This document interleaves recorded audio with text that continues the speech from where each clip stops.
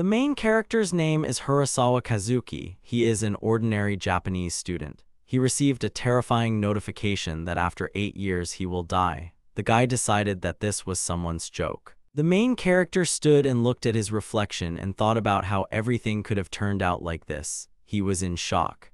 At this time, a situation was happening in the mansion. The man asked how the girl was going to answer for this, to which the latter said that she was very sorry, after which she asked for forgiveness. The man told her to stop babbling because she was a bad person. The girl continued to ask for forgiveness. At this time, Kazuki was hugged by some woman. The main character realized that this is a game event, a console game called Brave at Heart, a stereotypical fantasy RPG in which the main character named Rainer has to save the world. And although the graphics in the scenes were done in 2D, the heroes performed so many actions due to their specialty, magic, and skills. The combat system was completely absorbing and no one paid attention to the quality of the picture. Despite the generally linear storyline, hidden dungeons and side events, romantic plot, and fascinating dialogues of characters, only a few buy because of the features of this game. The main character has already forgotten how many times he has completed it and has become completely addicted to it.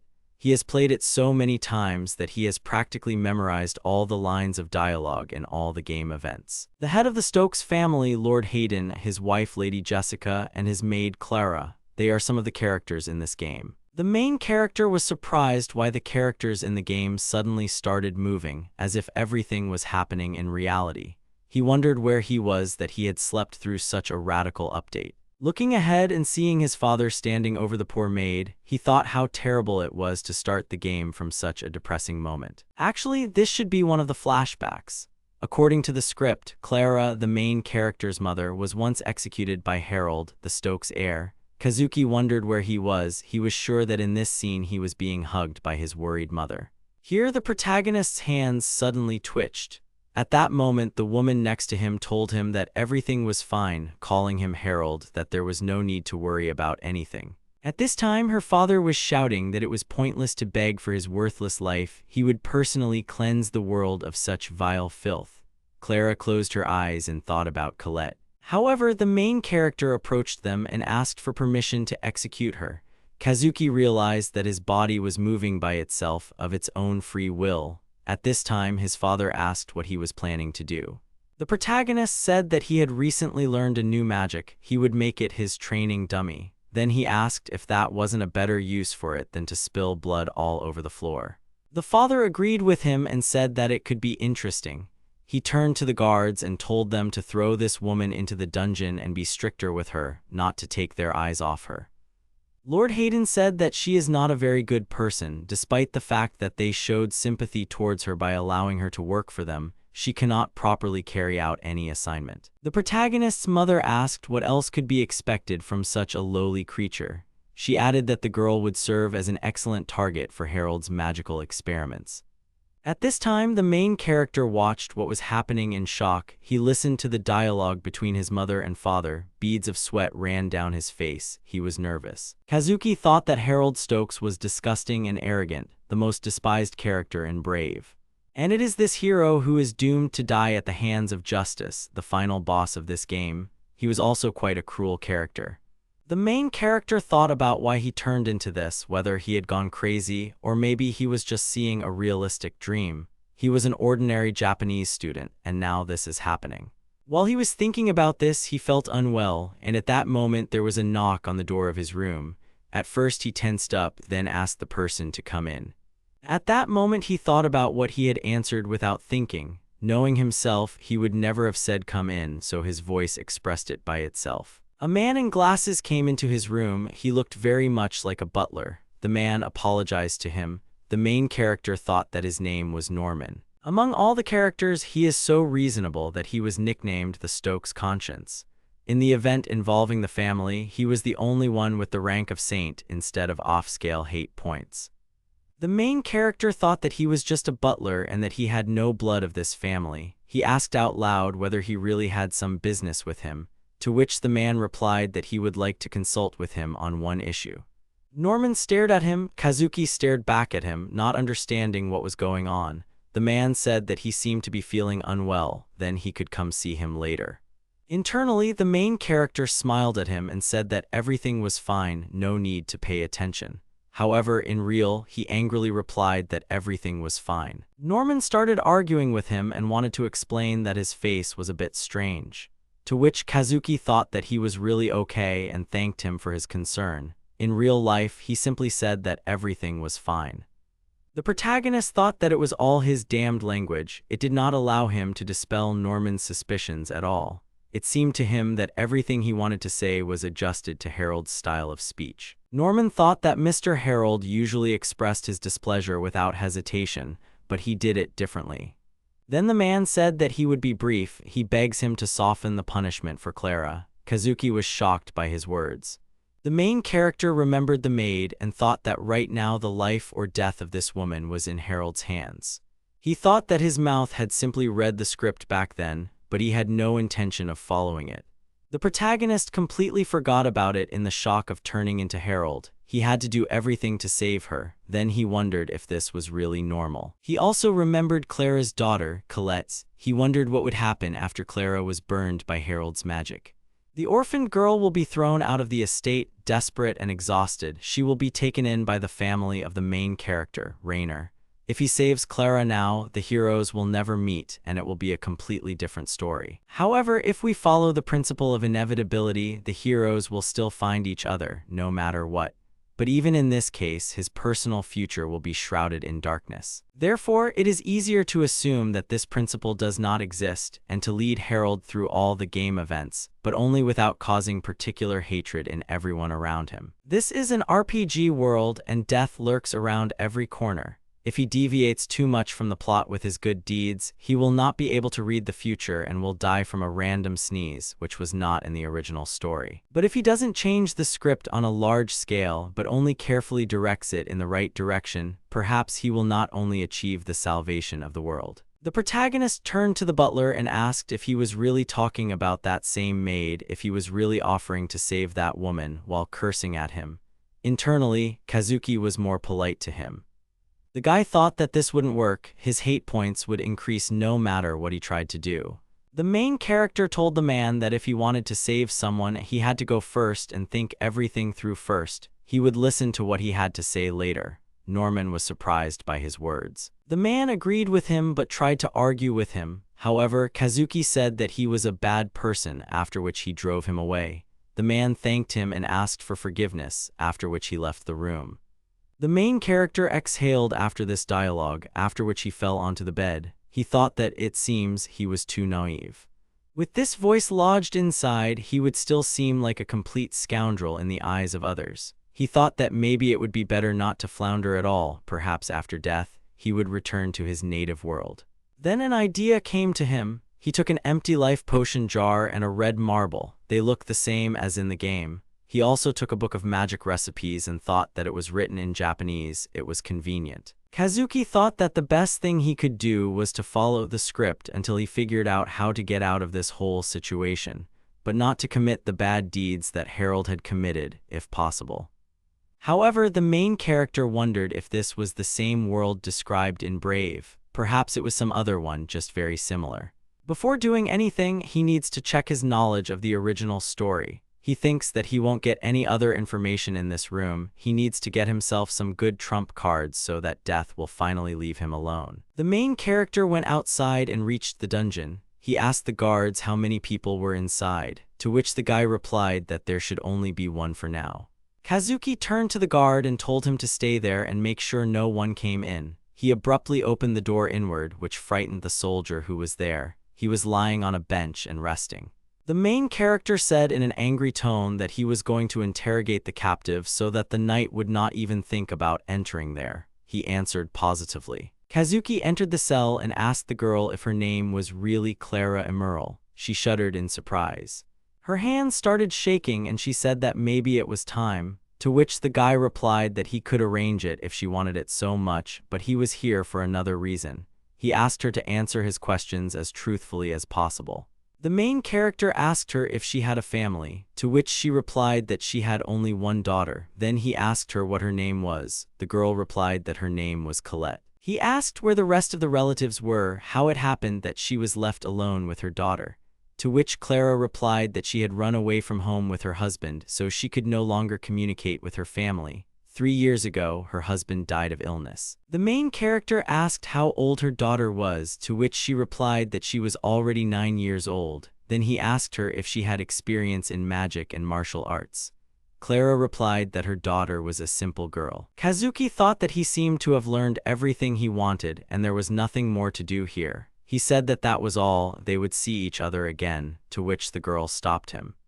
She said that if she died, her daughter would be left all alone. She asked what would happen to her at that age. It would be so hard for her, she wouldn't be able to survive. Clara asked that when she was gone, they would take care of her. With tears in her eyes, the girl said that her daughter was just a child. She had done nothing wrong. The girl continued to beg for this. The main character said that it was very disgusting, her humiliation, these tears, this nonsense and vain fear. Clara did not understand what he wanted to say. However, the guy did not answer and simply walked away. Sometime later in the mansion, Kazuki walked down the hallway and thought that in his heart he was just crying from sympathy. But despite this, these were the best words of comfort that he could find for her with his bad voice. At that moment, Norman called out to him, holding various scrolls and papers in his hands. The protagonist asked what it was. They went into the room. The man put all this on the table and said that this was a map of the family's holdings. It depicted cities, villages on their territory and in the surrounding areas. The main character said that this thing is useful, after which he asked how he was going to save this maid, to which Norman said that it was hard for him to say such a thing, but maybe it would be better for her to leave the Stokes' possessions. To which Kazuki asked why it was hard to speak. Then he realized that as a future feudal lord he had to worry about his population not running away, catch them, hang them along the roads, but a single maid could be neglected. Norman was surprised by his words. The main character said that with Clara these taxes are like milk from a goat. Let her get lost in all 4 directions, his eyes would never see her. Then Kazuki asked where the man was going to evict her, to which the man pointed to a place on the map. It turned out to be the village of Bluch. The guy thought that this was such a coincidence, right where Rainer and his family lived. The main character thought that there was no doubt that after this the heroes would definitely meet. Kazuki also thought about how they would live in different families and whether they would become as close as they did in the original story. He wondered out loud whether it was even possible to freely cross the boundaries of feudal domains. To which Norman replied that there were no special rules unless he was a merchant or a nobleman, of course. But it would be hard for Clara to survive if she were sent to a foreign country without anything. At least some minimum was needed for the first time. Kazuki thought about the expenses ahead, and considering her daughter, there was also a carriage. If you take it with the family crests, you'll have to knock out permission. The more he thinks about this matter, the less he likes it. Norman was surprised that the guy knew about Clara's daughter. He always thought that he would be like his parents. This whole situation surprised the man. The butler thought about the main character and the fact that at such a young age he was already worried about the fate of other people. The man wondered if that was why he had said all these words to him, and maybe his bragging about how he was going to burn the maid was just an attempt to hide her away from the eyes of his parents. And now the main character does not object to her relocation. He assumes that it is because he wants to save her. Norman finally decided that Mr. Harold had done everything to save Clara from the very beginning, and that meant that he, too, could not lose face. Lord Hayden and Lady Jessica are members of the nobility who adhere to the principle of blood purity. They look down on all nobles whose pedigree they doubt and do not consider common people to be human at all. Norman said that it would be better to send them to a neighboring city. It would be easier to find work there, especially during the harvest festival. To which Kazuki said that the cost of living there is even higher than here. After the festival, they will be in a bad way. The man, looking at the main character, thought that if everything was so, this boy could become a real ray of hope for all the inhabitants of the Stokes estate. A new day had dawned. The protagonist walked away from the estate into the forest. He coughed, after which he spoke of the raging flames rising and turning evil into ashes. A pillar of fire appeared in front of him. It was quite high, which greatly surprised Kazuki. He looked at it in disbelief and thought about what he had done. But he can actually use magic. He even managed to use it the first time. He feels some kind of excitement. Then he thought that there is nothing to be happy about. Then he tried again. He not only had to let Clara escape, but he had to make the fairy tale of him burning her to the ground come true. If he didn't set fire to enough of this place, no one would believe it. Kazuki looked at the scorched area in front of him and wondered if this deity was enough. Since he couldn't produce the corpse of the maid, let everyone think that not even ashes were left of her. She is no longer a set of pixels on a screen. Everything will be decided tonight. Failure is unacceptable or death will eventually catch up with him. The mission started. The main character, along with the butler and the maid, stood waiting for something. After a while, Colette ran towards Clara screaming. The girl also ran to her daughters. They hugged each other very tightly. The girl cried all the time and called her mother. The latter hugged her and called her by name. The main character said that it was time to finish with these snots. They should listen to him carefully. He will give them two options to choose from. The first, his favorite, to die without leaving this place.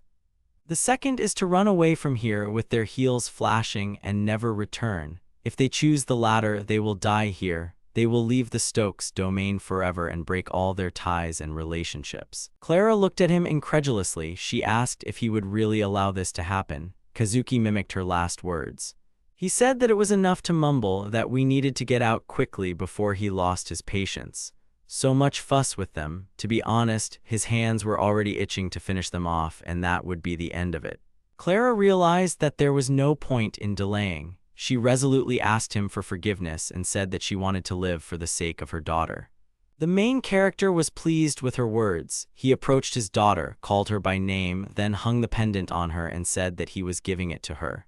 He said that she should always wear it and never take it off. These were his conditions for allowing them to escape. He asked if she understood him. The girl answered positively.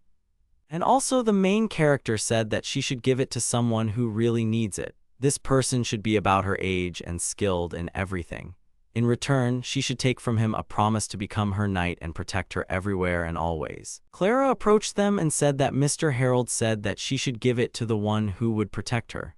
Colette nodded and said that she understood everything. Then Kazuki said that they should leave already, after which he turned to the guards.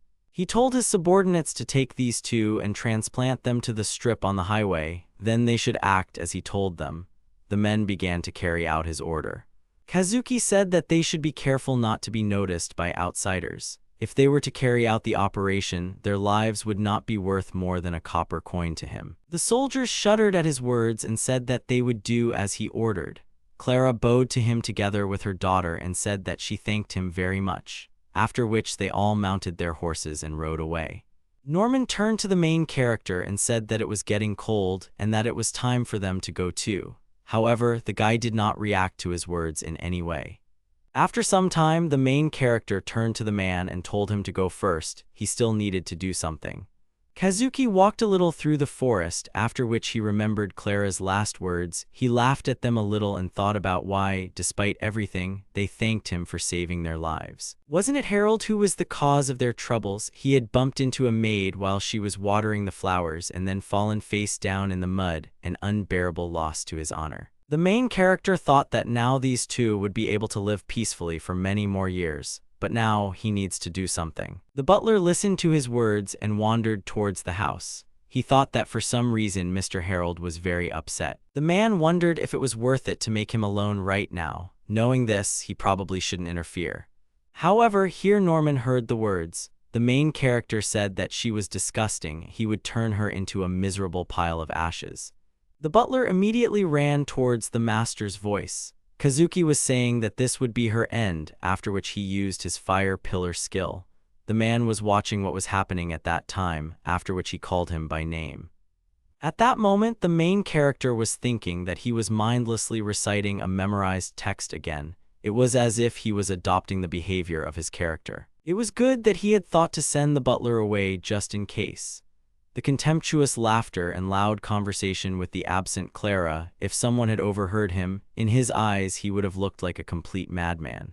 Then the main character saw that Norman was standing and looking at him. He was thinking about why he was still here. He asked him out loud what he was doing here since he had sent him away, to which the man apologized to him. Kazuki immediately started screaming that he should forget about everything he saw today. or take it with him to the grave and not tell anyone for the rest of his life, and he will not accept any other answer from him than a positive one. The main character was very angry. The man realized that he was not worth arguing with, so he answered positively. He thought about why the guy was trying to hide his weakness. Norman wondered if he had always fought this battle alone. With his parents as bad role models and not having much power at the moment, he was trying his best to avoid confrontation. The man thought that, knowing what consequences would occur due to the friction that had begun with his parents, he had deliberately agitated both them and the inhabitants of the estate. The butler couldn't even imagine how much pain this was causing him. He couldn't even open up to anyone.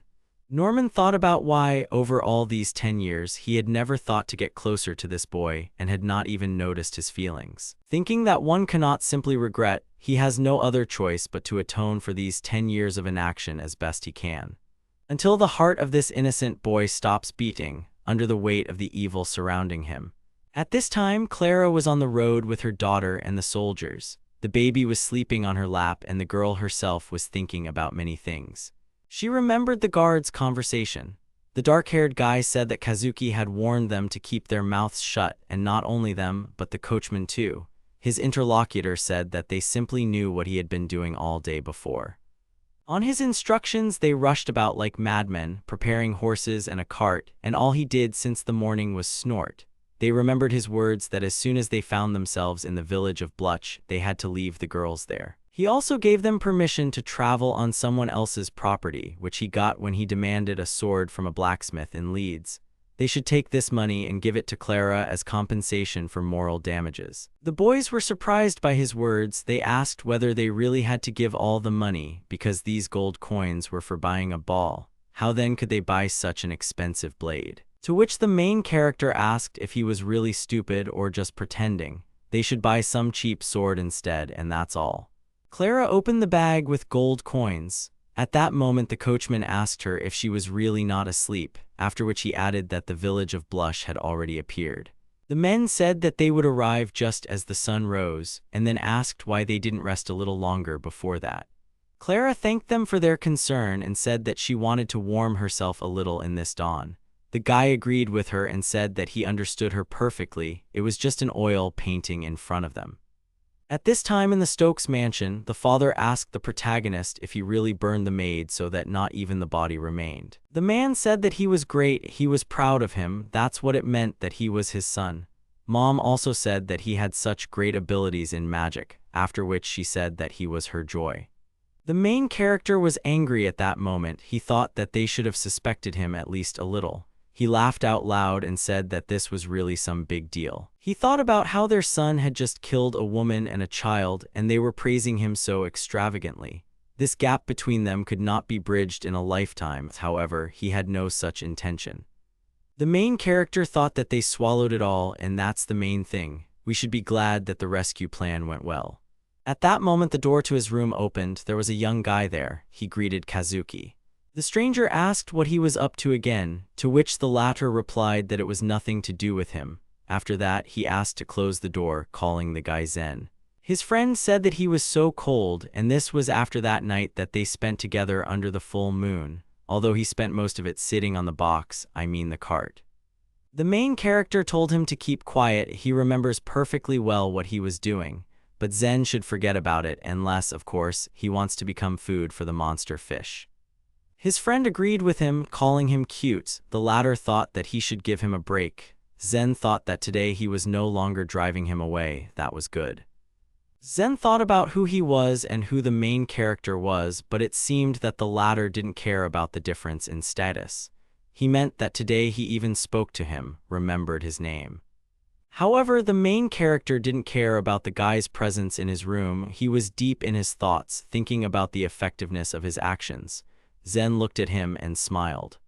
I looked into his notes and asked him what the carriers, bruns, and groots meant, and whether he had really decided to do some gardening, to which Kazuki suggested cutting open his stomach and sewing them inside along with the pot. Zen thanked him and said that he would manage somehow. Then he asked what kind of whim it was and that they were growing somehow haphazardly. The main character explained that he fertilized some, didn't fertilize some, and diluted some with water. The guy recognized the bottle as a life potion. He had never heard of vegetables being watered with any alchemy, to which Kazuki said that they act on the plant better than any fertilizer. Yes, in fact, this is fertilizer. Only those where the potions are not mixed with water at all dry up before they can bear fruit, so he looks for the right ratio of water to get something like this. He threw the object right into Zen's hands and told him to eat it. The latter was surprised that he really had to eat it raw. Then Kazuki said that he himself had stuck his head in the lion's mouth, therefore he could curse his carelessness. The guy said that he would die of dysentery, then took a bite. After chewing a bit, he said that it was worth it. They were much sweeter and insanely tastier. It was amazing. The protagonist thought that it turned out a little differently than in the game, but he did not expect that the so-called ZZH method of farming would work here at all. He thinks that he should now take advantage of this advantage. There have been several natural disasters in the villages. Many farmers are suffering from low harvests and high taxes. If it weren't for Norman, he wouldn't even know about it.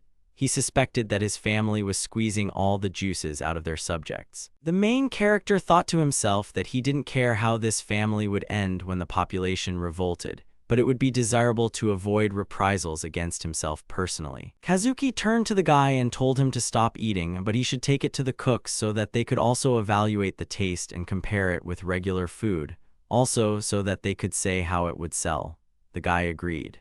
And also the main character asked about what if someone comes up to him and asks whose orders he is following, what should he answer?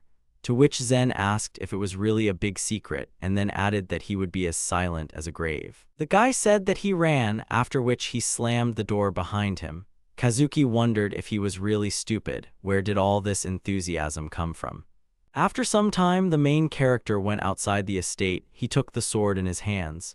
Closing his eyes, he began to try various techniques. Kazuki thought that he had already become quite skilled at this, and now that he was in Harold's body, he became interested in what his characteristics were.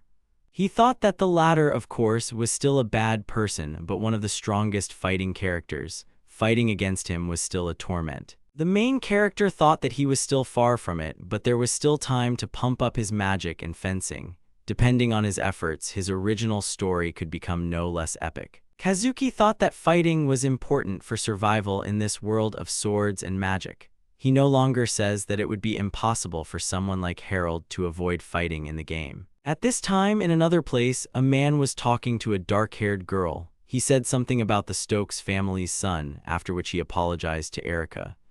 To which the girl said that her father does not need to apologize. She knows that this is being done for the sake of saving their people. Protecting them is her direct responsibility as the daughter of the Sumeragi family. The man explained that the miasma continues to spread. It has already covered a third of the mountain, and they are getting new outbreaks of the disease among the population. The father added that if the corruption spread further, they would eventually lose their forest production and would not be able to properly support the Sumeragi people. The other woman sighed. The man said that it was sad, but they had no choice but to sacrifice their daughter to support their economy. Another girl called out to her, to which Erica said that everything was fine, calling her Juno. She asked to be left alone. The girl agreed. Erica thought that it was inevitable. After all, it was the only thing she could do for her people. At this time in the Stokes estate, a fair-haired man with glasses sat and studied papers. The protagonist said that this was a copy of the income and expense statement that he had compiled. Norman and Zen stood behind him. He asked if there were any serious errors in the application, to which Kazuki replied that there weren't any, after which he asked him not to worry. He didn't call him to cause him trouble or anything like that. The man was surprised by his words. Kazuki said that in the last few years the Stokes family's finances have been getting worse. The biggest reason is the extravagance of his parents, who spend everything on clothes and jewelry. They compensate with family inheritance and high taxes, but this will not last long either. This increases the burden on citizens. The protagonist asked the man if he agreed with him. At first he was silent, but then he said that he acknowledged that such a tendency exists. He said that people had to close their farms due to financial difficulties, and the number of immigrants from the nomadic territory was growing. The main character scratched his chin and said that it was urgent, but it wasn't that bad, but at this rate the family would collapse sooner or later. Kazuki laughed and said that he thought that breaking up the Stokes family would be beneficial. The man asked him not to say that in case someone was listening in, they might misinterpret it as an intention to rebel. To which the main character said that, according to his estimates, the population, in particular the agricultural sector, if they do not increase the return on them, then he is afraid that they will go bankrupt. It was for this reason that he called the man, calling him Jake. He said that such a bad person like him was their inspector in the agricultural sector. To which the latter asked what he meant. A basket of groceries appeared in front of him. Jake was surprised by this. He asked if he really needed to eat it, to which Zen said that he needed to do it right now. He shouldn't say anything, just enjoy the red grotto created by Harold. The main character at that moment seemed to attack him and told him to eat or he would become fertilizer. Jake looked at the food and wondered if Harold had really created this. The man picked up one product and then bit off a small piece. After swallowing it, he began to shout that it was delicious. Zen agreed with him with a smile. Kazuki asked what the hell he was proud of. Then he turned to Jake and said that it was a crop that he had grown using his own technique. Kazuki said that he wanted to spread his technique, so he asked the man for help. The man was surprised by his words and asked if he really needed help. The protagonist said that it would be worth all the expenses. Depending on the situation, they would need special equipment. So he decided that a person like him, familiar with the family's finances and land, would be ideal. Kazuki asked Jack if he could determine whether a certain piece of equipment could be installed and calculate the cost. Jack continued to stare at the product. Jake said that if it was possible to improve their current situation, he would like to help to the best of his ability. But then the main character interrupted him and said that he clearly needed to hear the whole story. Kazuki said that if it were his father, Jake would probably anger him, and in the worst case, he would be sent to prison. The man immediately became frightened by his words, while the servants laughed at him. The protagonist said that this was a natural reaction, because otherwise it would be like a new Zen and there would be more worries. Zen asked him what he meant, to which he replied that he should work his head a little. Then Kazuki took out a bottle of fertilizer and said that if Jake wanted, he would tell him. He showed him this bottle and said that it was the key. It's a method of growing that involves adding life potion to your crops. For now, he suggested calling it the ZZH method. They will share this with a few farmers and start testing it in the fields. The biggest reason for them to follow this system is to reduce any financial risk. Small, if luck turns out to be fatal, they will help farmers who cannot allocate more land for the ZZ farming method. And even if the method is successful, they will try to limit the spread of economic inequality between farmers as much as possible. They will also merge several farms together, since the family stock of potions should be sufficient. Also, the biggest feature of the ZZ method is its growth rate. Each type of planting has differences in size and taste, but now the growth rate is abnormally fast. Jake immediately jumped up from his seat. He was shocked and asked if they could really harvest in just 5 days. To which Kazuki said that because of this speed, they can't let it go to the masses. He fears that if cheap, high-quality goods appear on the market, it will undermine it. Farming outside their land needs to be destroyed. The protagonist was thinking that if they found out that he had invented a method for growing ZZ, they would definitely be offended at him. His safety was above all else. At that moment, he was called by name. Kazuki said that he originally wanted to start after he had assembled a team, but if his father heard about this, he would try to monopolize the ZZ method. So they should start small, with a limited harvest. If they gradually gain economic flexibility, they will later have the opportunity to try other crops. Everyone present looked at him sharply. He asked them if they really liked to gawk. Jack said that he sincerely apologized. He was just a little surprised by the details he shared. Norman said that he had heard some of it beforehand, but he found it admirable how the gentleman had planned everything. The protagonist thought that at best he offered ideas, the rest he wanted to leave to his servants. He said out loud that he did not need unfinished business. If they felt that something was going wrong, they would give him advice without delay. Jake thought that at such a young age he had discovered a revolutionary method of cultivation and also made a clear plan. And all this was happening, no doubt, on pure ambition, showing no mercy to itself. Norman thought that he does not pay attention to the money and honor that he could get. He is tuned to these strong feelings and the desire to help the population. He has deep compassion. Harold has what it takes to be a leader. He asked if Jake would be his hands and feet. The man said that he would use all his power for him. To which Kazuki said that if he wanted to be useful to him, he should not use it for him, but for the population there. If they did not do what he said, they would not be able to survive. After some time in the Stokes family mansion, father said that the main character's marriage union had already been arranged. The latter was shocked by his words. Kazuki asked who she was, to which Hayden said that she was the daughter of the Sumeragi family. This would allow the Stokes family to further strengthen their bloodline. Mom said that it was wonderful. The Sumeragi family is one of the noble families that helped create this country. Even now, they have deep ties to the ruling house. By joining them, their family will gain additional prestige and a few extra drops of blue blood. They are forced to give away their beloved daughter to improve their financial situation. This is a big blow for an aristocratic family to whom the non-aristocrat is not a person at all. The main character thought that there was no concern. He just thought that he could relax and entrust all the preparations for the implementation of the ZZH farms to Jake and Norman. Kazuki wondered how he could talk about an engagement at such a tender age. Maybe it meant that Sumeragi's domain was already being affected by the miasma right now. He thought that if he wanted to avoid all his death flags, he couldn't act in a way that would catch the eye of the Stokes family. The head of the Sumeragi family is Tasuku Sumeragi. He has compassion and understanding of the beautiful connection. If he can get him on his side, everything will be much simpler. That way, he can better support the main character Rainer and others while remaining in the shadows. Zen addressed him by name and asked what he was doing. Was he really inventing fruits the size of a house this time? Maybe he could help him with something. To which the main character said that it did not concern him and then asked what he was doing here. He should get back to work. To which the guy said that today was his day off.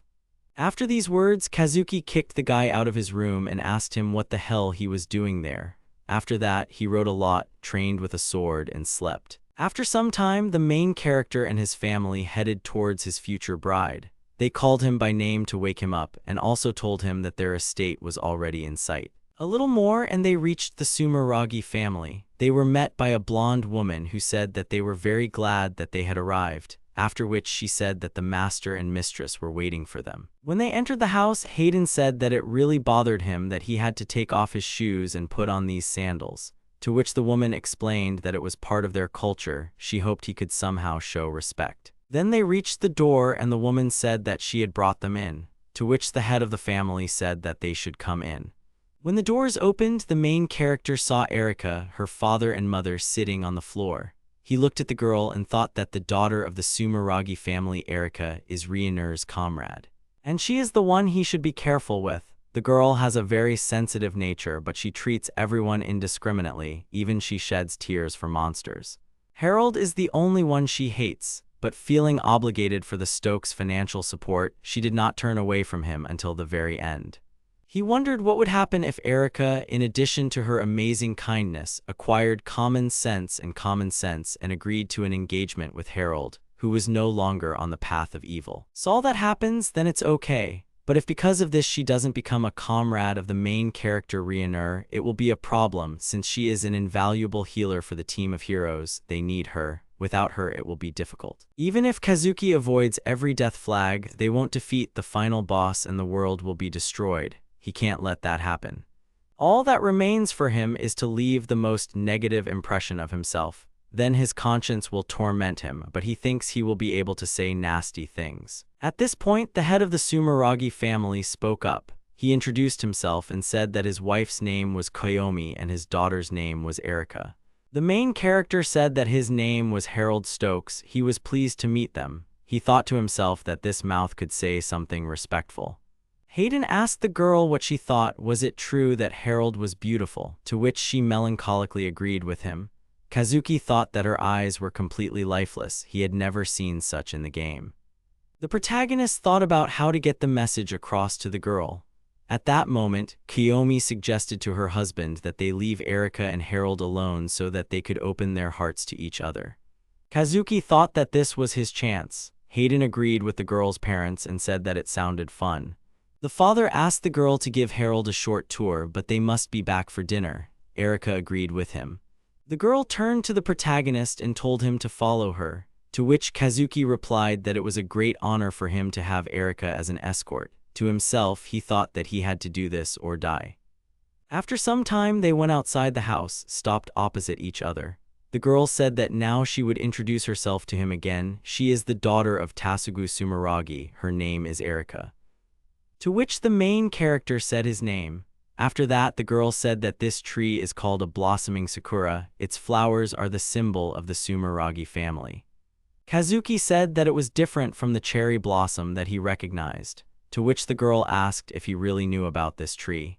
The main character hesitated and said that most likely it was just something similar to her, and in general, he is not interested in all sorts of flowers. To which the girl asked whether this meant that he was not interested in the Sumeragi family either. Kazuki got angry and said that she should understand it as she wanted. He didn't care. He thought to himself that she was as always impeccably and extremely polite, and it was driving him crazy, although he simply tried to change the subject. Erika continued and said that all he needed was the noble name of Sumeragi. He thought that it would be better if she hated him, so he asked out loud what was so noble about him. Kazuki said that he thinks that the Stokes family is much more noble, at least they don't go around with their hand out and beg from others. Erika immediately got angry at him for these words. She asked about what he just said. The protagonist thought to himself that this was already like a blood insult. This could interfere with his original plans.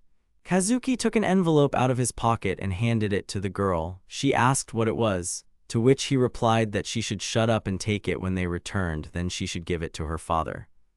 Erika is here. She turned around to walk away. She said that she refused to do this. To which the guy laughed and said that if she wanted to see how their people died in agony, then she should go and not turn around. Then the girl turned back and asked if he really wanted to say that their salvation was inside this envelope. To which he answered veiledly and said that she would not know until she opened it. In any case, she had nothing to lose. Erika decided to accept the envelope. She said that this did not mean that she believed his words, to which he replied that there was no need to believe words, she had to believe what she saw with her own eyes. The main character returned home. Norman greeted him and said that he was probably very tired from the road, he should rest and gain strength. To which the guy asked how things were going with them. To which the man said that everything was very good. They explained everything to their farmers right away, and he also managed to protect their arable fields without any problems. He thinks they can start testing in 10 days. To which the protagonist said that this was excellent news. He should continue to listen to Jake's reports. The butler said that he would do as he wished. Kazuki thought that he was glad that everything was going smoothly. Norman seemed to be good at operating from the shadows too. It didn't seem like his parents were suspicious of anything. He would like to know how Sumeragi is doing. Knowing Erika's compassion, there is no doubt that she will not miss the chance to help people suffering from miasma. She will definitely pass on the letter to her father. The protagonist simply wrote down a recipe for an antibiotic and the range of miasma infection that he estimated from the dungeon map.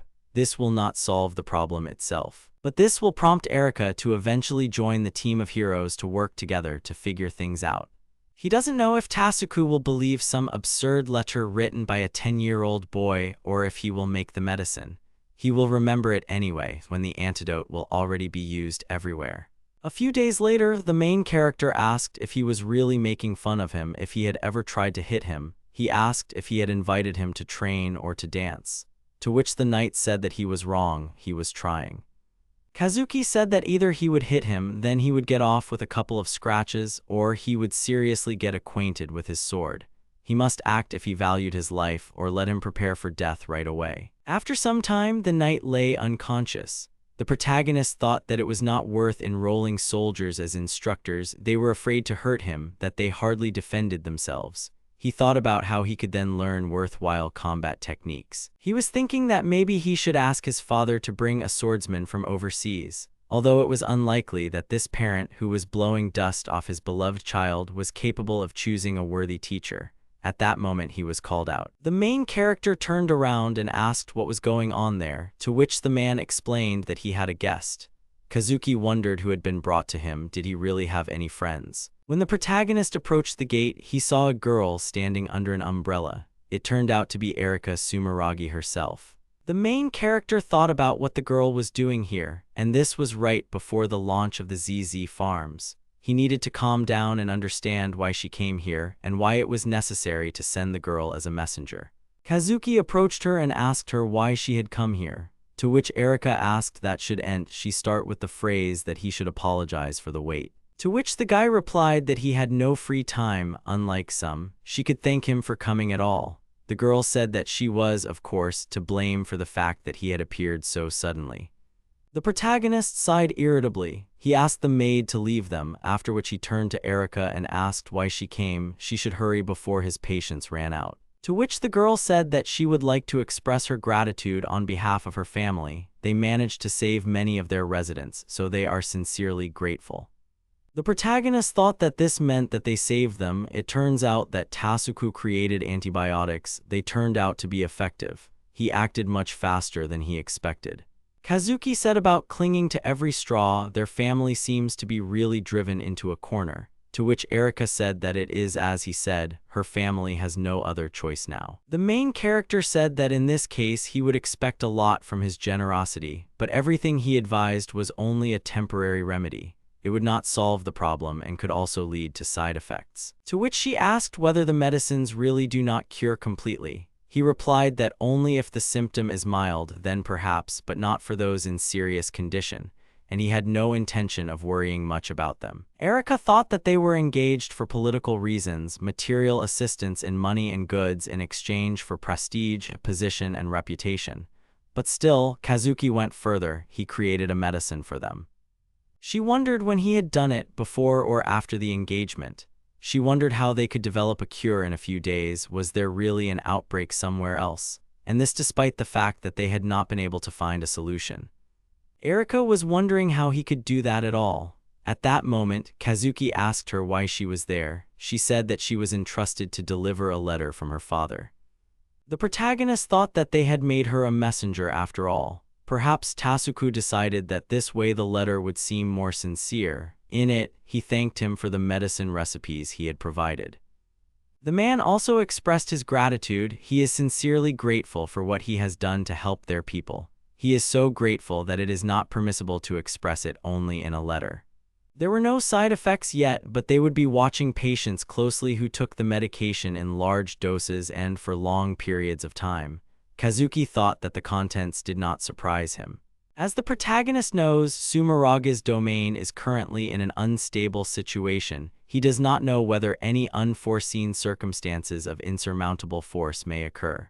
Therefore, he has a request for him. He wants to ask him to take care of Erika temporarily at the Stokes estate. It is probably not appropriate for him to show such personal feelings as the head of the family, but as a loving father worried about his only daughter. Erika pretended to be worried. She said that it would cause such inconvenience, even though they were engaged, but she would burden so many people if she lived with him under the same roof. However, she had already sent the carriage. The girl said that now she could only count on Kazuki's mercy. He cursed at her, to which she asked with a smile what he had said. He asked if she was really that brave, to which she thanked him. The protagonist slammed his hand on the table and said that he was not going to accept this impudent one-sided demand. Erika said that he was so cold. He had saved so many people, but he could not show even a bit of kindness to his fiancée. To which Kazuki said that it was because he expected a lot in exchange for his generosity. However, his compensation so far has not been very encouraging. The girl said that she completely agreed with him. Erika began to stand up and said that in this case she simply did not dare to ask the main character for more. She once again thanked him with all her heart. The girl said that she hoped that he could forgive her. He began to wonder to himself what she was talking about, whether it was just a turn of phrase and nothing more. In any case, she left too quickly. After some time, the Stokes carriage headed along the city streets. The residents, seeing it, thought that this was not a good sign. It was not for nothing that they had a bad feeling since the morning. The main character was thinking about what he was doing in this carriage. It all happened a couple of hours later, as Erika left so hastily. Hayden informed him that from today the girl would live in the house. Kazuki said that he was not going to live with anyone. It all smelled very suspicious. To which his father said that he should not be so modest. Their families officially approved of their relationship, so he should act. Hayden said that she should arrive at the eastern gate of their estate, so he should take a carriage and meet her personally. The main character thought that a one-way trip would take a week. It is clear that she planned it in advance and even foresaw his refusal, and his father, like a stupid person, swallowed it. Kazuki thought that Erika had come here to spy, and then he broke away. However, he wondered what other intentions he might have. What's worse is that this development never happened in the original story, all because of this letter. Basically, he's reaping what he sowed. After some time, Erika appeared in front of him. She said that it was a great honor for her to be met personally by Harold himself. At the same time, another girl was standing next to her. Kazuki was surprised by this. The girl said that her companion Juno had come with her. She had been taking care of her since childhood and had never left her. The new girl said hello and said that she was pleased to meet him. Erika had told her a lot about him. The main character wondered who this girl was. He had enough problems with just Erika. He wondered if it was someone from the Sumeragi family, although he couldn't remember. He thought about how this was a new event with Erika and an unfamiliar character to boot. He needed to stay as far away from them as possible, otherwise he wouldn't notice when he got to the death flag. He said that he didn't have time to they care. The main character said that they could stay, but they shouldn't get in his way. The girls agreed with him with a smile. He thought to himself that if they understood everything, then why shouldn't they go back home? At that moment, Hayden came out to them, introduced Erika to the others, and said that she was the fiancée of the Stokes heir, and also with her was her companion Juno. Kazuki was surprised by his words. The father continued to talk about how the servants should treat them with all hospitality, otherwise they might suffer. The protagonist was thinking about what kind of public execution he had arranged here. At that moment, the father called out to him. The man said that to show his gratitude for the warm welcome they had given him, he should give Erika a tour of the city tomorrow. After all, being able to accompany a woman was a necessary skill for a nobleman. Erika said that she would wait for their walk. She asked to take care of her. Kazuki thought that it turned out that he had no choice from the very beginning. At the same time, in the Sumeragi estate, Tasuku handed the woman a letter from the protagonist and asked Kuryu what she thought, to which she replied that he was so open and said everything that she found it suspicious. The man said that he thought so too, but there was no benefit to the Stokes family. On the other hand, the letter hinted at the Stokes' decline. Kuryu said that if that was the case, then it was possible that someone was controlling him. At least she couldn't imagine that the letter was written by a boy. Tasuku suggested that he was simply used as a messenger. The question is, who really wrote the letter? The man said that if he wanted to help their family, then why did you choose such a dubious method? Perhaps it was the hand of someone who wanted to harm the Stokes. Tasuku said that it could be someone close to them, as well as someone who can give Harold what he needs. Or perhaps he is freely manipulating him. It's all happening as if he was completely subjugated to his will. Or is it a way to test them, Sumeragi, in a critical situation? Kuryu said that there is a very high risk of losing everything if they try to find out anything. They are now in such a position that they can disappear without help from the outside. If the writer wanted this, he should have just watched. However, this unknown does not want them to die, and this means that, with a high probability, everything written in the letter is true. Tasuku turned to the woman and told her to immediately prepare everything necessary and use it only with the consent of the patients, explaining to them all the risks. She said that she understood everything. Meanwhile, at the Stokes mansion, Hayden said that there was no need to be modest. It was made from the finest ingredients, grown and harvested with love on their lands, all for the delight of their hearts. Moms, noticing that the main character was not reacting in any way, asked what had happened to him, to which he replied that nothing had happened. At that moment, the woman started touching him and asked if he was sick by any chance. Juno and Erika watched in shock. Kazuki told her to stop, not to do that in front of the guests. The woman laughed and said that she understood that he felt awkward when she caressed him in front of his fiancée. She apologized to him. Hayden said that Harold had always been so shy. Kazuki wondered why they were talking as if he was the only one whose reputation would suffer. He wondered if they themselves were ashamed of all this The main character started eating quickly and carelessly because he wanted to disappear from here as soon as possible. He cursed his relatives in his thoughts. His mother told him that it was disgusting. After some time, Erika and Juno went to their room. The latter said that she had heard of such a thing before, but he turned out to be a rather naughty child. Erika said that he could be manipulated. Juno said that, judging by Harold's character, he is not the type to calmly listen to what is said to him, and as for the subjugation of the mind, the girl tried to test it, but nothing came of it. Erika said that until they fully figured out his intentions, they would not be able to get rid of the threat hanging over the Sumeragi family.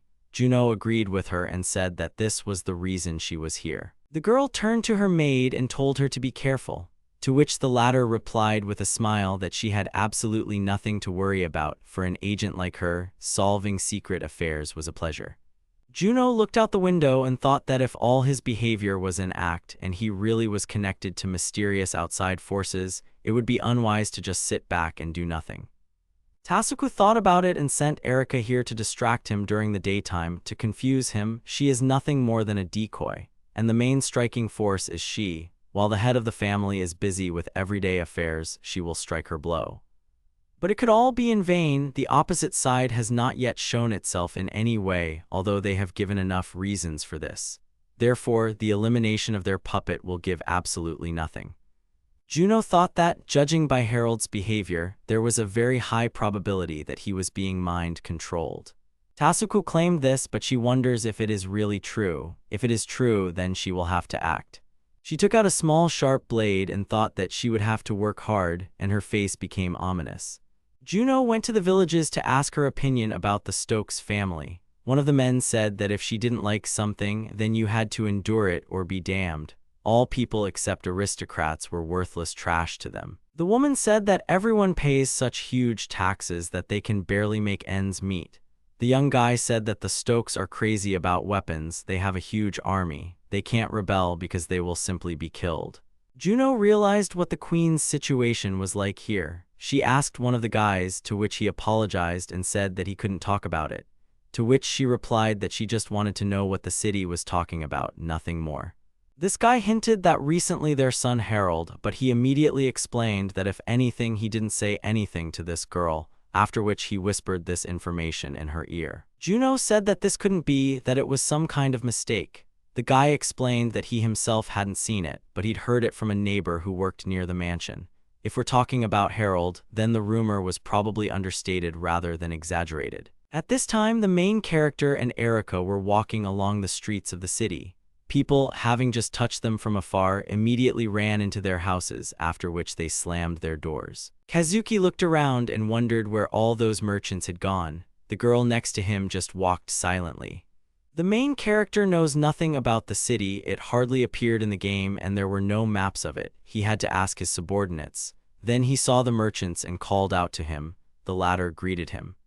Kazuki told the man to give him everything valuable he had. He would get the money later. The merchant said that he understood them, after which, he told them to take the goods.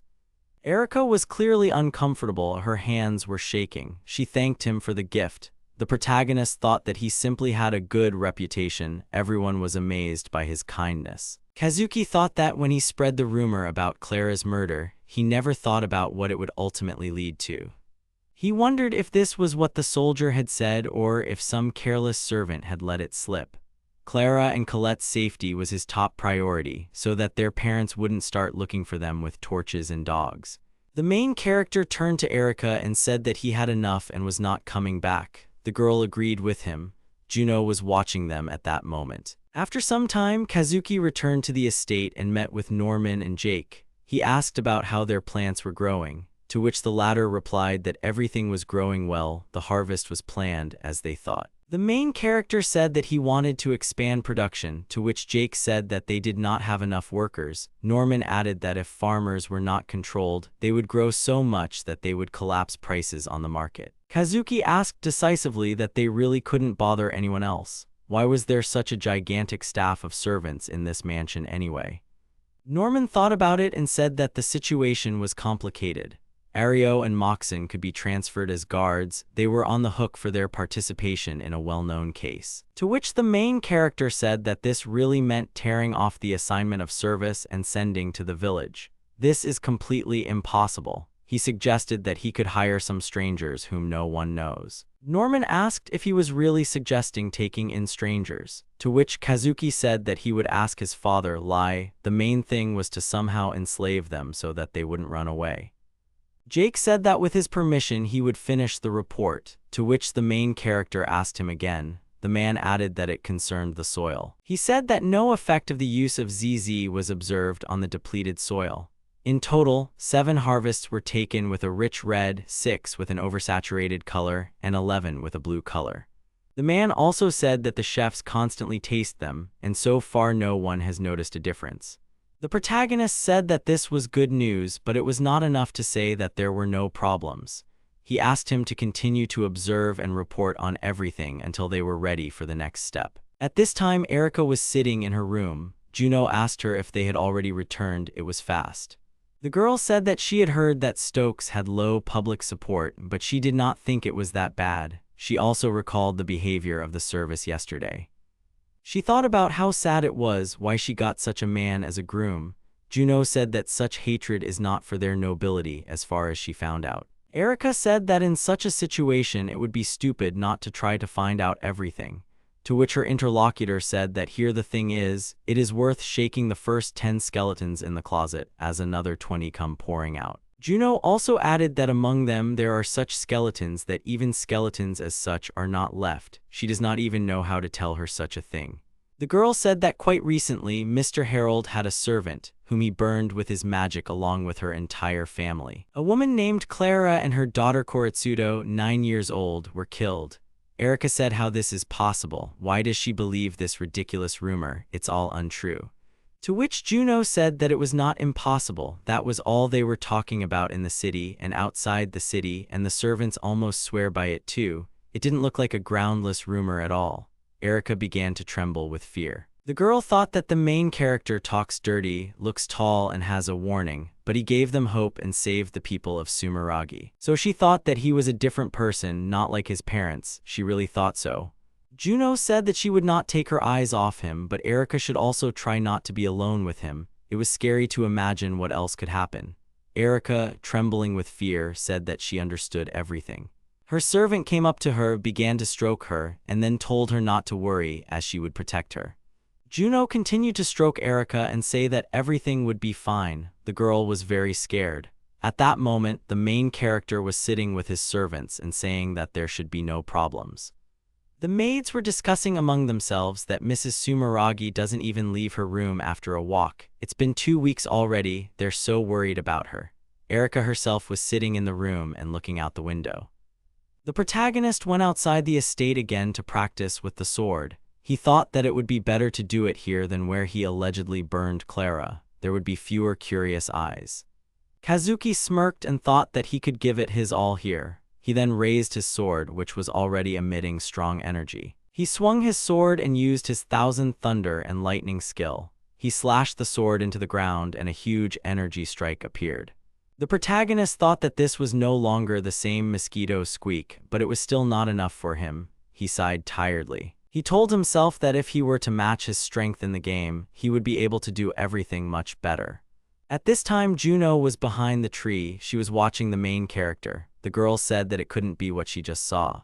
Kazuki swings a sword as big as himself, like it weighs nothing, with the speed of a swordsman, and he can use magic too. No wonder he keeps it a secret. She doesn't know if he's a threat to them, but she won't know until she talks to him. Only now she's in trouble. What if she says something he doesn't like? Does she have a chance to stay alive after that? At least she can disappear into the shadows at any moment. If something goes wrong, she will disappear before his eyes. However, at that moment she heard a strange sound. Peering out from behind the tree a little, she saw that a sword had flown into its trunk. Her body began to tremble. The main character asked about the bad person there. He told her to stop rustling in the bushes and get out. Juno thought that she was finished. The girl thought about what she should do. Maybe she should try to escape. However, she dismissed these thoughts since she would not be able to do it. Kazuki has seen all her secret movements from the very beginning. He is only 10 years old, but he already has such talents that he can easily detect her. The main character at that moment was worried and thought that his hand slipped. It was not on purpose, but he does not know who is there and why they are hiding. He came to a secluded place where there are no people, and as a result he ran into someone. Kazuki saw that this person was Juno. She apologized to him and said that it was her fault because she was following him. He thought to himself about what she was doing here. Was she really that interested in watching a child play with a sword? At least it didn't hurt her. He is glad that she was not hurt, but she must remain in sight so that he cannot hurt her. He said out loud that this was impudence. She should know her place. Next time he will not let her get away with it. Juno was happy with his words. She thought that everything would be over with her, but the main character decided to forgive her.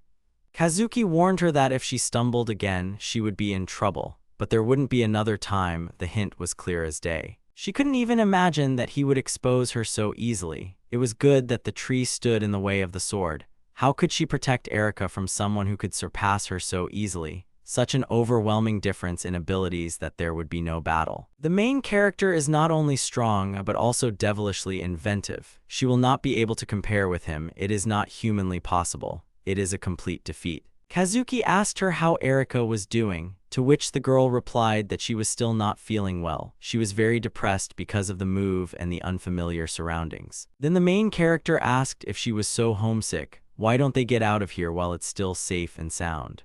Juno said that he is so cold. Erika is his fiancée. What will he lose if he finds at least a little warmth in his heart? Kazuki said that she was naive since their relationship was doomed from the start, and he had no intention of tying himself to such a stupid relationship. He thought to himself that his tongue was a cursed artifact. Juno asked him what he wanted to say. It dawned on the protagonist that he seemed to have said too much. He cursed. Kazuki thought about how he couldn't let anyone know that he was going to break off the engagement. He said out loud that he didn't have to explain anything to her, and then turned around to leave. He wondered if Erika had gotten sick. He didn't remember her getting sick in the original story. There was no such parameter as illness there. At this time, Erika was still in her room. The window was open. She leaned out to look at the sky. There was sadness in her eyes. When the main character reached the estate, he suddenly remembered that he had lost his sword in the forest. There was panic on his face. He thought that he shouldn't throw weapons around like that because they cost a fortune. He needed to get them before the moon went behind some cloud. Then he saw Erika in the distance. The main character stopped and, looking at her, thought about whether everything was okay with her, what she was doing here in the middle of the night. The girl, hearing the noise, turned around sharply. Kazuki thought that she was sick. He didn't think it was a good idea to breathe the cool night air in her condition. He didn't know what to do. He couldn't help her in any way, only if he took her to her room. The main character asked her what she was doing here at such a time. She was sick. Only someone like her could walk here at night, although she herself could not stand on her feet. It would be better if she returned to the room. He thought that he had insulted her in vain. However, Erika did not react to his words. Then Kazuki asked her if she had really taken water into her mouth, after which he told her to answer when she was spoken to. He thought to himself that at that age, when you encounter a bully who insults you endlessly, you can lose your gift out of surprise. It would be better for him to call one of the servants to see her out. Erika still didn't answer. Then Kazuki said that if her condition worsened, then she should blame herself. He didn't care at all, to which the girl asked him to wait. It was obvious that she was worried. She said that she wanted to ask him something, to which the main character asked what she was mumbling. Erika said that she had heard outrageous rumors that he had burned one of his maids alive. She asked if it was true. Kazuki understood why she was so worried. Since no one was making a big secret out of it, it was even interesting when the rumors would reach her. Perhaps he should clear up the misunderstanding. The main character said that it was not true. The girl immediately became happy and asked if it was really not true. Kazuki said with a grin that he burned not only the maid, but also her daughter, since she was interested in the exact number of people he killed. Erika asked him how he could, why he did it, to which the main character said that some reason was really needed. They themselves asked for it by their existence. For him, all these people are just talking animals. He kills if he wants or doesn't if he wants, exclusively at his own whim and desire. Erika asked him to stop. Kazuki said that now none of them would be lonely, so let them say thank you for killing them both. In the end, they are just lower creatures. They are only needed for him to eat them for breakfast, lunch, and dinner. Erika was very angry at his words. She raised her hand and hit him hard on the cheek. Fire and resentment burned in her eyes. Tears appeared in her eyes, and the girl shouted that there was no one worse than the main character. To which Kazuki asked what the big deal was. Erika said that she had nothing more to talk about with him, to which he said that this was wonderful news. The girl said that she was asking for forgiveness, after which she turned around and headed towards the house. After some time, the main character also returned home. He was standing at his door when Zen called out to him and greeted him. The guy asked Kazuki if he really went to practice today. He was there some time ago and now he came to play a little. Then he asked him what happened. Zen asked if something serious had happened. Maybe he could help with something. To which the main character said that he was tired so that he wouldn't bother him. He left and closed the door from the other side. His friend immediately asked how this was possible. He was not a magician. He couldn't do it. Then Kazuki pushed him out of the room from behind. After that, he abruptly slammed the door behind him. Zen, looking at this, said that now everything was clear to him. At that moment, the main character sat down on the floor, leaning his back against the door, and thought that thinking about this as a reward was somehow not working. Kazuki remembered Erika's anger and tears and thought that those were indeed harsh words. He said them to make her leave him alone, but they were too much for her that she couldn't stand it. The main character thought that he should not flinch. If he does not get used to at least this, then it will be simply impossible to endure what awaits him in the future. The sun shines through the window. The protagonist's eyes widen. Harold looks at his watch and sighs. The boy thinks that he has overslept because it seems like it is already noon. He shakes his head and sighs. He continues to remember yesterday and think about how he still feels pain, but mentally. In his opinion, any fan of the game would say, wow, and watch this episode several times to enjoy the aesthetics of the moment. The hero asks fans to forgive him because he is not so bad as to go through this again. Here his stomach rumbles. Harold relaxes and realizes that it's time to go to the dining room. Norman the butler runs into the dining room. He turns to Master Harold and asks if he was called. The boy turned to Norman, delighted that he had finally deigned to come.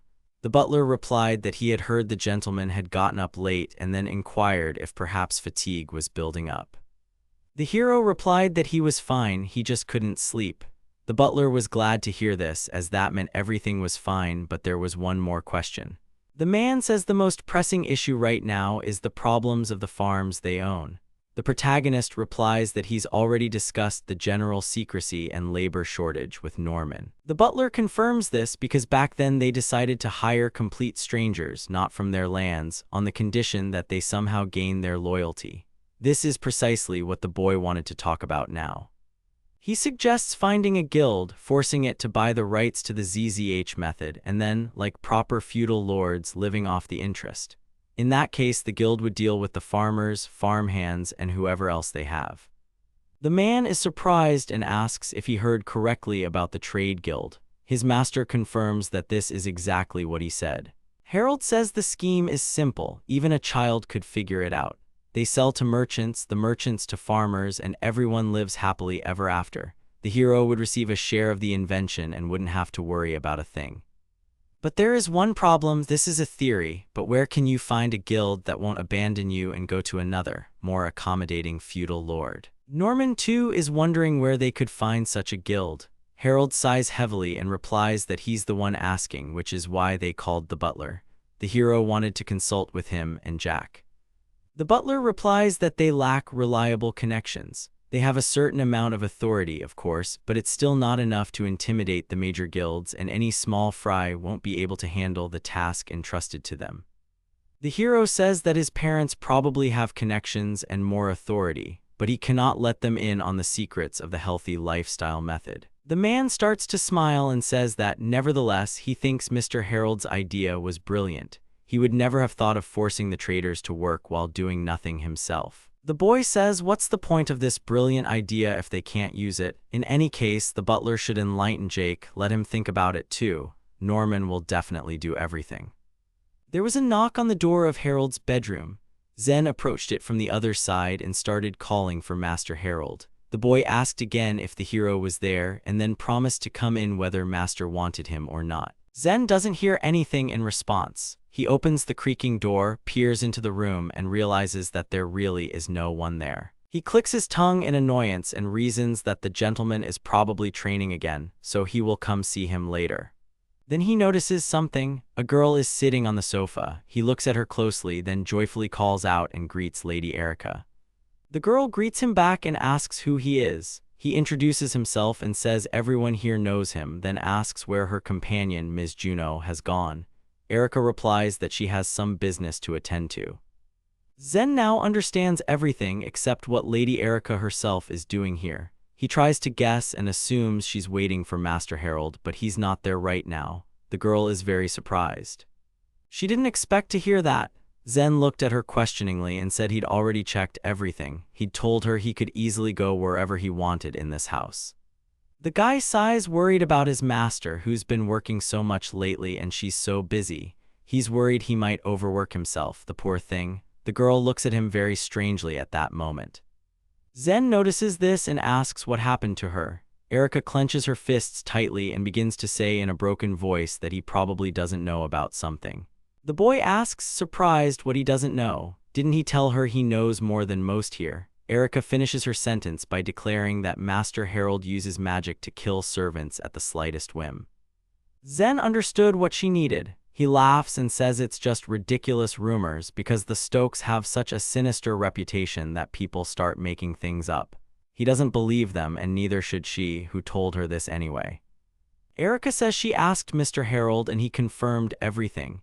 Zen must know the dead woman since she worked here. Surely he didn't suspect anything. The guy is at a loss for words. He realizes things are bad. The girl starts asking how he can, and then stops herself and says how she can blindly follow Mr. Harold. The guy can't find the right words, but Erika continues. She doesn't understand how she can accept her fiancé like this. How can she forgive Harold for killing someone? Zen can only repeat Lady Erika's name. The girl continues to speak. Even though she is Harold's fiancé, even though she is here to save her people, and even though this is the only thing she can do for the Sumeragi family. Erika begins to cry, and through her tears, with constant interruptions, she says that even if these feelings bother her, she cannot force herself to detach herself from them. She screams that she will never be able to suppress these feelings within herself. No good goal will force her to do so. Zen is surprised that she showed him her feelings like that, but the girl continues, because what she told him is the only thing she can think about now. The guy responds by saying he sincerely apologizes to her. Erika covers her face with her hand and says she made a bad impression. She asks her to forgive her and quickly runs away. Zen thinks that the despair in which Lady Erika drowned is just an illusion. The world that awaits her is very kind. Mr. Harold, in order to save a woman and a child, was not afraid of being known as a mad killer.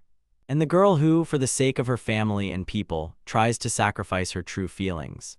Zen thinks these two are so alike. Young as they are, they hold to their principles, their morals. He asks, is it really better to part ways, to wallow in hostility and misunderstanding? And then in his mind, he replies that all this is completely wrong. They both possess strength and kindness. Therefore, they must reveal their true selves to each other and walk together. A young man calls out to a young woman and asks her to go somewhere with him. Lady Erika doesn't understand what he wants from her. Zen asks Mr. Harold in his thoughts to forgive him.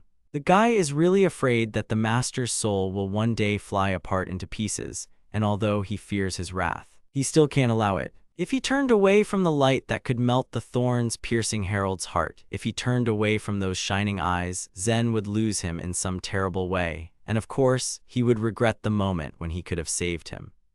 The boy tells himself that he will never forgive himself for not trying to save Mr. Harold. And even if he is incompetent and good for nothing, even if the master does not want to see him. Because Lady Erika, in Zen's opinion, is the one the master needs. The boy is already asking Erika out loud to give him a minute because she needs to hear something. Erika looks at him and then asks where they need to go. Zen grabs the lady and says, this way. The girl is surprised by this address. They approach the protagonist's room. Zen leads the girl inside, telling her he has access to all doors. The girl is surprised that they are entering without permission. She asks why Zen-san brought her here. The guy asks her to be quieter. It seems that Mr. Harold is approaching. The girl ponders her words. Then she asks again in surprise if she heard correctly. Erika continues to ask what Zen-san is doing. He continues to apologize and ask him to be quiet before Mr. Harold spots them. The door opens and the hero enters. Zen starts screaming. Harold tusks he's very angry. Zen gets into a fighting stance and stutters as he tries to pronounce his master's name. The boy calls the guy a dog and asks what he's doing in his room. Zen explains that he knocked on the door but no one answered, which was weird, so he came in. Harold scolds him because if no one answers, then no one is there. He's surprised that someone could be so stupid. Erika is in the closet, wondering how she ended up there. It was all so unexpected that she didn't even have time to react. What was Zen-san thinking? It's disrespectful to lock your master's guest away in a secret place. She catches herself. Now isn't the time to think about that. Zen continues asking where his master was. The guy says he's not here just for fun, but to report. Harold asks for the report, but quickly. Zen says it's hard for him to say, but it seems rumors about Clara are already spreading. It's all anyone talks about at the market. Merchants, townspeople, not to mention the prominent figures in the castle. These people begged him, threatened him, but he said nothing. He says he's the dumbest of all the dumb, but something needs to be done before the master's reputation is completely ruined. Zen has heard that these people are dreaming up all sorts of nasty things. Harold says he was just curious what the boy thought about it, since you'd never get anything intelligent from such a useless chatterbox. Zen turns to the gentleman and tries to justify himself. The boy repeats his words. The hero says that maybe he suggests sending a herald and announcing to everyone that Clara and Colette have safely hid in the village of Bluch, and that everyone who wants to can go there. Erika was very surprised. Zen started waving his hands and denying it. He wasn't stupid enough to suggest such a thing. Harold advised him to stop thinking about useless things. If his parents somehow found out that they were alive, of course they would suspect him of it. He was not saying that they would be in danger again, so it was a fait accompli. Zen understands this, but he needs to tell at least Lady Erika. She's incredibly depressed by these rumors. Harold looks sternly at the guy and says he'll never tell. Zen is scared of this, and Erika doesn't understand it either. The boy still doesn't understand why he can't tell. The hero repeats these words to himself. He can't tell her he needs Erika to hate him as in the original story, otherwise the death flag will be unavoidable. Zen's kindness is certainly helpful, but it could also lead to Harold's death. The hero needed to come up with a suitable excuse so he wouldn't even think of telling her. The boy said out loud that she started crying like a little girl. He doesn't know whether these were tears for him for having killed someone or tears of sympathy for the innocent victims, but it doesn't matter. In any case, these are tears for someone else. And he adds that after this, she can only be considered naive and stupid. Harold says she's too kind, but that's the kindness of the weak, the kindness of someone who can't do anything. He believes that if such a person were to walk arm in arm with him, they would only experience a lifetime of suffering. Zen asks understandingly if that's why they're keeping her at a distance. The master is worried about Lady Erika. The boy replies that it's not just for her sake, but for both of them, as if he could marry an annoying crybaby who howls at every little thing. The servant says that this means that the master has no intention of marrying the lady. Harold sarcastically remarks on his quick wit and asks what the engagement is all about, then begins to explain so even such a man can understand. He says it's simply an engagement, bought with money. Several years ago, due to miasma infecting the forests, the lands of Sumeragi rapidly fell into decline.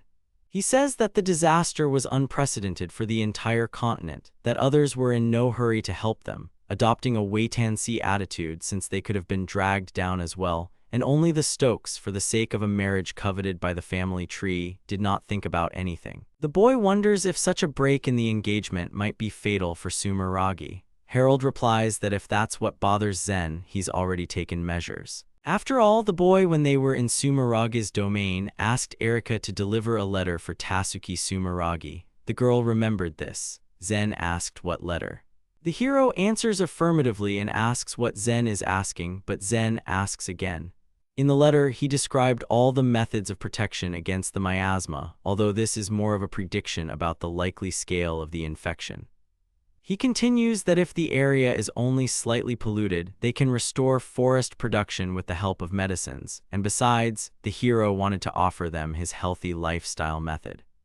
True, the method had not yet been fully tested, so in the letter Harold wrote vaguely that he was going to share the technology, and also wrote that they were ready to break off the engagement. The hero is confident that with the medicine and the healthy lifestyle method, people are quite capable of surviving the era of upheaval. By that time, they will have restored the forest industry and will not need help, so even if the engagement is broken, they will not suffer. Erika cries silently. Harold asks if Zen understands. He says he does in general, but he can't understand the extent to which everything was planned, given both the cure and the letter. Harold is surprised the boy understood everything. Out loud, he chuckles. The hero says that since his interlocutor is so smart, he'd like to warn him about his unenviable future. Erika is surprised. Zen asks what he means.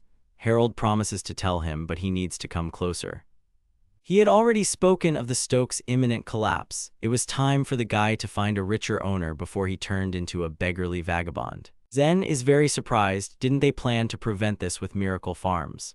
Harold replies that it's possible to delay, but something also needs to be done about the ruinous taxes and senseless spending. Why should he even think for everyone? Let them figure it out for themselves. The servant worries about what will happen to the people then. The hero doesn't know the answer. At least everything will be okay with Tasuku Sumeragi. The girl continues to ponder this. Zen doesn't understand what this man has to do with it. The boy says he wrote a letter asking for refugees to be taken care of in the event of the Stokes family's downfall. After all, if these weaklings aren't taken care of, they'll starve to death. He needs it more than anyone, I suppose. Tasuku might not fulfill the request, but he's been sold so many favors, so the hero believes in him. Harold glares at the guy and says that this is the backstory, but someone already knows too much, so how can they keep it all a secret? Zen is very scared.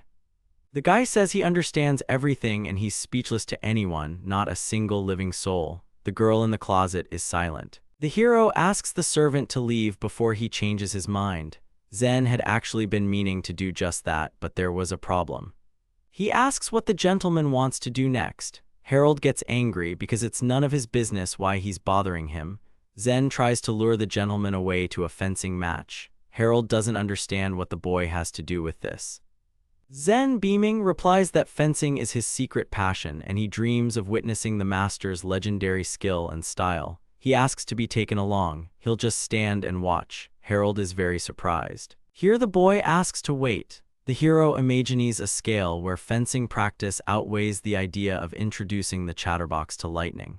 Harold says it's good there's a volunteer because they need to test the secret technique. Zen calls the gentleman by name, trying to get his attention. Then the guy asks why the hero needs two swords. It's a special fighting technique. He's not going to make the servant his sparring partner. The boy drags the guy and asks him not to twitch. They won't cut him. It's not interesting at all. He just needs to run as fast as possible if he doesn't want to die, because movement is life. Zen is frightened, wondering if the master has decided to turn him into a target. The hero asks the boy to shut up and stop screaming. The servant asks him to be gentle with him. The door rustles in the bedroom. Erika comes out of the closet. She walks down the corridor, recalling the hero's words about sending a herald to announce that Clara and Colette had safely escaped to the village of Boucher. The girl stops and turns around. She runs to Juno and shouts if she's there. Juno greets Ms. Erika. Erika, out of breath, repeats her companion's name and says that she urgently needs to make sure of something. Erika's heart screamed that it was all true. Harold was punishing Zen at the time. Erika told Juno everything and now says that everything sounds convincing, especially the part about the medicine, so she wants her companion to confirm whether it is true. Juno replies that it's impossible to create a cure in a few days. It's an unknown infection that hasn't been studied yet. Would the girl like to say anything? He then goes on to say that Mr. Harold has the gift of foresight and was able to predict the Sumeragi crisis before it happened. The black-haired girl says he was hinting at something like that, but for now, the only thing they can be sure of is that he's developed a cure to save Sumeragi, and that would take a long time. Juno remains silent. She thinks it's all very strange. He has such phenomenal powers that he saw her even behind a tree and after that didn't notice anyone else in the room.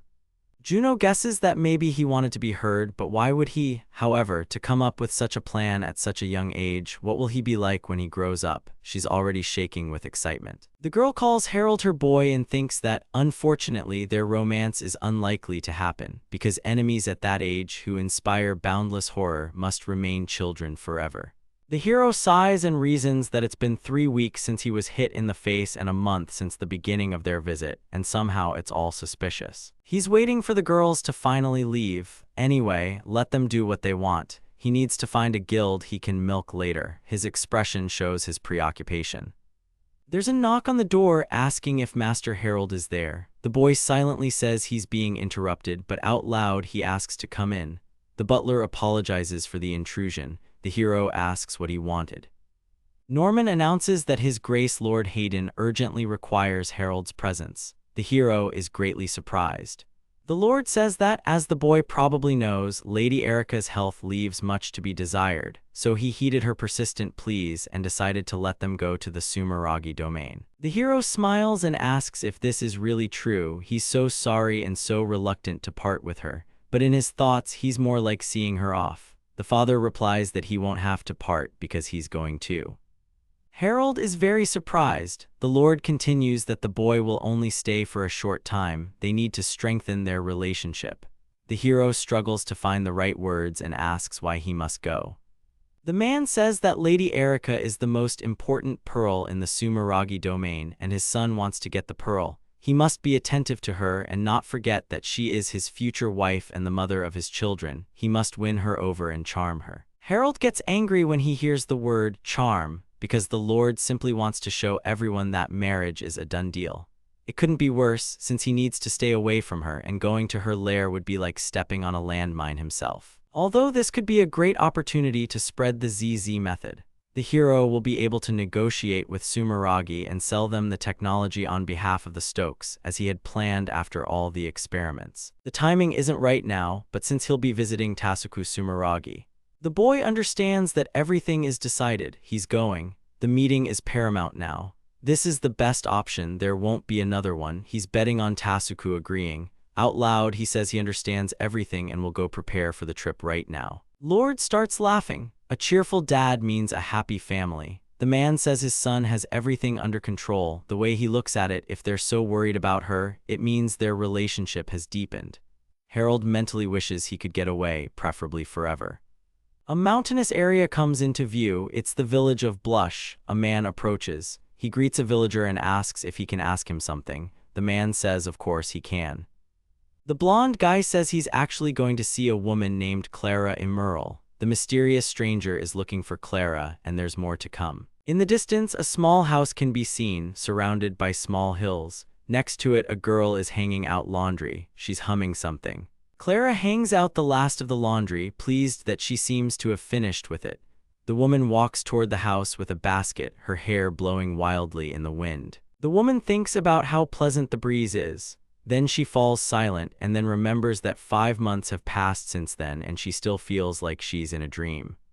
That day she was supposed to be executed by the feudal lord and would have left this world forever. But suddenly a boy, only a year older than her daughter, extended his hand to her. Clara thinks about Mr. Harold, wondering how he is, if he's all right, if there's any way she can send word and find out. But then she shakes her head vigorously and tells herself not to even think about it. After all, she must never associate with the Stokes family. If she and her daughter were discovered, it would only bring suffering to Mr. Harold, and she couldn't repay him with anger. Someone bids Clara good morning. She looks in the direction of the sound, surprised. It's Leona. Clara wishes her a good morning in return. The acquaintance asks if the woman saw where her Rainer disappeared to this morning. Clara replies that she and Colette went to the farm for milk. Leona says she understands now. That's what she thought. Clara apologizes to Rainer as he brings their milk too. She tried to tell Colette not to do it, but they wouldn't listen. Leona laughs and says it's fine. He wants to be a knight, let him train. She continues that her son can be overburdened and needs to be stricter with him. Leona continues laughing and says goodbye. Clara agrees and also says goodbye. The woman smiles, realizing that perhaps she should bake cookies for the two of them when they arrive. A man in a cloak appears behind her. The fair-haired man apologizes and asks if she is Clara Emerald. He continues to smile silently. The woman turns around and confirms his guess. The man stops smiling and asks to get straight to the point. He wants to know if she knows anything about a boy named Harold Stokes. The woman is very surprised and frightened. Clara doesn't know what to say. The man continues to say that rumors are circulating in the Stokes estate that this boy killed a servant. He asks if she will confirm or deny this. The woman remains silent, pondering her response. She doesn't know this man and doesn't understand why he's asking her. She assumes he was sent by the Stokes family, but in that case he would have attacked her immediately upon hearing her name. She clasps her hands, thinking that it's no better in any other situation. Clara says she doesn't know what he's talking about and asks him to leave her alone. The man says he'll leave but come back again. The woman stands alone again. She continues to ponder this incident. Perhaps the feudal lord really does have suspicions about what will happen to Master Harold. She folds her hands tightly and prays to God for help. She asks him to protect Master Harold. The hero himself heads to his fiancée's estate. Tasuku comes out to greet and congratulate Erika and Juno on their return home. He then greets Harold-kun. The man assumes everyone is tired from the journey and will arrange for them to be shown to their rooms. He then wishes everyone a pleasant rest. Then Harold calls out to Tasuku. He says he has an important conversation to have with such a loser, so the man should find time in his schedule and liven things up. The boy was consumed with frustration. Could he really only speak politely in the presence of his parents? He remembered Lord Stokes's laugh. Harold thinks Tasuku will definitely get angry because anyone would. The man says he'll certainly free her, but he still has things to do today. He asks if they can meet tomorrow. The boy politely agrees. Tasuku leaves. The hero is still surprised that he's not angry, even though it's Tasuku after all. He's just as cool-headed as in the original story. Juno looks at the boy silently. The girl calls out to Tasuku-sama. The man turns and asks what she wants from him. Juno hands over an envelope and says it's a report on the state of the Stokes estate and Harold. Tasuku thanks her. He'll read it later. She's done a great job. She bows goodbye and then looks out into the street.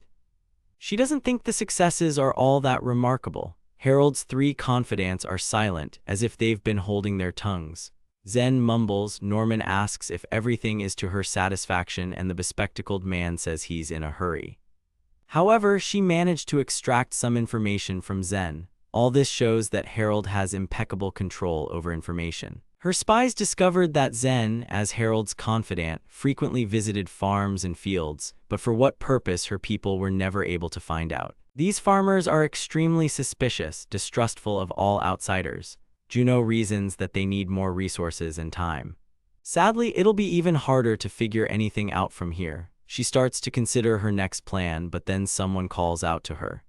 The girl silently says to herself that the devil himself has come. Out loud, she rejoices that the man returned quickly. She asks if he learned anything. The man confirms this, saying that a woman calling herself Clara Emerald really does live in the village of Bluch. Juno repeats his words about the woman calling herself. Could it be that he didn't get a chance to meet her? The man says he met her, but she hasn't spoken to him, but he's sure she definitely knows Harold Stokes. Juno asks again, incredulous. She starts to smile and says it seems they're being left with no other choice. In that case, she'll have to go see Clara herself. Is Harold's fate now in Juno's hands? The hero drinks green tea. He tilts the cup, wondering if Tasuku is late. The boy picks up a report on his ZZ farming method. He originally intended to use it to slow the decline of the Stokes family. What a help it would have been for the Sumeragi family if this technology had come into their hands long before the start of the game's events, since it was only a year after the events began that Reincarnation and the others would find salvation from the miasma. However, now that Tasuku is on the hero's side, they will have more opportunities to support the hero team, and Harold himself will have an easier time avoiding the death chapters. That's why he wrote that letter to Tasuku. The hero thinks he needs to take a risk and go down a path that wasn't in the game. Of course, the life potions here don't work the same way as in the game, so Tasuku needed to make more prototypes to sell them. They still need to improve the quality of their technology. Harold believes they've done everything right so far, but now they can't move forward due to a labor shortage. They can't spread the ZZ method no matter how hard they try, and when the scenario kicks in, Tasuku won't be helping them. The only way to avoid the chapter of death is to resolve it here and now. This is the most important thing, so the hero must do everything to implement his ZZH method. Someone opens the door and Tasuku enters the room. The man apologizes for keeping him waiting. His work has been a bit delayed. Harold grins and replies that it seems the man is completely overwhelmed with problems. He responds by saying that, although it may seem that way, he feels better now, all thanks to the medicine the hero created. He bows his head, expresses his sincere gratitude, and thanks Harold. The boy asks him to raise his head and stop clowning around, as he wasn't doing this for some useless thank you. Tasuku can't help but be grateful. He doesn't know what the hero was thinking when he decided to help them, but the undeniable truth is that thanks to him, the situation changed for the better. Harold shakes his head and sighs, saying that this is utterly pathetic. To stoop to bowing to a child, he should be ashamed. The hero is secretly angry, trying to control his rude tone. The man replies that he has nothing to say about it. As for Tasuku, he's happy to have met such a young person whose future is full of growing expectations. The hero asks if this is the one and then asks her to keep wagging her tail and, at the same time, to help him. The man asks if this is the reason they met. Isn't the hero getting down to business too quickly without all the necessary preamble? The boy replies that he has no time to conduct tea ceremonies here, hands over the document and asks to read it first. The man, surprised, lifts the pages and reads the title, ZZH Method of Agriculture. Tasuku continues reading silently. It's a report on prototypes of cultures grown using life potions. Next, he looks at a graph comparing harvest volumes. The man is very surprised. He can't believe the yield doubles compared to traditional farming methods. Harold sees his interest and chuckles with joy. Tasuku puts the document down, looks up, and struggling to find the right words, says the contents are too incredible. The boy asks again and says it's incredible, but it's still a fact. The man realizes the hero seemed to expect his interlocutor to be surprised. Harold asks if that seems dubious and why not simply say they don't believe him. The head of the house says that making such a categorical statement and then ending the negotiations is simply absurd. He must listen to all arguments. After all, this is the man who saved Sumeragi when he taught them how to make medicine. The hero says that, true or not, the audition is free. The man certainly understands this, but what does the boy expect to gain if he shows this document with these enormous harvests? Harold replies that the man can have it if he wants, it's just a copy. The boy calmly drinks his tea. The man remains silent. He recalls Juno giving him a report about Harold. According to the report, he's not someone's puppet and there's a high probability he's acting of his own free will. It's impossible to manipulate a person to such a degree. He realized this when he encountered the hero himself. The man said out loud that something was wrong, though. He recalls the words about taking the report back. Tasuku continues to think that, nevertheless, this is Harold's game. The man could say right now that he doesn't believe it and stop the negotiations, and then launch the ZZH method based on the prompts. And knowing this, the boy still gives him the initiative in the negotiations. The leader suggests that this is the first act, a prelude to the main action. Or perhaps there's something wrong with the method, so the hero needs Sumeragi to take the initiative. In that case, refusing to negotiate would be too dangerous, as any potential damage to Sumeragi must be mitigated. The man decides to listen to Harold's main proposal, and then try to better understand his true motives. Tasuku says out loud that he then asks to hear the hero's proposal. Harold exhales and replies that of course he'll allow it. Otherwise, the negotiations will go nowhere. The leader asks what it is. The hero asks to assume that everything written in the document is true, then the man will think about it. The head says this is a remarkable discovery, and once implemented, if no major problems arise, all farmland could be converted to this method. After that, it will spread throughout the country. Harold asks if the chief wants to monopolize the method. A man doesn't want this because if a limited number of people monopolize resources, it will inevitably lead to disputes in the future. He's not so foolish as to surround himself with enemies for the sake of short-term profit. The boy grits his teeth and quietly asks who this man thinks he is, even though he is passing by. Harold says louder that he thinks so too. There is nothing wrong with getting rich on the healthy lifestyle method, but being everyone's enemy is a real hassle. So the hero has come here to propose. Tasuku asks to be heard. Harold points at the man. He announces that Tasuku will be his co-developer, then adds that the loser is very lucky. Now give Tasuku your hand. Harold points his finger at the man again and says that he is going to enroll such a loser as one of his co-developers. The man doesn't understand what this means since he wasn't involved in any of the developments. The hero says the key word is for now. From now on, they'll use the Sumeragi name everywhere, so it's up to this family to solve any problems. Tasuku doesn't understand why it's Sumeragi, why the hero doesn't like the name Stokes. Though, if you think about it when talking privately, the man sees the hero's behavior as completely different. He assumes the boy is hiding his abilities from his parents. If the head of the Stokes family and his wife had known of Harold's skill, they would not have failed to mention it at the time of their engagement, either in a letter or in person. He also recalls details about the Stokes family that hint at their imminent downfall, which the hero himself wrote about in a letter he sent through Erica. The man addresses the hero by name. And then he asks if he thinks it's better for his parents not to know about the healthy lifestyle method. Harold says that you need to understand the nature of his parents. If they find out about this, what they talked about will happen. They will monopolize the ZZH method. And he himself doesn't have enough pawns to pull it off. If they increase the number of farmers, they'll lose control and the ZZH method will no longer belong to them. Tasuku nods understandingly. But now the boss doesn't understand why they came to him, because with such a profit, anyone would have jumped at the idea. Harold replies that of all the losers around, he is the easiest to deal with, although if he refuses, the hero can easily find a second and a third one just like him. The boy then adds that he thinks it won't be necessary. The man is surprised by this certainty. The hero says the leader has no choice. Tasuku ponders this. What kind of certainty makes the boy think so? He doesn't believe such a position is without foundation.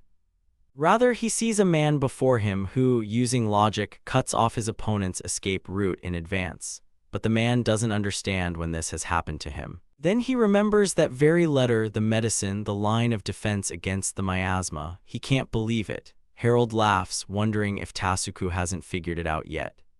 Some time ago, the leader read a letter. In this message, the hero addressed Tasuku.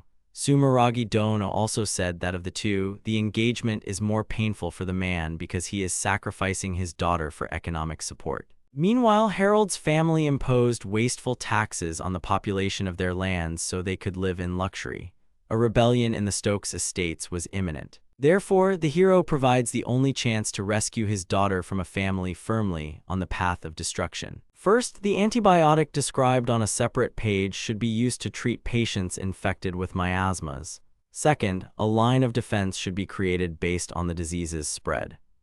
Thirdly, it is necessary to take advantage of the technology that Harold will offer soon to revive the Sumeragi economy. If the family does this, they will be able to restore their holdings without the Stokes' support.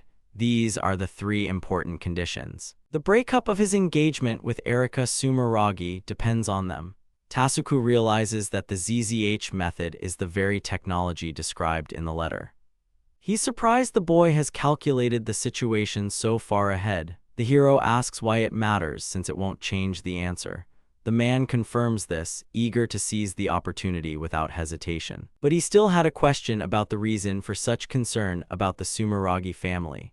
Harold chuckles and says that even if he tried to tell, he then denies everything and continues that no one but himself could understand the essence of what's happening. Tasuku looks questioningly. The hero returns to the topic. He's curious about the man's final decision because if he can't trust her, the conversation should end there. The leader reflects that despite the hero having come this far, he still leaves the decision to him. If the man accepts this offer, the Sumeragi family, the Sumeragi people, and Erica's future can be saved. However, if Tasuku refuses, he'll have to accept the engagement, and the Sumeragi family will still receive the Stokes family's support. If the head does this, Harold will lose, and all his efforts to spread the healthy lifestyle method will be for naught. Despite this, the boy strictly adheres to the negotiation process, offering Sumeragi a choice that won't leave them at a disadvantage. The man understands that this is difficult to comprehend. Tasuku announces that she accepts Harold-kun's proposal. The hero had no doubts and says that perhaps the man should be commended for such a quick decision. Now he needs to prepare the fields and Sumeraga's men. He'll soon instill the ZZH know-how into their heads. The hero believes this will be enough for now. However, in the future, he will need a trading company or an entire guild with a large reach and complete control. He leaves this question to the loser. Tasuku replies that he understands everything. They're using the company to capture other markets and promote the technology, gradually spreading their influence across the country and continent. Harold is pleased that Tasuku has more brains than the other underlings. The man stands up and says that if the boy doesn't need anything else, the hero interrupts him. not understanding what he means. Tasuku concludes that if Harold needs anything, he'll do his best to prepare it so he can use it without any restrictions. Harold pauses, thinking. And then he announces that he must find him a stronger instructor so that while the hero is here, he can gain more combat experience. Hot Springs, Harold rejoices in the fact that he's finally beginning to come to life. He can only experience the one moment of supreme bliss in the Sumeragi domain. The Stokes, as is well known, don't have such a culture of ablutions. The hero is glad he managed to reach an agreement with Tasuku so easily. It seems he quickly found him a sparring partner. Things are going so well that he can't stop smiling. A petal splashes onto the water. The boy is amazed by the cherry blossom petal. He thinks it's very aesthetically pleasing. At that moment, someone in the house suggests they begin. Tasuku says it seems Juno has something to report. The girl confirms this. On Lady Erika's orders, she's been observing Master Harold for a long time. The leader asks if he heard Harold's name correctly.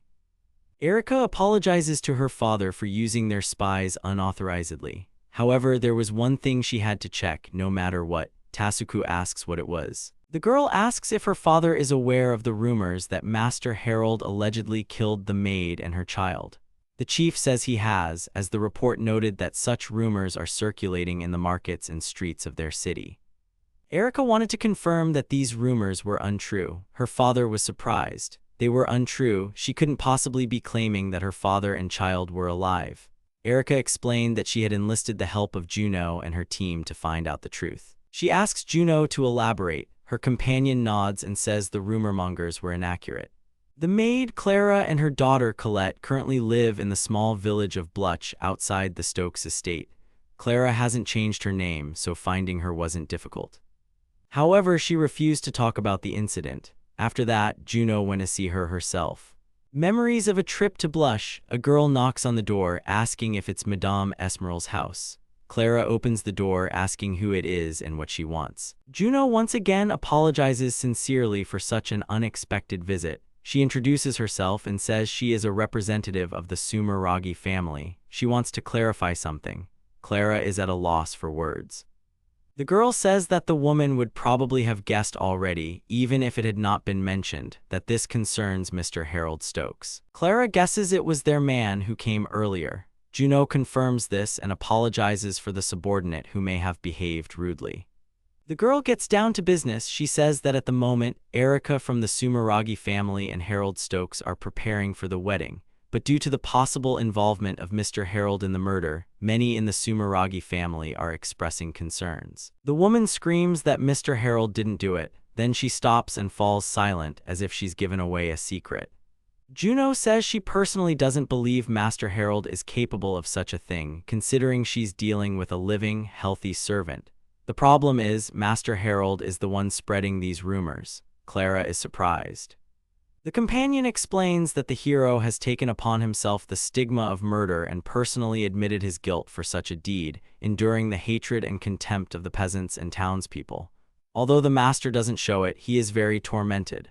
Clara didn't expect this. The girl declares that she has no intention of revealing the truth to everyone, but if they tell her everything, Master Harold will gain a valuable supporter in her. She asks if the woman could help her save the young man. Clara begins to cry. She remembers what Mr. Harold looked like at their last meeting. She realizes it's all her fault, so she falls to her knees and begins to sob. Juno says he can roughly guess what happened and understands the woman will likely hesitate to share the truth, but they can talk anyway. The girl takes her interlocutor's hands and concludes that even if it ultimately harms her, she will still do everything she can to help Master Harold and Miss Erika.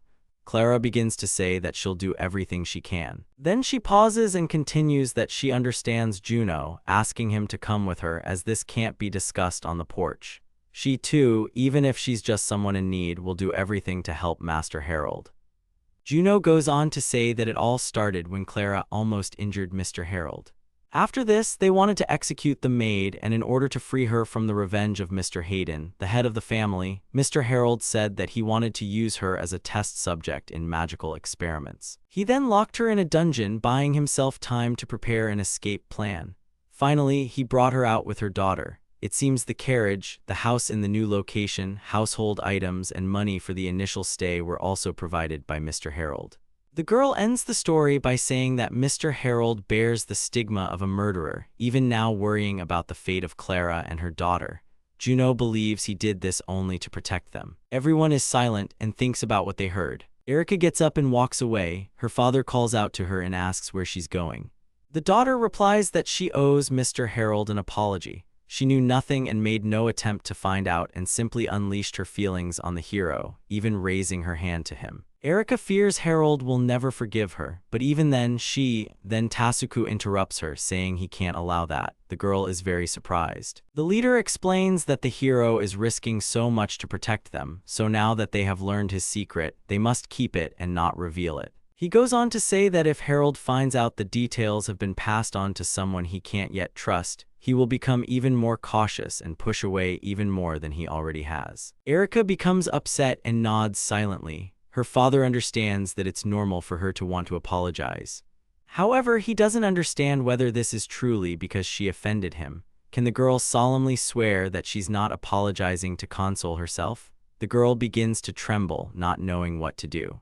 She screams what she should do if she can't fix her mistake and even bows her head to apologize. Tasuku touches her head. He says that his Erika can become the person who supports Harold-kun in everything. The headmaster considers the boy exceptional, but at the same time too exceptional, and this is often off-putting. If the girl wants to atone for her actions, she shouldn't beg for forgiveness, but try to get closer to him. The father asks her to pay attention to what the hero is trying to achieve, to trust him, and to become someone who tries to understand him. The girl continues to cry quietly and repeats the words that she needs to get closer to him and become someone who tries to understand him. Tasuku continues that this is definitely not an easy task, as Harold is so brilliant that, although he will need allies, he will probably have no room left for friends or even for Erika, his fiancée. The girl is surprised again. The man believes that no matter how much she devotes herself to the hero, there will be no exception and their hearts may never be destined to meet. The father firmly asks the girl if she has the resolve to believe in such a man and follow him. The girl is hurt by these words and doesn't know how to respond. Tasuku says she doesn't need to answer now, she can decide what to do while she's watching Harold. After these words, he looks up and says that Erika can now apologize for raising her hand to the hero. The girl turns around, says that she will do so, and then slams the door. Her mother exhales and says that after they announced their engagement, her daughter was very depressed, and now her mood is exactly the same, if not worse, only for the opposite reason. Tasuku agrees because that's how children grow up. The woman laughs that the man speaks as if they're watching their child grow up for the first time. The father also chuckles because looking at his beloved daughter torments a person with these feelings much more intensely. Meanwhile, Juno runs after Erika. The creaking of wheels and the clatter of hooves are heard. The carriage is approaching its destination. Harold announces that they have finally arrived. Tasuku points out and explains that before them is the largest martial arts temple in the Sumeragi domain. Children and adults alike train here every day to learn martial arts, archery, fencing, and magic. Harold understands this. The boy points to Erika and asks why they brought this girl with them. The leader says he took her because the hero's future adversary insisted on it. The boy continues to look at the girl. He truly doesn't understand anything, but he leaves it all to them because he doesn't care. The girl remains silent, embarrassed. Harold comes out wearing his training suit. Tasuku is surprised that the hero managed to put it on without any problems. The man recalls that the hero also donned the yukata himself and asks where he learned to do so. Harold proudly replies that it's a big deal, as if it were a big deal. He's more interested in the enemy. Tasuku tells him not to worry, he's already here. A man calls out to a person named Itsuki. The boy turns his head, exclaims, and while Tasuku begs for forgiveness, as Itsuki only returned this morning, he slips past. He hugs Erika, lamenting that he hasn't seen her in so long, and yet she has become so beautiful. He asks if she missed him. She must have. He missed her so much he couldn't sleep. If she's eating well, he's made her a bunch of souvenirs and can't wait to give them to her. The girl tries to break free, begs him to let her go. She can't breathe. Harold watches all this silently. Then he asks Tasuku if this is a joke, if this is really his opponent. The leader understands his doubts, but the man's power is absolute. The hero remains angry. He clearly remembers that he ordered someone extraordinary to be found, but no matter how you look at it, this marvel is just a child. Itsuki asks if that applies to the hero too. Then he raises his head and says with a smile that he wants to introduce himself first. He is Itsuki Sumeragi, Erika's older brother. Harold silently repeats the words older brother. Itsuki calls Harold by his full name. He approaches the hero, the floor creaking under his feet. The boy asks if that's all, if they missed an important detail. Then Itsuki grabs Harold by the shoulders and angrily asks if he's his sister's fiancé. His face draws ever closer and the flames behind him simmer and blaze ever more fiercely. Itsuki slowly pronounces that before him stands his beautiful little sister's fiancé. The boy continues to shake the hero. His father asks him to stop, but Erika doesn't know what to say. Harold grows increasingly angry. He doesn't understand what kind of complete sister lover this is. A guide on how to tell Harold from Itsuki. 1. Itsuki has a mole under his right eye. 2. Harold has a P parting of his hair while Itsuki has a triangle. 3. Harold is almost always on the left in battle. 4. Harold is shorter and makes scary faces. There's a commotion all around. One of the boys attracts attention, saying that a fight is currently going on down there between Itsuki and Lady Erika's fiancé. The others are surprised. One says this is a great chance to witness Itsuki's legendary swordsmanship. Another suggests running, and the third agrees. The sound of their feet is heard. Itsuki continues to hold Harold by the shoulders. He's angry because he's heard rumors, so now is the perfect time for a duel. Harold gets even angrier and begs the piece of shit to let him go. Actually, he's asking politely because he's in pain. Itsuki is delighted because the enemy is already burning with anticipation. It's time to draw their weapons before the ardor fades. The boy begins searching for bamboo sticks. Harold wonders if this is Erika's older brother. He's delighted that his sister brought them for him and asks if Erika knows she's an angel. The hero now understands what this scarecrow is. In the game, other characters only mentioned it in passing, so he didn't know it. In the background, Itsuki joyfully says that he'll give his all for his sister, so she should support him with all her might. Harold thinks what a pain in the ass. Nowhere did it say Erika's brother was such a siskin. Itsuki tosses the hero a stick. He grabs it and asks if that's really what they specialize in. Harold swings the instrument several times. The sword makes a hissing and rustling sound. Itsuki is surprised by what he sees. The hero examines the object and says it's just a stick. She seems so easy. He can't tell if it's because he's been training with a steel sword all this time or because of his character's in-game stats. People are filling the stands. Harold doesn't like it because this isn't a show and his nerves are already on edge. The boy glares at his opponent. Itsuki Sumeragi, though he didn't appear in the original story, is, after all, a world of swords and magic and plenty of monsters to boot. Of all the candidates, he was chosen by Tasuku as his opponent. He probably shouldn't be weak. The hero recalls his fight with the original Harold and begins to feel a certain uncertainty. This mesmerizing speed, this amazing miracle technique, all these strengths are now his. He also trained a lot, so he knows how to handle this body. Harold clutches the sword, so he still won't lose. Tasuku begins explaining the rules. Bamboo swords are the only weapons allowed. Attacks on vital organs, including the head and face, are prohibited, and the use of magic is forbidden. There's no time limit. The winner will be determined as soon as one of them is no longer able to fight. Otherwise, it will be no different from a real fight. The leader clarifies whether there are any issues with this. Itsuki replies that there are none. Harold wants to say that he has no objections, but exclaims out loud, "Are they really playing games here?" He can't stop it. Tasuku continues that even if there are objections, he wants to avoid injuries and serious harm at all costs. He wouldn't impose such restrictions if they were wearing protective gear. Harold replies that he'll agree to these stupid rules for today. She's secretly glad he agreed. Itsuki thinks it's only natural for her father to do this. He has already fought with adult fighters. He is strong enough to leave his peers behind.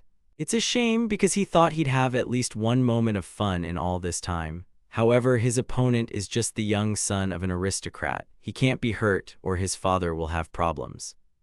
This means that he can't fight for real. Itsuki says that in that case, he'll give his opponent some advantage. The hero is surprised when he hears this. The advantage is the right to strike first. He asks for a better attack. Harold gets angry. Tasuku asks the fighters to get ready. Everyone gets into fighting stances. The leader waves his hand and shouts the start of the fight. Harold quickly executes an attack. Itsuki didn't expect it to be so fast. The hero is very serious. A whistle is heard. The enemy is unable to understand what happened. The hero's face is hidden by his hair. Itsuki's bamboo sword flips in midair and falls to the floor with a thud. He stands silent in shock. The people around are whispering, unsure what happened, whether anyone saw anything. It happened so quickly that no one noticed. Itsuki looks at Harold. The hero asks if this had been a real fight, he'd be deader than a corpse by now.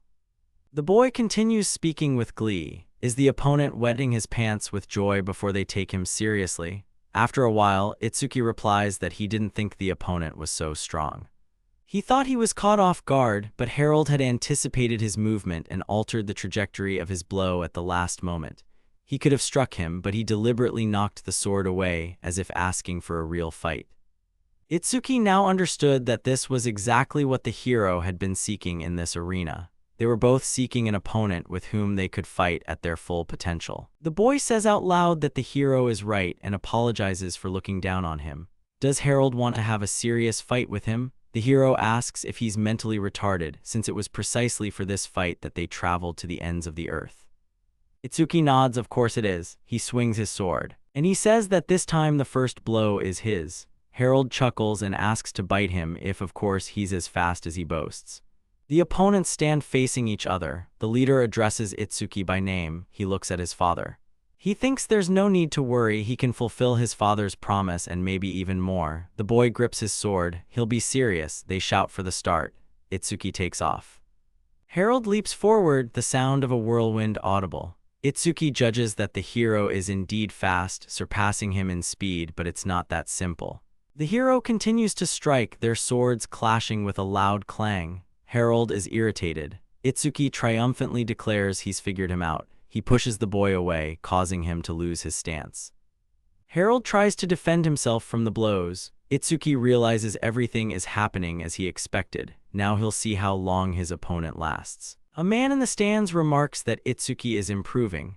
Another responds that he sees it. The boy is certainly fast, but that seems to be all he has. A girl in the background holds a sign that reads, "I love Itsuki." The man continues to say that if Itsuki doesn't allow him to use speed, the enemy's actions will become predictable, the power of his blows will decrease, and it won't be difficult to parry them. Moreover, the boy does not have the skills of a real fight and rushes at every feint that Mr. Itsuki gives him. The other man asks if he's really trying to counter every blow. He understands what this means. The other man interrupts and confirms this assumption. The hero's swordsmanship is no different from that of an amateur. Therefore, he won't be able to predict his opponent's best attacks. The man says that although his speed is currently compensating for this, he won't last long. Thanks to his experience, Itsuki constantly seizes the initiative. It's only a matter of time before the boy runs out of stamina. The fight will be over. Victory will be Itsuki's. Harold fights back fiercely. Erika's brother asks what's wrong. Has he really gone on the defensive? The hero asks him to stop talking as he's out of breath. Like a worn-out nag, Itsuki responds in kind. He pushes his opponent away and Harold begins to fall backwards. Everyone gasps in surprise. Itsuki screams that his opponent is caught.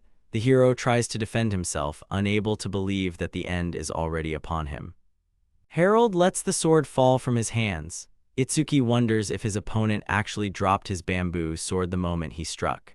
The hero slams his foot on the floor and clenches his hand. The opponent curses, realizing something is about to happen.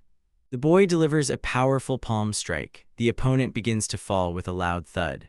Itsuki hits the floor hard, groaning as he tries to stand. Then a sword jabs him. Harold chuckles and gasps for breath. Tasuku waves his hand and declares the duel over.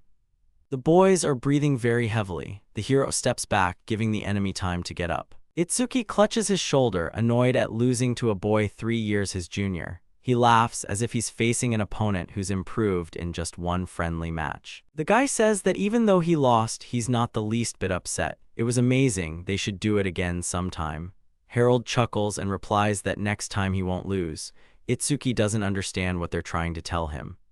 The hero smiles and asks if he is really that stupid, since they were clearly told that the weapon is a bamboo sword.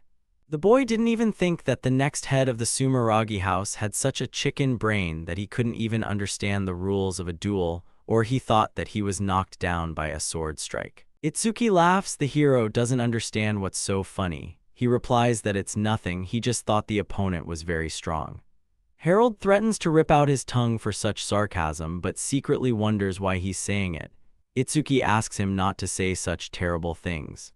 He nods and thinks that having Harold-kun as a rival and son-in-law would be a good future. Harold turns around and chuckles. The guy jokingly asks where he's going, calling him his little son-in-law and brother. The hero shouts that it's nothing to worry about but silently thinks he needs to cool it. Itsuki decides he's been joking around too much. The road creaks under Harold's feet. He reflects on what a strange boy he was. His friendliness was too sudden, even despite all the hostility from the hero. He just won and immediately started calling him bro. The boy thinks it's easy to say he can't be beaten. In a real fight, he couldn't do anything against that final attack. Losing to a child by disqualification is worse than losing in real life. He understands he needs to train more. Harold approaches the fence, the wind whistling around him. He looks ahead and groans. An entire village surrounded by mountains spreads out before him. He looks around the houses and thinks there aren't a single pushy merchant around, but it still reminds him so much of his native Japan. He falls silent. And he sadly says that this isn't Japan. 5 months have passed since he found himself here as the local antagonist. He will die in 8 years, that's the fate that awaits him. He lived, constantly tormented by uncertainty. He wonders if death will find him before the hero tells his story. Even if the hero defeats the final boss and saves the world, will the hero himself be able to return home? Or he'll simply forget who he was and what he did and end up living his life in this world as Harold. The hero begins to sob at this realization. He says out loud that he can't give up. He laughs to himself because the real Harold would never cry. It's just shameful. Then he hears the sound of shoes behind him and Erika calls out to him. He's startled. He didn't expect her to come. Harold looks at his hand and laughs because the real Harold would never cry. It's a shame. A girl calls out to him. He turns his head and sees Erika standing in front of him. The girl recalls what happened in the hall. Her brother chuckles, perhaps calling the hero brother too soon, though there would have been reason to be embarrassed. Her father says it was all because he teased him too much. He scolds his son to think twice next time. Itsuki apologizes. The girl listens silently, then thinks she should apologize for hitting her fiancé. Then her brother asks if she wants to go after Harold. She's surprised by the question. Itsuki explains that the hero seems upset. She could show a little sympathy as his fiancé. She asks if that's true. The memories end. The girl wonders if Harold really needs sympathy. She's never thought about that. She's looking for the hero, certain he's headed that way. Erika spots him and tries to call his name. Then she hears the hero's final words, saying he can't give up. The girl sees him rubbing his tear-stained eyes. She recalls her father's words about a hero being exceptional, yet at the same time too exceptional, a strength that often alienates. Erika watches Harold, mentally addressing him by name. She wonders if he always fought alone like this. No matter what predicament Harold found himself in, he always faced it with an open face. Erika considered him the kind of person who could overcome anything with ease, and his arrogance was a sign of his confidence. But she was probably wrong. It's not like people have only one strength, but Harold never had anyone to whom he could show his weakness. Even in the presence of those he took upon himself to protect, Harold was driven by his pride and arrogance, completely isolating himself. The girl clasped her hands tightly. She presses them to her chest and thinks that this is probably the same desire to become someone who understands Harold that her father told her about. Erika calls out to Harold again. The girl can no longer hesitate, even if she can't do much yet, even if she lacks so much. She looks at the hero sincerely and promises that someday she will definitely become the one who will help him bear his burden. Harold glares at her. Erika smiles and says it was a fascinating duel. Even she, completely unfamiliar with fencing, could tell Harold-sama was very strong. The girl suggests his move could be called lose the battle to win the war. Harold responds with a smirk. He was just wondering why she came. Was she really there to mock him? He thinks he lost both the battle and the war because of deception. Erika laughs and apologizes. It seems she said too much. The boy continues to glare at her. He doesn't understand what she's up to, how she can be so nice to someone she hates. It's all so suspicious. He wants nothing to do with her. Harold turns and walks toward her, and she stands in his way. He orders her to go away, saying he has no time to bother with her. She asks if this means she's not allowed to talk to him. He glares at her and confirms that would be convenient for him. Erika replies that unfortunately she can't afford it and asks for a little time. The hero continues to glare at her. He tuts and asks him to spill it all, but quickly. The girl thanks him and then says she's sorry she acted that way that night. She not only lost her temper but also cruelly insulted him and even raised her hand to him, which was a terrible act. She bows and asks to be allowed to offer him a sincere apology. Harold asks if that's really the only reason she came here. It doesn't make sense. He thinks he deliberately angered Erika back then, so her irritation was perfectly natural. The girl continues to stand with her head bowed. However, he would say that her main virtue is that she can reconsider everything and apologize. He knows that this is precisely why all the players loved her, but what about now? He mentally asks her if she's really decided to shower all her unearthly kindness on him. The hero begins to shake and asks her to stop. His eyes widen and he sees the hero raising his sword over Erika behind him. Harold is frightened. He feels the sword cutting his hand and screams for them not to come near him.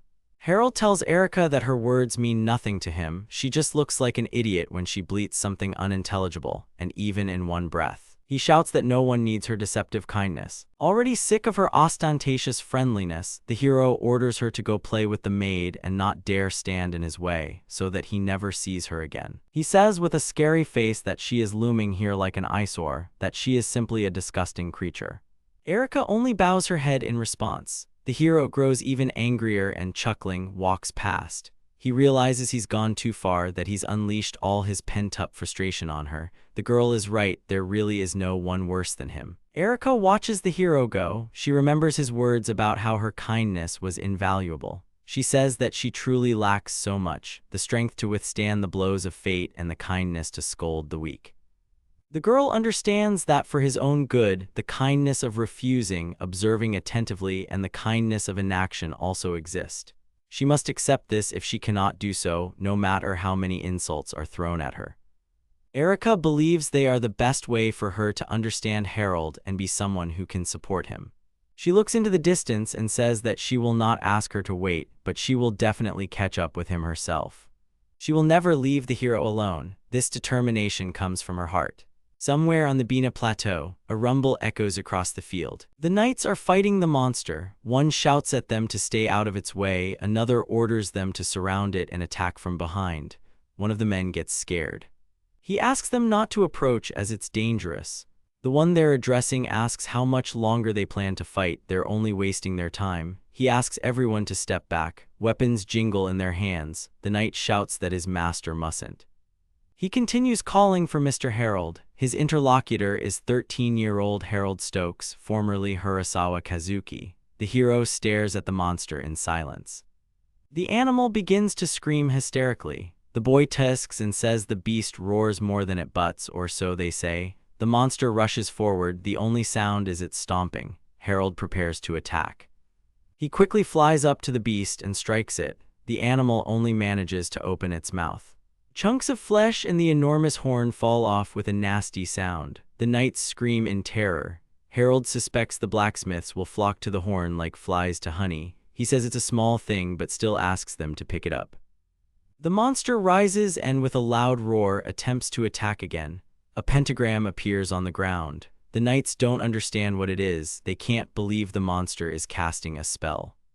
The beast strikes with its paws and casts the spell Executioner of the Earth, causing the earth to crack in two halves, lightning flying around it. The earth opens up in front of the hero with a strange sound. Harold jumps. He runs across a shard of earth, lightning whistling behind him. The boy runs up to the monster with a bang and jumps. The hero leaps high above the ground and begins casting a spell. The sword glows and crackles. Harold tells his opponent that his futile struggle is over. He will kill him with a single blow. The Stormbringer spell is cast. A pillar of flame strikes the monster, creating a deafening explosion. The hero lands just as the beast is completely engulfed in flames, hissing.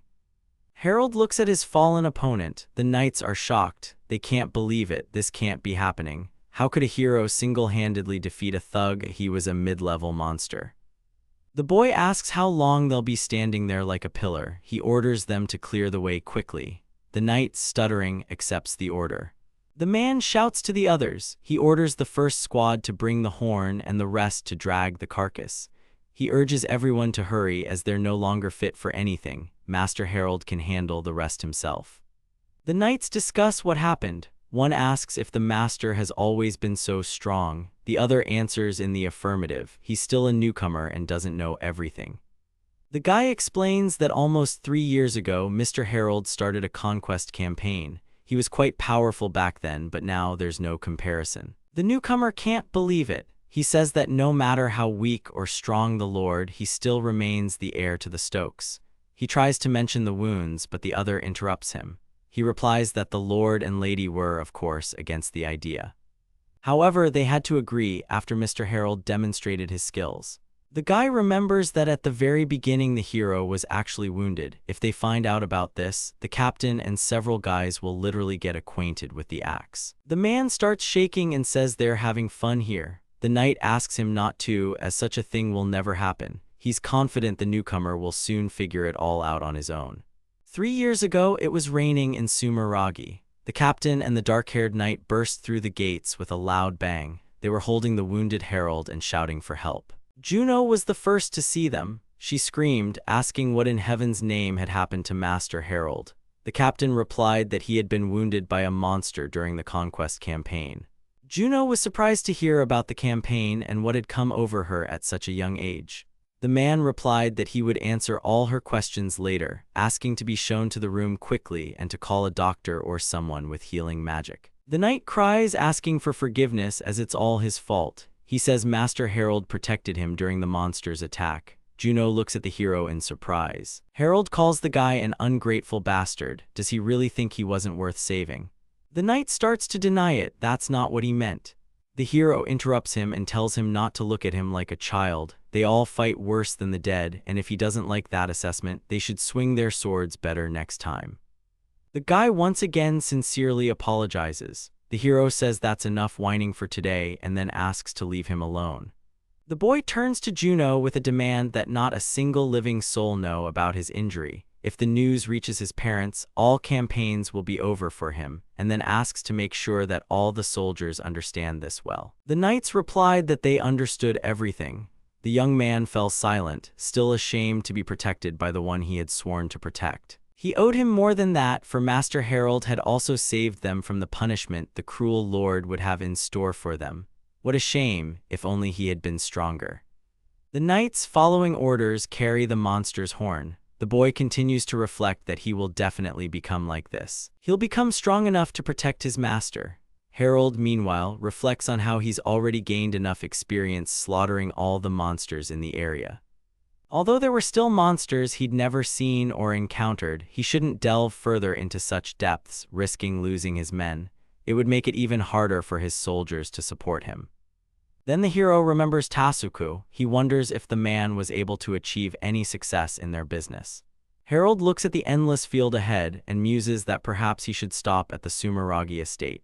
It shows how the hero has grown over these 3 years. Harold was met at the door by a guy in a long suit. He told the hero that he had heard that he had handled the campaign superbly this time too. In response, Harold asked how the negotiations with Hayden had gone. The guy who met him said that the exemption of farms from fees and the reimbursement of taxes on crops went smoothly. The Stokes family will be able to use the new method of farming, and they will finally be able to spread it everywhere. The hero chuckled and said that it would be much better to agree on joint management and a complete merger. To which his interlocutor replied that they had decided to wait until the two officially got married. Harold, chuckling to himself again, thought that he was even interested to see his reaction when he finally found out that the engagement would be called off. Stopping on the bridge, the guy in the suit asked the hero if he was hurt, because this time he was fighting a thug. To which the hero replied that after each campaign, each of them asks him the same thing. The interlocutor said that even if he said so, he had seen him return here many times with serious injuries, so he couldn't help but worry. The hero, angry, asked if he meant to say that the young man would allow some monster to hurt him, and advised him to think first and then speak. The interlocutor was surprised that Harold would say such words at such a young age. The hero told him to take better care of his son. This made the boy laugh, and he hoped to see the hero fight again someday. Suddenly, the guy in the suit says that he completely forgot that he has a message for the hero. Harold asks what the message is. The guy asks why the hero doesn't take part in the fighting tournament in Delphi. He explains that the participants are divided by age, so he won't be able to fight Itsuki, but he thinks the experience will be useful for him. He asks him what he thinks.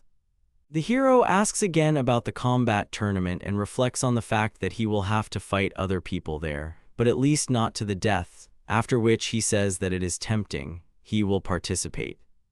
The interlocutor said that he would inform Itsuki about this, and now he had to get back to work.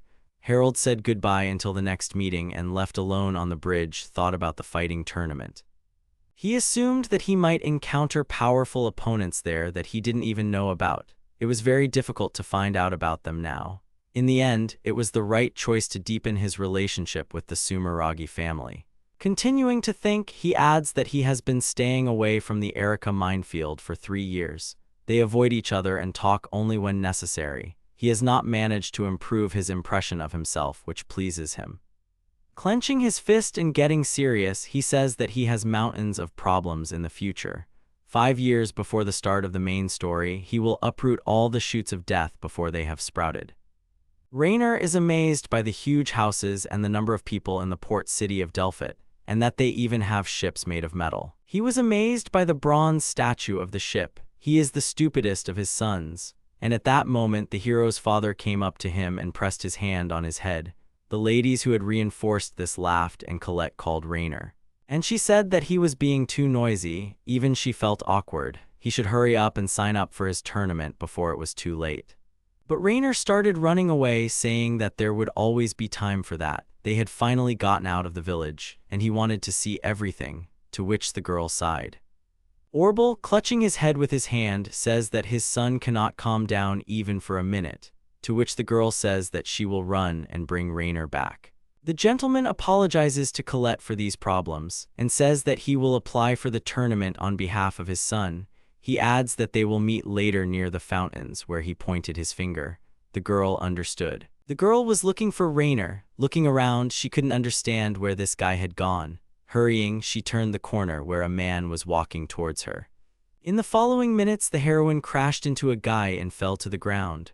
That guy told Colette to watch where she was going. The girl apologized, and almost immediately she heard someone nearby ask if she was badly hurt. The one who inquired about her situation turned out to be a beautiful lady in a long kimono and with her hair down, with a flower-shaped hairpin between her hair.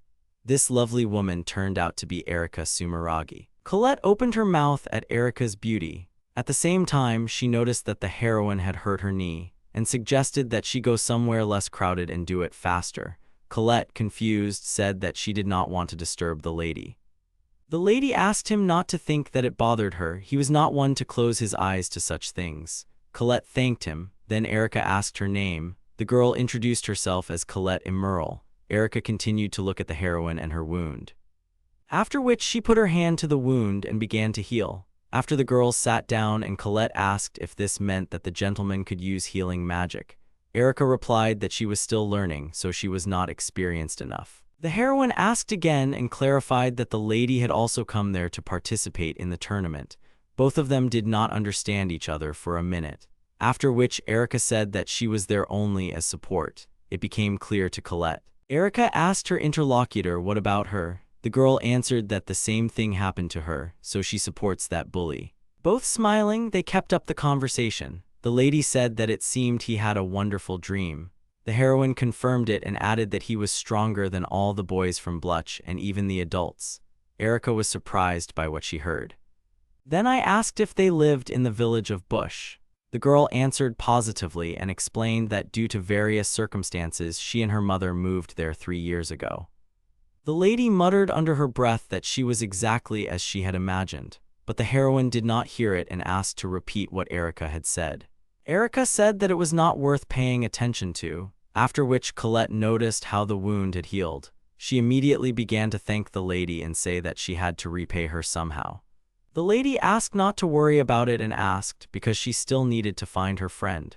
And she continued to say that if their meeting formed a strong thread, they would definitely see each other again, and then they would definitely become friends. The heroine was shocked by what was said about friends. The mistress, seeing Colette's reaction, asked if she wanted it. The girl, confused and with her head down, said that it was not about that. She simply did not know if someone like her would suit the mistress. The lady, encouraging the girl, said that if they manage to meet again, it will be proof that their connection is real. And isn't it natural to become friends in that case? Colette thought about these words and agreed, and Erica asked her to keep the feelings that the girl now had in her heart until their next meeting. Colette firmly answered yes. Afterwards, Erica stood up and began to say goodbye. And the heroine, calling the lady after her, shouted that she would be impatiently awaiting their meeting. Erica smiled sweetly back. She met her assistant who had been looking for her everywhere. Harold was sitting on the couch, and a guy in a kimono appears in the room, asking the hero for forgiveness for waiting, and he said that he finished the register, so now they can have a snack. The boys entered the dining room, and the guy in the kimono immediately turned to Erica and apologized for being a little late. Harold winced, and Erica looked at the boys questioningly. Harold didn't understand why Erica was there. The girl's face changed and she turned to Itsuki, her older brother. And she asked because he said that they would have lunch together. Her brother answered her, how about having lunch with Harold sometimes, but if he was in their way, he could leave. Harold and Erica turned sharply to him and screamed at him to stay put. Harold thought angrily that it would be a shame to stay away with Erica, and the girl said sadly that it would be disrespectful to leave, but she didn't want to cause Harold trouble. Already sitting at the table, the guy in the kimono told Harold that he could get injured at the tournament. So he thought that he needed someone with healing magic, so he asked Erica, since the rest of the family did not have time. Harold indignantly said that nothing would happen to him and that he had set it up on purpose, to which Erica's brother said that it was better to be safe than sorry. Therefore, Eri was ready to accompany them. At this point, Erica intervened in the conversation, reminding them of their agreement that she would not contact Harold unless absolutely necessary. The brother turned to her with a smile and said that he thought such a meeting was simply necessary because if something went wrong, they wouldn't have to waste time explaining. The hero thought about it, and he came to the conclusion that his interlocutor was probably right about something. After lunch, the guys and Eri went their separate ways. Erica, walking down the corridor, bumped into Juno, who asked if Harold had lunch with her. Eri said yes, although they agreed that he would only know of her presence if he was injured. Juno asked again if the lady had told Harold that she had seen Colette, to which Erica replied that she would keep it a secret. Juno then asked if they still couldn't tell him everything. Erica confirmed and added that in his eyes they did not know who she was or any other details. After that, Juno bowed and left. Erica, left alone, went to the window. Looking at the moon, she was lost in her thoughts. After which she decided that until Harold personally opened up to her, she would not show that she knew about his secret. And she added that she did not lie about what Colette said then, because Colette is the one who knows the whole truth about Harold. She can become one of his allies. She was sure that the moment they met again, Harold would not be able to hide the truth from her any longer, after which Eri fell silent, remembering one thing. Colette could become more than just an ally, and she wasn't surprised because whoever in her place would be attracted to Harold. These thoughts made Erica squeeze her hand and imagine what would happen if the hero confessed to her. The girl smiled warmly. She thought that such a sweet and loving rival could suit her. She might not be against it. If Colette makes Harold happy, Eri won't mind. At this time, Harold came to the tournament venue, and he thought it was really great to see it in person. On one of the streets, two guys grabbed each other by the clothes and were about to fight. One of them asked if he wanted to fight, and the second, calling his opponent a shorty, provoked him to show what he was capable of. Harold, entering this street, wondered if the taverns there opened right at dawn. Noticing the heated fight and the men supporting this event nearby, the hero decided that this was probably in honor of the holiday. Suddenly, one of the guys ended up punching his opponent in the face. The victim flew past a passing and frightened girl, but falling to the ground, he almost hit Harold, who was passing by. But at that moment, the main character managed to grab the falling man by the collar and shoved his head into a jug of water standing nearby. Seeing this, the guy who hit him pulled his opponent out of the jug, and the man standing next to him turned to Harold with insulting words and asked what he was doing. To which the hero asks if he is too drunk to notice, and if he also needs to take a dip in cold water, and it is naive to think that he could initially be of sound mind. The man was angry at these words and called the hero names again, and said that he would deal with him and would not even care that he was still a brat, and the people gathered in a crowd and watched what was happening. From the crowd emerged the boys of the Royal Order unit. They informed those present of their arrival. They said that they had come to protect the peace. One of the guards who arrived expressed unpleasantly about those who had caused the disorder, and added that they could not get drunk and not start to row. Meanwhile, the angry man started rushing at Harold and threatening him. The lieutenants who arrived shouted at the hero to run away, and the dark-haired lieutenant ran to Harold to protect him, but he didn't have time, but Harold stood waiting. And when the man approached and attacked the hero, he deftly fought him off with his elbow and threw his opponent to the ground. The lieutenant who ran to help threw his hand behind his head and smiling said that it was a great reception, and admitted that he was stunned, after which he asked the guy to answer what happened there. Harold started to tell that some drunks were fighting. One of them was thrown away, and he thought that he was going to crash into him and he was forced to intervene.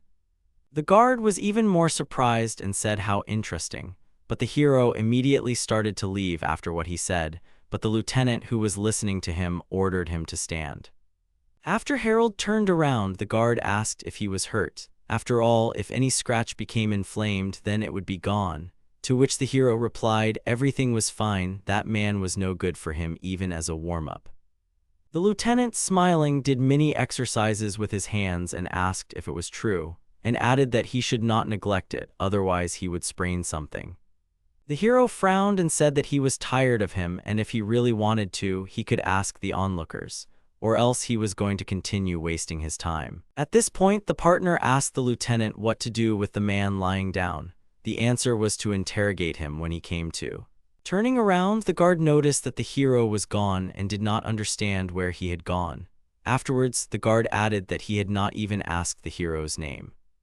Harold, who had walked away from the lieutenant, stopped and thought about how confused he was and why Cody had appeared there. Cody's full name is Cody Luziel. He is a former knight of the Holy Royal Order, and the leader of the mercenary gang Friary, consisting of vagabonds, adventurers, and other collection. Sometimes entered into an alliance with the hero's group, but more often he simply used, and through, running away with the loot. Then he added that Cody is just a minor character, not as evil as some. The hero just didn't expect him to pop up so early. Come to think of it, meeting Cody would probably make Harold's life easier in the future. After all, he would be accompanying Reincarnation and the others, so he could learn about the state of affairs in the team through him, and most likely, he missed this opportunity. Already at the tournament venue, Erika's brother said what a wonderful day it was for a tournament.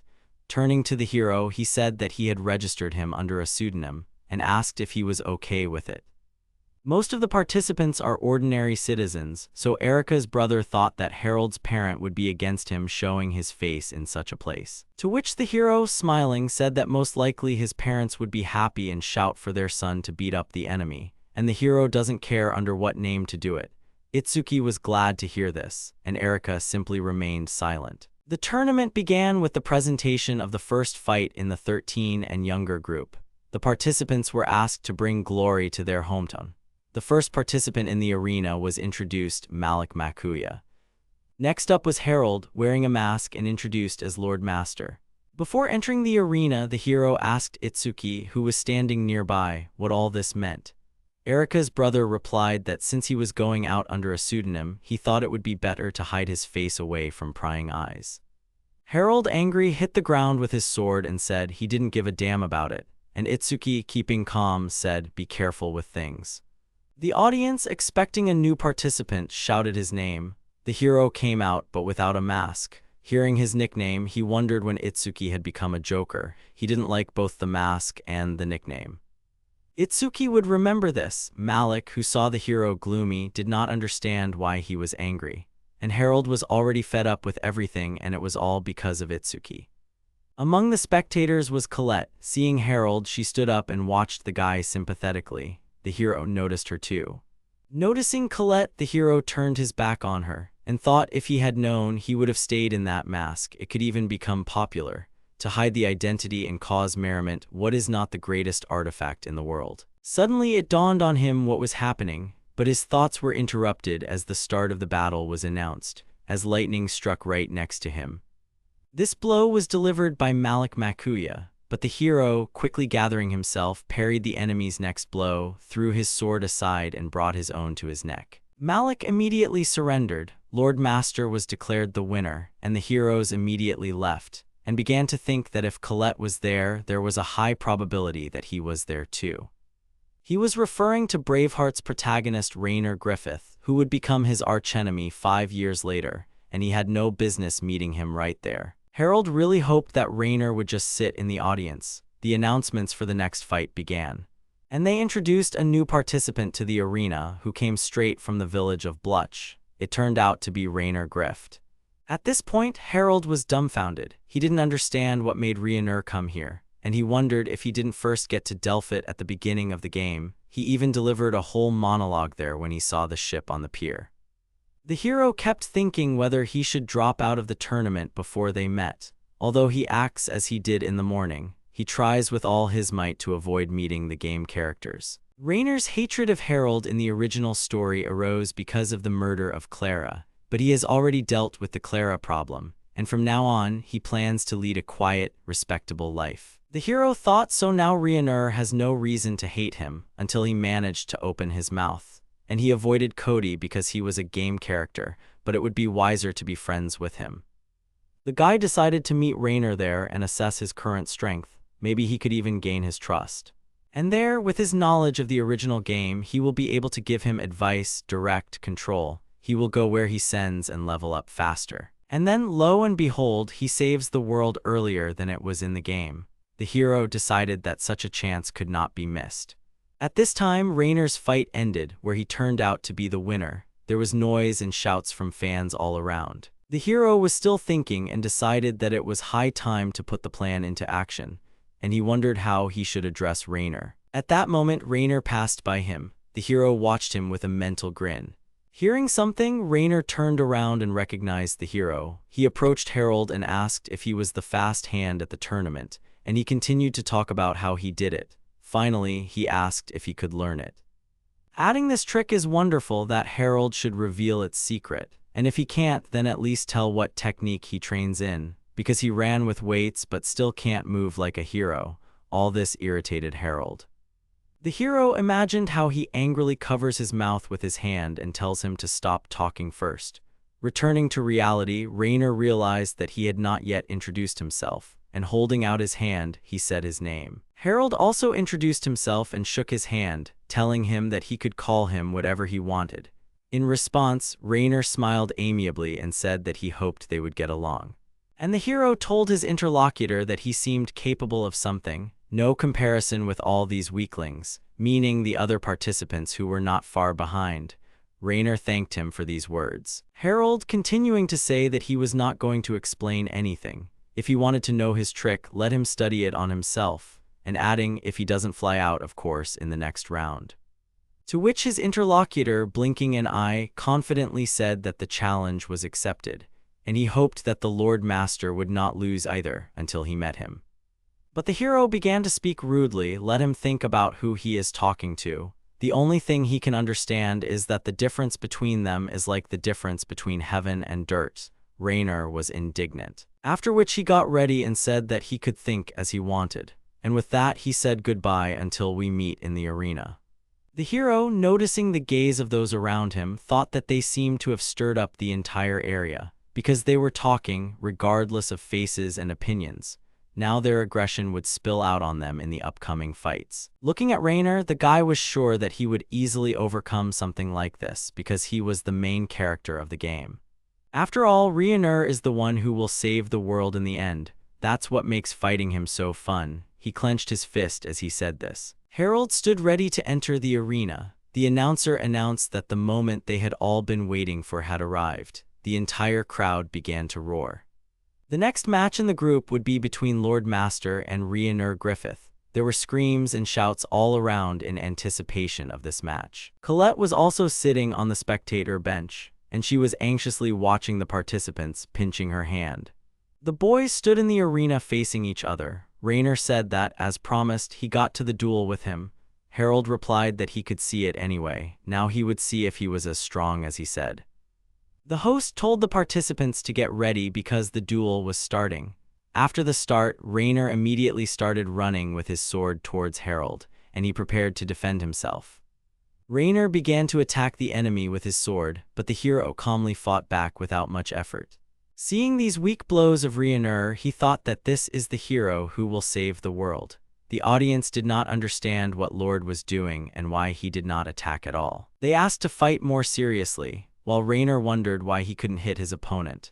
The hero said what a disappointment it was and what a tragedy it was for the world. Rainer asked angrily what he meant. Harold asked in response if this is not true, then the attacks of the savior of the world are not able to touch him. Everything is hopeless, no matter how much he attacks. Reincarnation in response said, why then does Harold himself not attack him? The hero called his opponent a name. He lunged forward and smashed his opponent's weapon with his sword. Reincarnation's sword shattered into pieces. Reincarnation looked at his sword in shock and couldn't understand how his opponent could do this, since he had the exact same training sword as him. Afterwards, the hero said that those who can't even react to something like that only cause him contempt. These words touched Reincarnation so much so that his face changed. He fell to his knees and thought how offensive it was. After all, he always endured all the training and endlessly practiced with his father and his friends, former adventurers. Reincarnation said that he had never lost to anyone except adults. He was annoyed that some kid could beat him. The opponent couldn't understand how the young man could do it so easily, and then the leader waves the flag and is about to announce the winner, when suddenly he hears a question addressed to him about what he is doing. It was Lord Master who approached the presenter. The hero, holding his sword to the announcer's neck, asks why he is stopping the duel when his opponent has not yet admitted defeat. The frightened host began to explain the reason for the end of the duel, but Harold interrupted him, saying that there was no other sword around. And the hero turned around, going backstage, and the host began to shout after him. Harold, having come to the other participants, began to take the sword from one of them, but that participant showed his resistance. To which the hero says, does he know what will happen if he refuses to give up the sword? At this time, everyone in the arena was tense. And then the spectators saw Lord Master returning. He was carrying a sword, which he threw to his opponent. After which he told Rainer that if he still had the will to fight, then let him stand up and pick up the sword. The hero asked Rainer why a basque-clothed man like him wanted power. Rainer flinched at the question. The main character of the game began to remember how it all began. He always admired knights and wanted to become like them. However, he himself did not know the reason. Reincarnation thought that by becoming a strong knight, he could save many lives. Rainer began to remember events from his childhood, how two bullies took a pendant from a girl. They teased her and made fun of her. The girl whose pendant was taken was Colette. One of the bullies mocked her name, and the second lisped and teased her to run and call her savior Rainer. Colette couldn't take it anymore and slapped one of the guys and told him to stop. The guys got angry at this action and started yelling at the girl, pulling her hair. At that moment, Rainer arrived. Cursing angrily, he addressed the hooligans. He asked how they were not ashamed to offend those who were younger than them. The girl was very happy to see her friend. The bullies also noticed him and began to tease him, calling him a hero of justice in sparkling pants. They were already tired of watching him play knights. Rainer got angry at them and indignantly asked again, to which the guys answered that anyone can say that he is a knight and then run and cry to his mother. The hero said that today would be different. In response, the bully clenched his fist and pointed it at little Rainer. He said that if he wanted to get hit on the head so much, he could help him with it. The bully hit him and wounded him. Colette, applying a handkerchief to the wound, apologized to Rainer for what he was getting because of her. The hero said that there was no need to apologize. He probably looked pathetic that he was constantly beaten when he tried to save her. Then winking, he says contentedly that he was able to return her pendant after all. The girl, smiling, agreed. Continuing to sit under the tree, the hero added that his friend could rest assured that he would always protect her. He may be weak now, but he will train and become strong.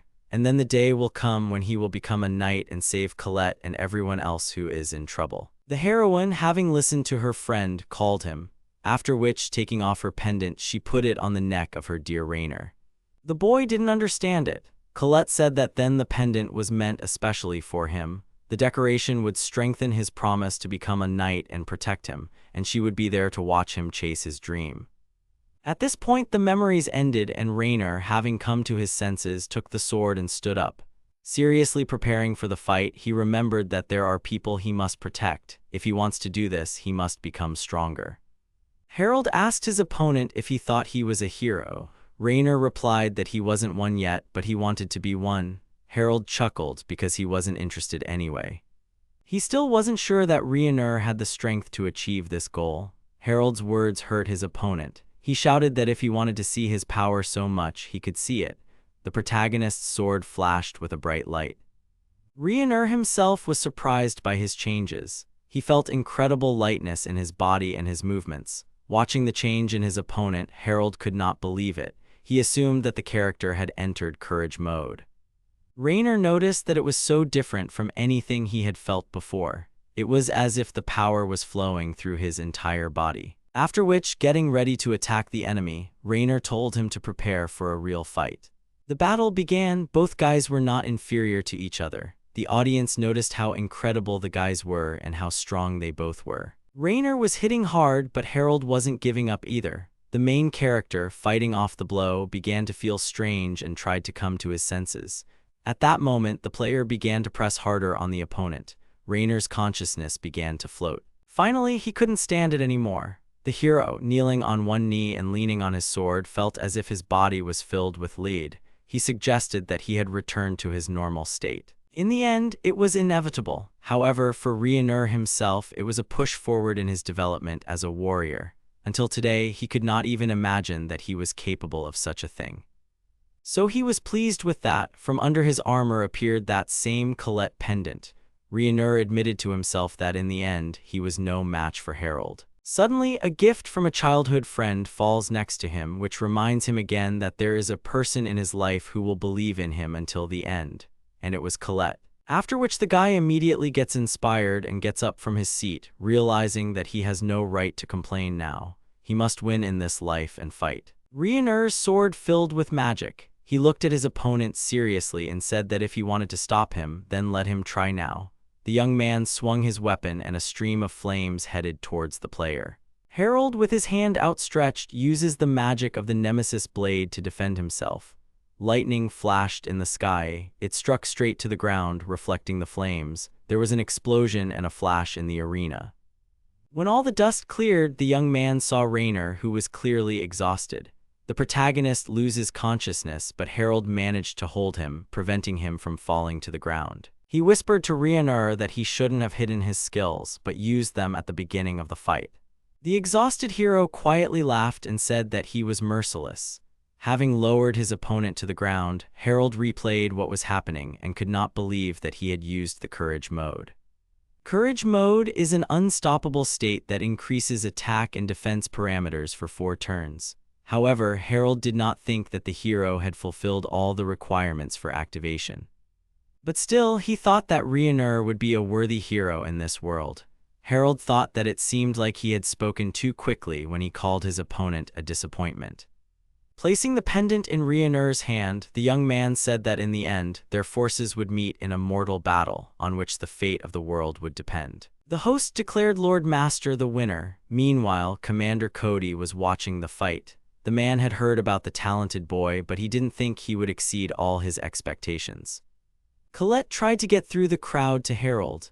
While the shocked spectators were recovering from the battle, the girl managed to run to Harold. She ran through the crowd and ended up right in front of him. Looking at the young man, she called him hesitantly. He gave her a stern look and asked if it was she who had given her pendant to Rainer.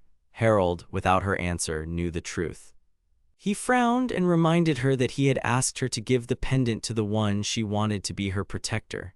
The girl remembered that. However, Harold asked Colette not to make him laugh and asked why she had chosen that weakling out of all of them. To which the girl began to defend her childhood friend. She assured that Rainer was not a weak person at all. He always saved her in difficult situations. Harold replied that if she needed such weak protection, then he didn't care. He added that, however, such a weakling as Rainier was to protect a timid girl, and added that the way continues to hang around his neck. Colette asked why he was saying such terrible things. Harold thought that the girl herself had already felt how helpless the weak were, but even after that she chose the path of the weak, after which the young man left. The girl's eyes filled with tears at these words. She immediately began to wipe them away. Colette remembered that she had to go to Rainer. In the ward number 103 there was a young man. After some time he woke up. Colette, who was sitting next to him, immediately noticed this, after which the guy remembered that he had lost and looked away from his friend. Colette began asking her wounded friend if everything was okay and if anything hurt. The guy answered that everything was fine because Harold had held back during the fight, and noticing his friend's gaze, Rainer asked if something had happened. But the friend only asked if he would always protect her. The friend replied that he would keep his promise. Delighted, Colette said that he was not weak. Although he had lost to Mr. Harold today, he would definitely win next time. Rainer interrupted the girl. He noticed how his friend called his rival. He asked how she knew this man. The heroine began to tell that Harold had saved her and her mother long ago. The knight's order pendant that she had given him, the girl had received from the master. After the girl's story, Rainer began to understand everything. He asked Colette if Harold was an aristocrat. The girl confirmed it and asked why he was asking about his rival. The friend had already assumed that his opponent in the fight was an unusual person. Rainer said that Harold was amazing. Not only did he have strong magic, but he was also an aristocrat. Rainer told the girl if she only knew how strict Harold could be. His face twisted in memory. He remembered how his opponent had called him a fool for not using his power from the very beginning of the fight. Colette asked if he was upset, to which Rainer replied positively. It was obvious from his expression that he was not happy with the situation, but at the same time he had a strange feeling, as if his mother had scolded him. The girl had absolutely no idea what her friend was talking about. The guy clenched his fist and optimistically said that next time he would definitely win and surpass Harold. Colette stood up and said that she was going to call the doctor and Mr. Orble. She advised her friend not to worry. Finally, the girl lamented how hard he had been hit. When Colette left the room and ran to the doctor, she could no longer hold back her tears. She admired how strong Rainer was. Meanwhile, Lieutenant Cody met Itsuki and Harold in the city. He asked the young man if he wanted to join the Order of Knights. Itsuki, covering his comrade, asked the stranger who he was. Harold explained from behind that he was a man from the Order. Itsuki was skeptical about this man. Cody laughed and said that although he looked unpresentable, he was a real knight. The lieutenant repeated that he wanted Harold to join their order. He added that he had seen the boy fight and it was simply incredible. The young man asked him with a smile how he knew that he would participate in the tournament. In fact, the hero was irritated by people who pestered him with their legal proposals. Cody explained that he had deduced that the only event that would interest Harold was the tournament. He added that in the Order of Knights, the Lord would do well. Harold got excited when he heard the man call him by his name. He immediately insisted on being called by his name and not by his stupid nickname. Itsuki, hearing this, pretended to be upset that his friend didn't like the nickname he came up with. The hero, however, began to get irritated to the point that he expressed a desire to return Itsuki's neck. Cody pointed to a tavern and suggested they go in for a drink and a chat. The boys went in, ordered drinks, and explained that they had used a fake name to fool their parents. The lieutenant was amused. He asked why the young man needed to do this for some tournament. The hero replied that he wanted to test his strength, but with such weak opponents he was only wasting his time. The commander said that the situation was familiar to him. Everyone around was a helpless weakling, and you were the only worthy and strong person. He remembered Rainer and said that he was good enough. The man added that he had also invited him to join their order. Harold's expression changed immediately after hearing this. He was displeased and asked again what Cody had said. The lieutenant felt awkward. He asked the boy not to be offended because Rainer had been there when the man had been looking for the young man. Harold frowned and fell silent. He seemed to be thinking about something. Cody noticed that no matter how the boy played indifferently, it was clear that he was interested in Rainer. The man noticed that Harold instantly defeated his enemies in all fights but not his opponent in the tournament. It felt like the young man was teaching Rainer how to fight properly, and the hero, in turn, tried to adapt to him. At first, Cody thought that Harold was just messing with Rainer, not trying to use his speed, taking all the attacks and dodging. He thus cornered his opponent and forced him to release his true power. However, the man did not know why Harold needed this. Itsuki interrupted his train of thought and reminded the commander that the boy was still young for the order. Kilo admitted that he had forgotten about his age, adding that there were still exceptions to the rule. He said that he himself had a friend, Vincent, who joined the order at the age of 14. The man explained that this was a fairly rare occurrence, an exceptional case that confirmed the candidate's talent. Cody asked Harold what he thought and if he wanted to fight against the forces of evil, defend justice, and such. The young man brazenly replied that he did not care about the justice that Cody was bringing. The boy said that he himself was the real evil, but despite this, he welcomed the lieutenant's offer. In the carriage, Itsuki told Harold that the Knight's Order often went on more dangerous missions than conquest campaigns, but he did not think that his parents would so easily agree with his decision. The young man believed that there would be no problems. He said that Hayden also wanted to join the Order earlier, which is considered a much more prestigious army since its venerable commander is the king himself, so his parents would not refuse such an opportunity. The comrade asked if the young man was going to join the Order for the sake of his family. He looked away and replied that he lived only for himself. The parents were happy to hear the news about the knightly order. Harold, with a satisfied smile, told how he had fought with some hooligans in Delphi, after which he was noticed by one of the knights, who invited him to the order.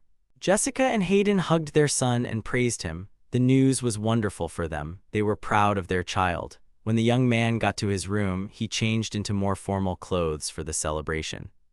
He informed his butler that he was leaving for the capital in a week to join the Holy Order of Knights. The boy added that he was leaving the farming to Sumeragi and ordered him to report the situation to him periodically, even if nothing special was happening. Zen was shocked by the news. He wanted to grab his master when he was stopped by his hand. Norman thoughtfully noted that the capital was quite far away and they would have to keep in touch by letter. Jake added that it would take some time to send. However, the young man didn't care. He said that if they needed to contact him immediately, they should contact Sumeragi. Zen asked the gentleman to wait a little with his decision because he had heard that the knightly order often went to dangerous and hard-to-reach places. Harold didn't care about that. The assistant was indignant at such a dismissive tone. He reminded them that the young man was their only master and asked what they would do if something happened to him. Harold, in turn, tried to quickly end the conversation and leave. He mentioned that he had walked the path of adventures before and killed monsters. Although the young man had been wounded a couple of times, he remained alive. However, Zen insisted on his own. He did not want to let the young man go. The assistant was sure that the Order's missions would be much more dangerous than what had happened. He had already begun to imagine a situation where the young master died when he received a slap on the back of the head from Harold. The hero was already irritated by his friend's whining. He gloomily suggested that Zen go first to the Order so that he would not have to witness the death of his master. This conversation was over. The young man motioned for everyone to return to work. Finally, Harold was able to return to his room. He sat down tiredly on the sofa. Although Zen was pretty annoying to him, the hero understood that he was a good guy and sometimes even a good advisor. The young man remembered that according to the game's script, the villain was supposed to join the knightly order at the age of 16, but before that he had long been preparing for campaigns in dangerous lands. The hero simply sped up these events a little. He thought about why the character needed a knightly order at all. Harold thought that the organization itself was a symbol of strength and power, and assumed that the villain wanted to prove his strength. He did not admit his mistakes and failures. Having played Rainer twice, he was hungry for more, so he fell for Justice's persuasion, and then led himself to self-destruction. In other words, the character lived by fighting. He did not want to use force for good. Moreover, Harold was a low person. He wanted to get everything because of the drive and vanity. The hero's thoughts were interrupted by a servant who informed him that the preparations for the banquet were complete. He was asked to go into the hall. The young man stood up and went to the door, but before leaving he glanced around the room. After the banquet, the parents came out to see their son off. Jessica hugged her child and cried before saying goodbye. After the carriage with the hero drove off, they waved to the young man. After some time, the hero arrived in the capital of Amagil. It was a large and beautiful city which Harold admired. He was especially surprised by the skyships, which he had never seen before. Walking to the meeting place with the captain, he pulled out a piece of paper to check the address. At that moment, he noticed a knight who greeted him from afar. The man said with a smile that they had met earlier than the agreed time. Harold did not share his interlocutor's cheerful mood. He said that he had not come for a date and hoped that the possibility of joining the order was not just a conversation. The knight told the young man not to even think about it. The man winked and said that he could rest easy. Although he often joked, he kept his promises. Harold began to get irritated because he knew what the lieutenant could be like. As the heroes set out, Cody admitted that he never thought he would meet someone who would make history in the order again. The young man asked if the man was talking about that talented and youngest knight in history. Cody confirmed he found it strange that Harold had not heard of him since his name was everywhere. This young man was Vincent van Westerfort, who was currently the current head of the Holy Order of Knights. At that moment, the man the heroes were talking about was sitting in his office and working. He leaned back tiredly in his chair, then stood up and walked to the window. His assistant noticed this and asked what had happened. He asked if there was supposed to be a group workout today. Shannon said there was nothing like that planned. Then the guy asked why Cody opened the door and got ready outside. At that moment, the lieutenant himself came to him. He greeted him in his usual manner and asked if Vincent was in the office. The guy asked his comrade what the noise was outside. The man happily replied that they were going to give the new recruit an entrance exam. Vincent was a little displeased that they were going to give him the test now and asked them not to give him any more trouble. Cody was amused by this. He laughed and replied that he couldn't promise anything because everything depended on the candidate for entry into the order. Vincent didn't understand why he said this. The lieutenant finally advised him to take a look at the training ground. He was sure that his comrade would like what he saw. When the man left, Shannon muttered that he was as noisy as usual. The gentleman replied that his friend could not be changed. The main thing for him was that there were no complaints from the townspeople. The girl adjusted her glasses and said that he was too lenient with Cody. Vincent agreed with her. However, he felt responsible for the fact that it was he who dragged Cody to the capital, a place unbearable and alien to his friend. But for Mr. Amagil himself, it was not his homeland. After meeting the lieutenant, Harold sat down on the stairs near the Order's mission and thought about Cody's story about an active captain who had achieved such status at the age of 14. He told himself that he shouldn't compare himself to him.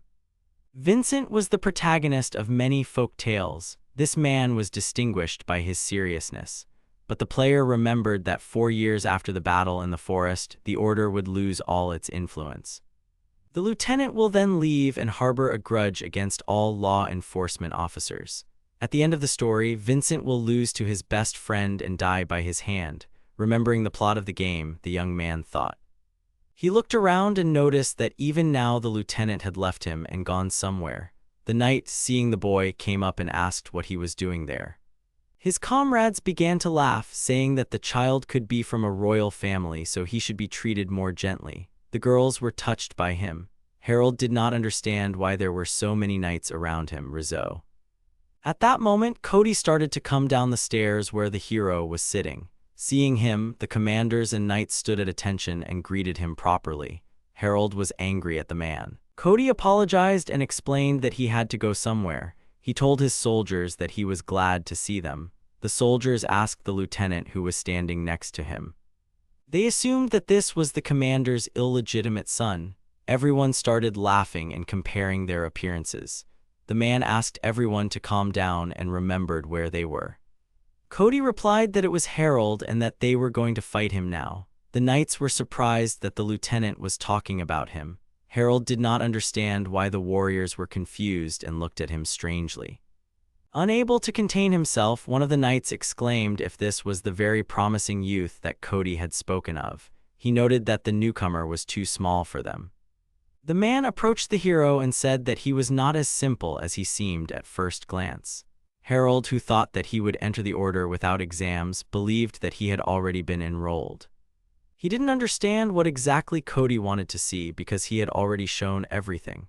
Although the young man was not against fighting a couple of knights, he was unhappy that he was not warned in advance. At that moment, the man gave him his sliding knife. The commander advised his soldiers to trust his choice and fight with all their might, and added that whoever beat Harold would receive a letter of recommendation for promotion and bonuses. However, the knights were not inspired. They did not understand what was happening at all. Seeing this, the man shouted that they should not tell him that they had lost their nerve in front of a 13-year-old boy.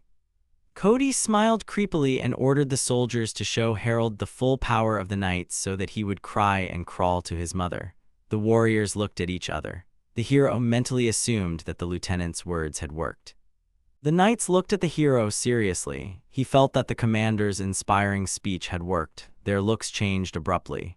However, this was to the young man's advantage. He was going to try everything he had failed at the tournament. Coley came up to Harold and whispered that he should not ruin his reputation during the exam. The young man called him names. He said that his gratitude knew no bounds. The man smiled and replied that she would do anything for Harold. The hero noticed that before him was an elite unit advancing towards the king. He began to feel a tingling sensation that he had not felt since meeting Itsuki. For him, the real pleasure was defeating someone stronger than himself. The reincarnated one had long ago realized that he could never take away the thirst for battle from this body. He extended his sword in front of him and told the knights to attack him if they wanted to lose. One of the warriors stepped forward. He asked the commander if everything he said was true. He answered affirmatively and wished him to try. The soldier thanked him for the opportunity. The rival apologized to the boy and warned that he would fight seriously because they would not often have a chance to curry favor. He added that for Harold himself, this would serve as a great lesson which would show how small his world was. The hero, who needed no advice, laughed and thanked the knight for his opinion. He said he would repay him by making him crawl away on his belly. Watching from the balcony, Cody shouted for them not to kill each other and announced the start of the duel. With that, the calm soldier turned into a furious warrior. He took out his weapon as he ran and jumped, intending to attack Harold in midair. However, the young man deftly dodged and struck the knight in the side with his sword, right into the iron armor. The blow sent the boy flying upward. The fight was over. The knight fell unconscious to the ground. His comrades were in shock. The hero was surprised that he was able to knock out the soldier with one blow, but he did not take responsibility or blame because the soldier himself came out to fight him. The commander approached his fighter and shouted for the healer or the person who heals to come to the wounded or killed knight. Harold began to call the next opponent. A knight came out to him. Without wasting a second, the boy was the first to attack him, but he managed to defend himself with his sword.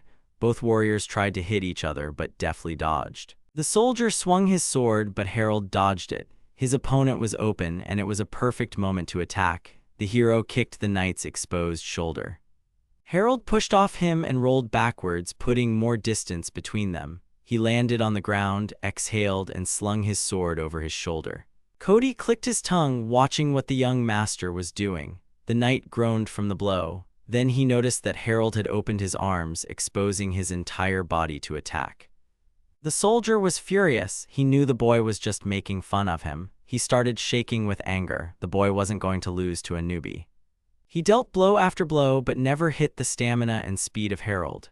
The hero noticed that monsters and people in the game use special moves during battles. It seemed to him that they were programmed. Usually people are more varied in their techniques, try to adapt to the situation and only then attack, but his opponent behaved as if from a computer game. Such a knight in brave at heart would only be an A rank. He remembered that many of them had fallen when they tried to hit the protagonist with the same type of moves. A mad passion was reflected in Harold's gaze because he knew that victory was his. The knight noticed this and was taken aback. He stopped. The hero asked if he was tired and began to tease him. He thought that he was a tough warrior and not a louse worthy of his attention. Harold asked cheekily if his rival would entertain him and paw him with his little paws for a laugh. There was a mockery on his face. The knight was not going to tolerate ridicule. He stuck his sword into the ground, around which a pentagram was drawn. The young man noticed that warriors always use magic in battles in the same way. At the moment, his opponent was using water magic. He knew that the knights used one water spell, so he was ready. The opponent used a water strike, shouted the name of the magic. Harold used it too. The two magics collided with each other. The knight didn't expect the boy to counter the magic with another magic. He knew it was possible, but to predict the opponent's moves in advance was another level of impossible. The warrior didn't want to think about how Harold could find out about his plans, so he decided that it was an accident. He was going to use a completely different spell, a fireball. However, the boy attacked him again with the same one. The confused soldier asked how he could predict his actions, but the young gentleman was about to answer him. He pressed him with the dog and advised him to think about what was new and his own and not to follow his trainer. The young man added that he was disgusted to look at him. This offended the knight. He raised his sword and shouted that he would kill him. The man lunged at the boy, but the boy dodged and stabbed his opponent in the back with his weapon. Cody watched the fight closely when he caught himself thinking that he saw a young Vincent in front of him. Harold turned to the knights and told them to have the entire elite squad attack him at once, otherwise he was bored. Vincent watched the test from the window in silence. Shannon remarked that the boy was incredible. The master agreed with her. The young man was not just incredible to him, but ideal. In such an unequal battle, he skillfully repelled all the attacks of the enemies and went on the attack in time. However, even seeing it with his own eyes, Vincent was not sure that such a youth could fight experienced knights without making a single mistake. The boy does not simply plot the movements of his opponents, he seems to know what they are going to do. Vincent knew that the soldiers had their own special fighting style, but he didn't understand how Harold had studied it so thoroughly. The boy interested him. He wanted to know if he had ever fought with soldiers from the Order and how many times. Vincent had a bad feeling about the young talent. He assumed that Harold might belong to some hostile force. The boy was afraid that by infiltrating their ranks, the boy could destroy the Order. After thinking for a while, he turned to his assistant with a request. The master asked her to collect all the information about the bits of their order for the last 10 days without missing the slightest detail. The girl asked by what date she should prepare everything and warned that if she were to collect information about each knight, it would take a long time. For the gentleman, this body is of no importance. He suggested that he should take care of the big battles and she should take care of the small skirmishes. Sharon nodded. Vincent glanced out the window again. Harold continued to defeat one knight after another with a smile. The master hoped that his suspicions and worries would turn out to be unfounded. A couple of days passed after the exam. Harold met Cody near the Order of Knights. The lieutenant greeted the newcomer and apologized for making him wait. The man explained that he had a couple of things to finish and added that first the boy needed to pay for the dorm. However, the hero had already done everything and showed the commander the check. He was pleasantly surprised. They entered the dining room. The man explained that he usually worked there for free, but if Harold wanted something unusual, he would have to pay for his special order. Afterwards, the lieutenant showed the training hall and the living room, which were not far from the dining room. He pointed to the large adjacent hall and said that there was a meeting hall there. They went out into the street to the barracks where the knights lived. Cody warned the recruit that the veterans' quarters were on the second floor and advised him not to get confused. They entered one of the rooms where he was greeted by soldiers. The lieutenant introduced them to their new neighbor from the 92nd Company. The hero gave his name and advised his new comrades not to set him up. The knights did not understand such unexpected impudence from the newcomer. Harold thought that he had already angered everyone. At that moment, a girl approached them. She was upset with the commander who forgot the uniform for the newcomer. Because of this, she had to wait for him. The man quickly apologized to her and thanked her for bringing the clothes. When he took the uniform from the girl, he saw two other knights behind her and asked why they had come. The commander said that if they had a lot of free time, they should return to their floor. The boys apologized to the lieutenant. They explained that they were simply curious about the new guy who was causing so much noise. Cody laughed. He wasn't surprised, though. The man motioned for them all to step out into the hallway. One of the knights wished he'd seen the battle that the new recruit, who thought he was a tough guy, had staged. Harold noted without much interest that the soldiers were doubting something, and added that if they got down on their knees and apologized, he would pretend that he had not heard anything. The young man was taken aback and the girl was indignant and asked the boy to treat veterans with respect. Harold stubbornly turned away from her and said that he would not show formal respect if he did not really feel it for the person he was talking to. The hero asked what she would do to make him respect her. Seeing that the situation was getting heated, Cody asked the knights to stop and introduce himself to the newcomer first. The soldiers introduced themselves one by one: Robinson, Shibou, and Aileen. All three of them were from Commander Cody's squad. Upon learning their names, the former player froze. The lieutenant noticed this and asked what had happened. Still dissatisfied and offended, Aileen began to provoke Harold to explain his behavior to his elders. Shibou wanted to stop her and calm her down.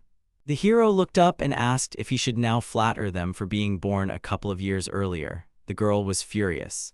She wanted to attack the boy, but the commander pulled her away. He told the others that it was time for them to go. Shibou and Robinson were also caught with the recruit.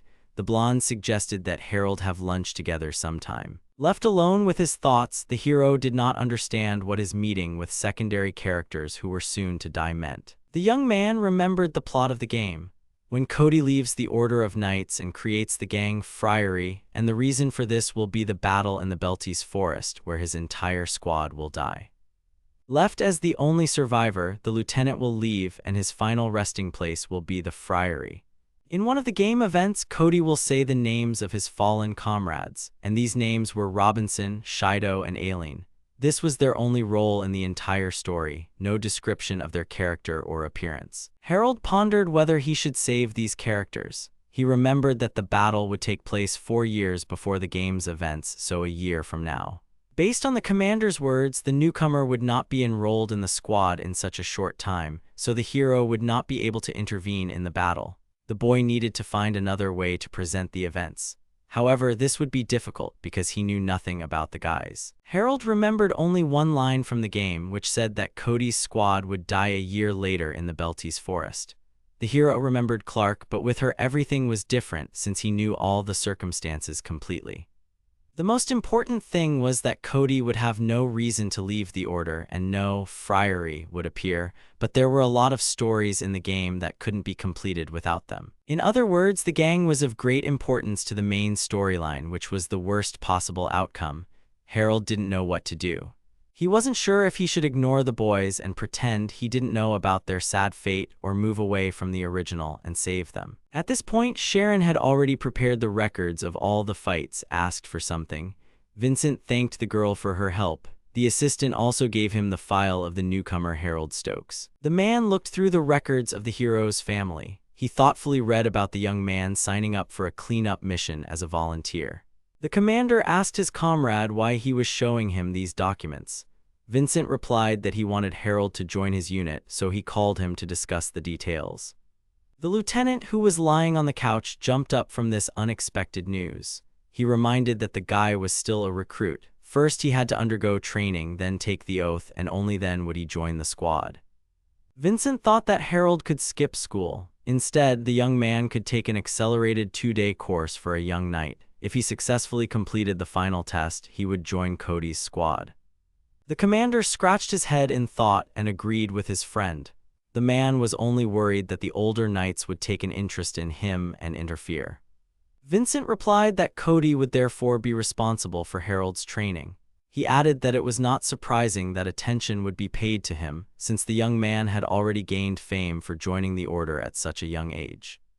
Both senior knights understood the incredible power the new recruit possessed, so for his sake they would make an exception to the rule. Cody sighed and agreed with his friend with a smile. Vincent asked in surprise if he had finally convinced him.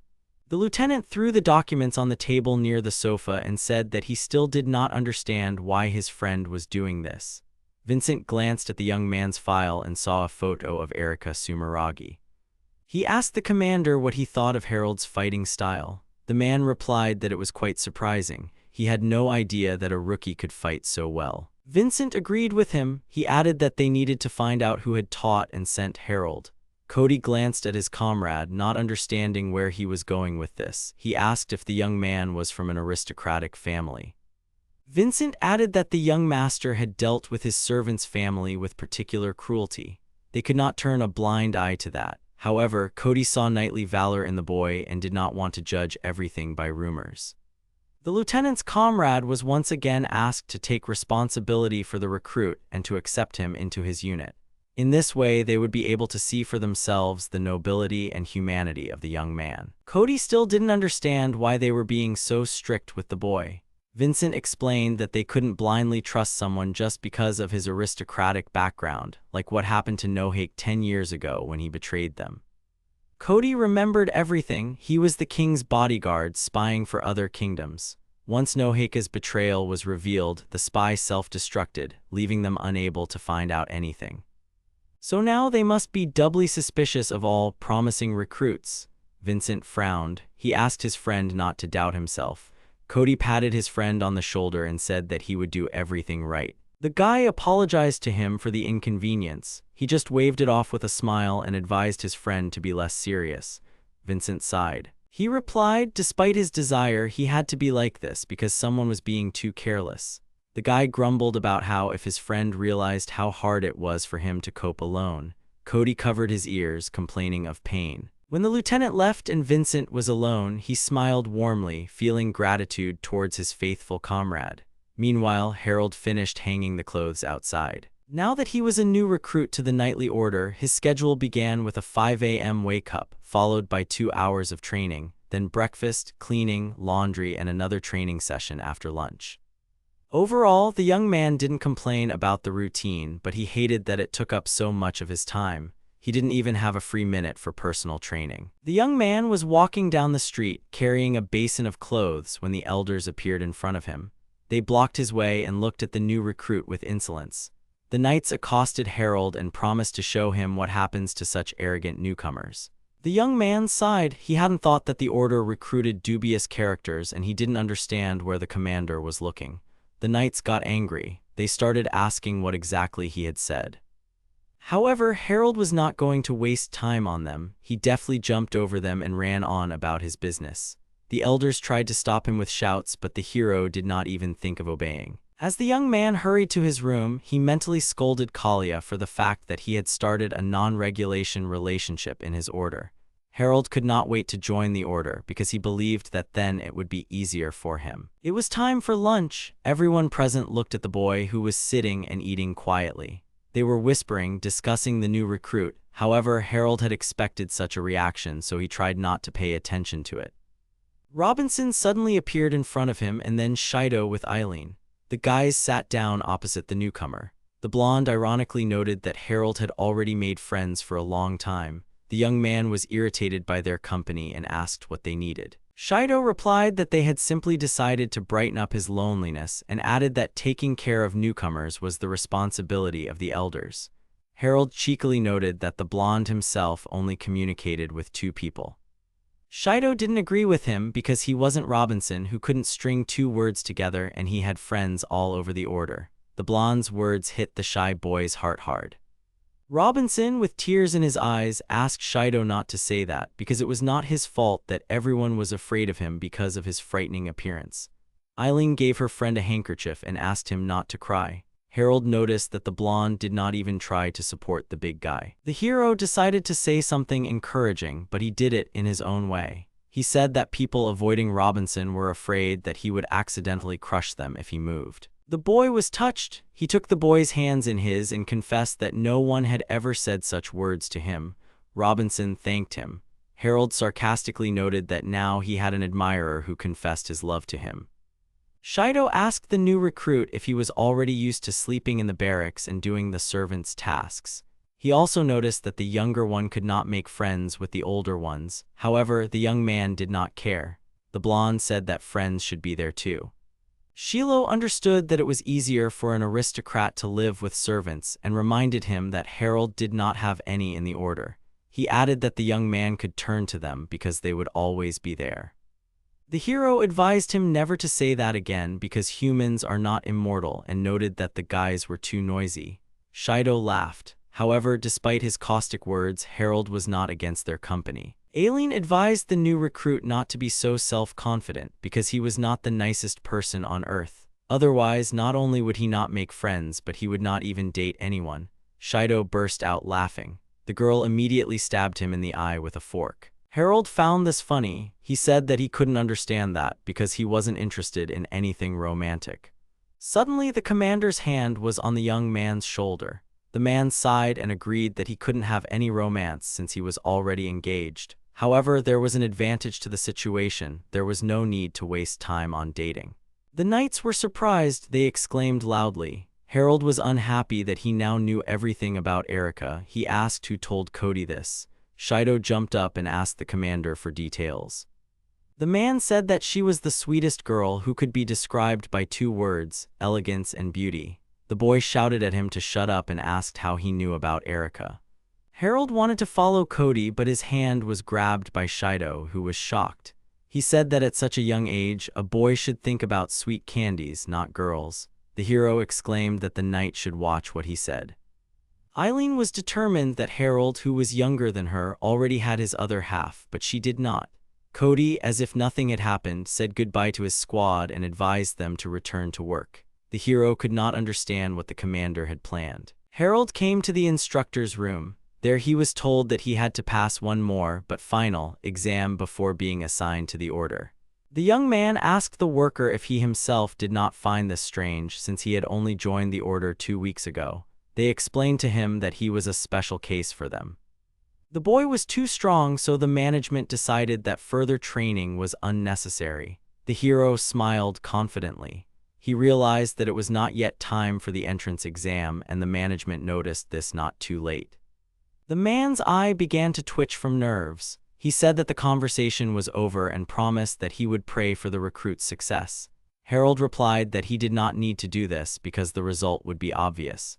The worker began to get even more irritated. When the hero left the office, he breathed a sigh of relief. The boy clutched his heart because he thought it would jump out during the conversation. He was so nervous. The player understood that because of his character's manner of speech, he immediately had a huge number of enemies, so he would not be surprised if he was ever strangled in his sleep. Harold's future was covered in darkness even for himself. The young man noticed that the exam was assigned to him suddenly. Although he had already killed strong monsters, the hero was still worried about how he would pass the test. In the end, Harold decided to leave these thoughts and just try. The day of the exam came. The young man stood next to the commander, who was cheerful as usual. This irritated Harold. Both were dressed in knightly armor. The hero was told that the exam would be conducted by Lieutenant Sakris, Junior Commander Selim, Knight Lucas, and Instructor Tom. Harold was advised to try and show everything he was capable of. During the exam, the young man will go into a living area with Cody's squad. He will have a list of monsters that he must destroy and the designations of their habitats. The hero was asked if he had any questions. He answered negatively. He was released and advised to start with preparing supplies for the road. Cody went first, calling the young man to follow him.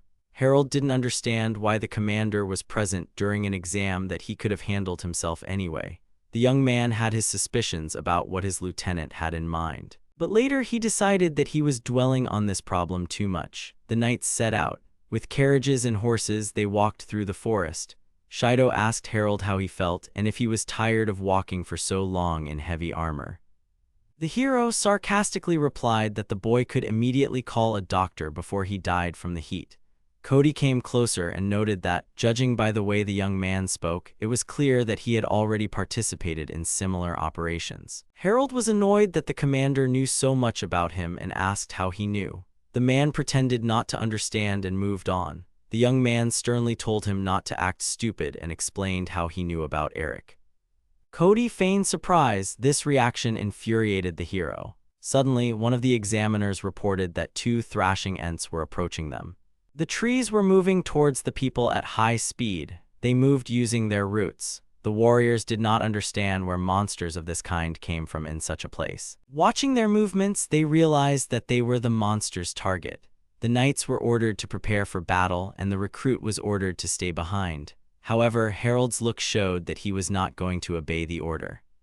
Sakris explained that they had not expected to encounter thrashing ents here, so they would have to postpone the boy's exam. The hero considered this reason stupid, because he thought that making emergency decisions was part of the test.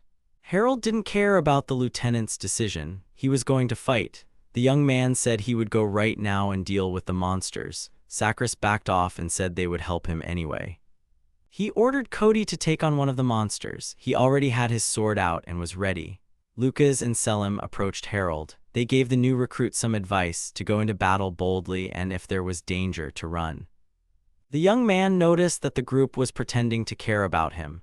It seemed strange to him, but even so, some gratitude was born in him. Harold stepped forward towards the monster. The mobile ent was approaching him and was very close. The young man confidently approached the monster. When he was too close, the tree attacked him with its branch, but the man managed to jump away.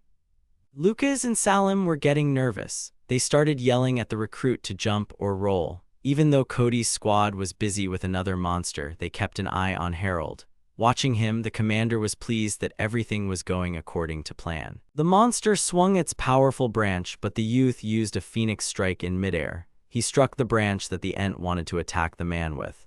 The monster's wooden arm was stuck in the ground due to the powerful blow. He couldn't get it out and didn't understand how this could happen. While the monster was immobilized, Harold took advantage of this and attacked with his sword. He jumped onto the tree trunk and stuck his weapon into the bark, after which he used the magic of the flame blade. Iro burst into flames and instantly burned. After the party had dealt with the thrashing ents, they moved on across the map. The exam continued. Harold fought monsters under the supervision of his comrades and instructors, and so the day passed. In the evening, they set up camp and decided to drink to the passing of the recruit's test. A disgruntled Harold asked what the guys were doing. The guys answered that they were celebrating his success. The young man was angered. He believed that the knights were ready to drink at any moment, just give them a reason. Harold reminded them that the exam would continue until they returned to the capital. However, the young knights remembered this. Shibou replied with a smile that they would drink just a little bit now, and when they returned, they would arrange a real infusion of the new recruit into the squad. But the hero himself did not need such a celebration. Lieutenant Sakura was sitting not far from the boys. He looked at them thoughtfully, holding a pen and paper in his hands. The man wrote in his report that there was no doubt about Harold's strength. In 3 days, he was able to join Cody's squad and acted together with them. Sakura had heard of the young man before and thought the rumors were exaggerated, but when he saw how the young man quickly dealt with the ent, he realized that he was wrong. Even the lieutenant himself was not capable of dealing with the monster alone. He knew that Harold would become the strongest knight in the history of the order. The man assumed that the young man's arrogant behavior could be the result of self-confidence. However, Sakura noted that if the hero was truly like that, he wouldn't spend so much time with people he didn't like. He could see that the boy was different deep down. Meanwhile, Shibou tried to get the evil Harold drunk. The man thought that Cody's troop probably got along well with the boy, but not for weeks. He thought about it and concluded that he had no reason to fail Harold. The next day, the squad headed back to the capital. After a while, they already saw the city. The lieutenant warned that despite the fact that they were close to home, the knights should not relax. Lucas was surveying the area when he noticed something strange in the distance. Sakura asked what was going on. The boy pointed into the distance and said that something strange was black and puffing on the horizon. The sure mass was coming out of the ground. Someone suggested it was smoke, but it was wriggling too strangely. Lucas said it was probably just moving. No one knew what was in front of them. Eileen asked if it was some unknown kind of monster. Cody noticed that Harold had become noticeably quiet and asked what was wrong with him. The boy was watching the monster seriously and intently. It felt like the young man knew something. From the ground up to the sky, a cloud of red smoke or dust was visible. The knights stood and discussed the origin of the unfamiliar object. The squad leader clarified what was red in the distance and looked ahead. Another knight stood next to him and watched. There was discussion that it was smoke, but some strangely writhing. It had an unusual color and movements. Someone even asked if it could point to a treasure. One of the knights turned and looked at the ragged man, assuming that he might know what the smoke was. The knight asked the boy by his name, Harold. The commander of the Knights' Consolation, turning his face, also asked a question, but this time in detail. He asked the recruit Stokes, who was standing behind, whether he could have known what they had all encountered. The recruit irritably answered that he was not a know-it-all and warned, assuring that if they treated the anomaly with a yawning nose, then that unknown would roast them like chickens. The knight at the very end of the line asked the commander what they should do next, addressing him as the main one. The commander, walking forward, asked the guys to wait in line while he looked around the place. The recruit, looking ahead a little, was taken aback. Harold, with a furious face, rushed forward to the chief and, cursing, shouted at him to lie down. The commander turned around and asked in confusion, not having time to really react. Opposite the commander, a cloud of red smoke was attacking in the air. The man froze in surprise, unable to move. The recruit grabbed the commander and pulled him down, thus allowing the boys to dodge the attack. One of the knights excitedly called out to the commander, watching the scene unfold. The man standing behind looked around and watched the smoke. The commander and the recruit managed to land safely and began to watch. The enemy moved away from his victims and flared up. The chief thanked the recruit Stokes for saving his life. Harold, with tension and some anger, told him to shove his thanks somewhere far away and warned him to always be on guard and not to turn away from the battlefield. The commander-in-chief, looking at the guy, confusedly agreed with his words. The commander stood next to the recruit, and the squad behind them huddled together. They realized that they were surrounded by 6 magical enemies. The knights looked around in fear and confusion from the tension and covered each other's backs. The girl, unable to withstand the atmosphere, asked what kind of anomaly it was. Harold, preparing to attack, grabbed the sword from the swing. A dull ringing of metal was heard. The guy tried to cut the smoke with one lunge. The attempt was unsuccessful. The smoke first dispersed, but then gathered again in a heap and flared up. Harold tried again, but it was no use. The attack failed. The smoke gathered again in a heap, but did not attack. The knights were surprised by the impenetrability of their enemy.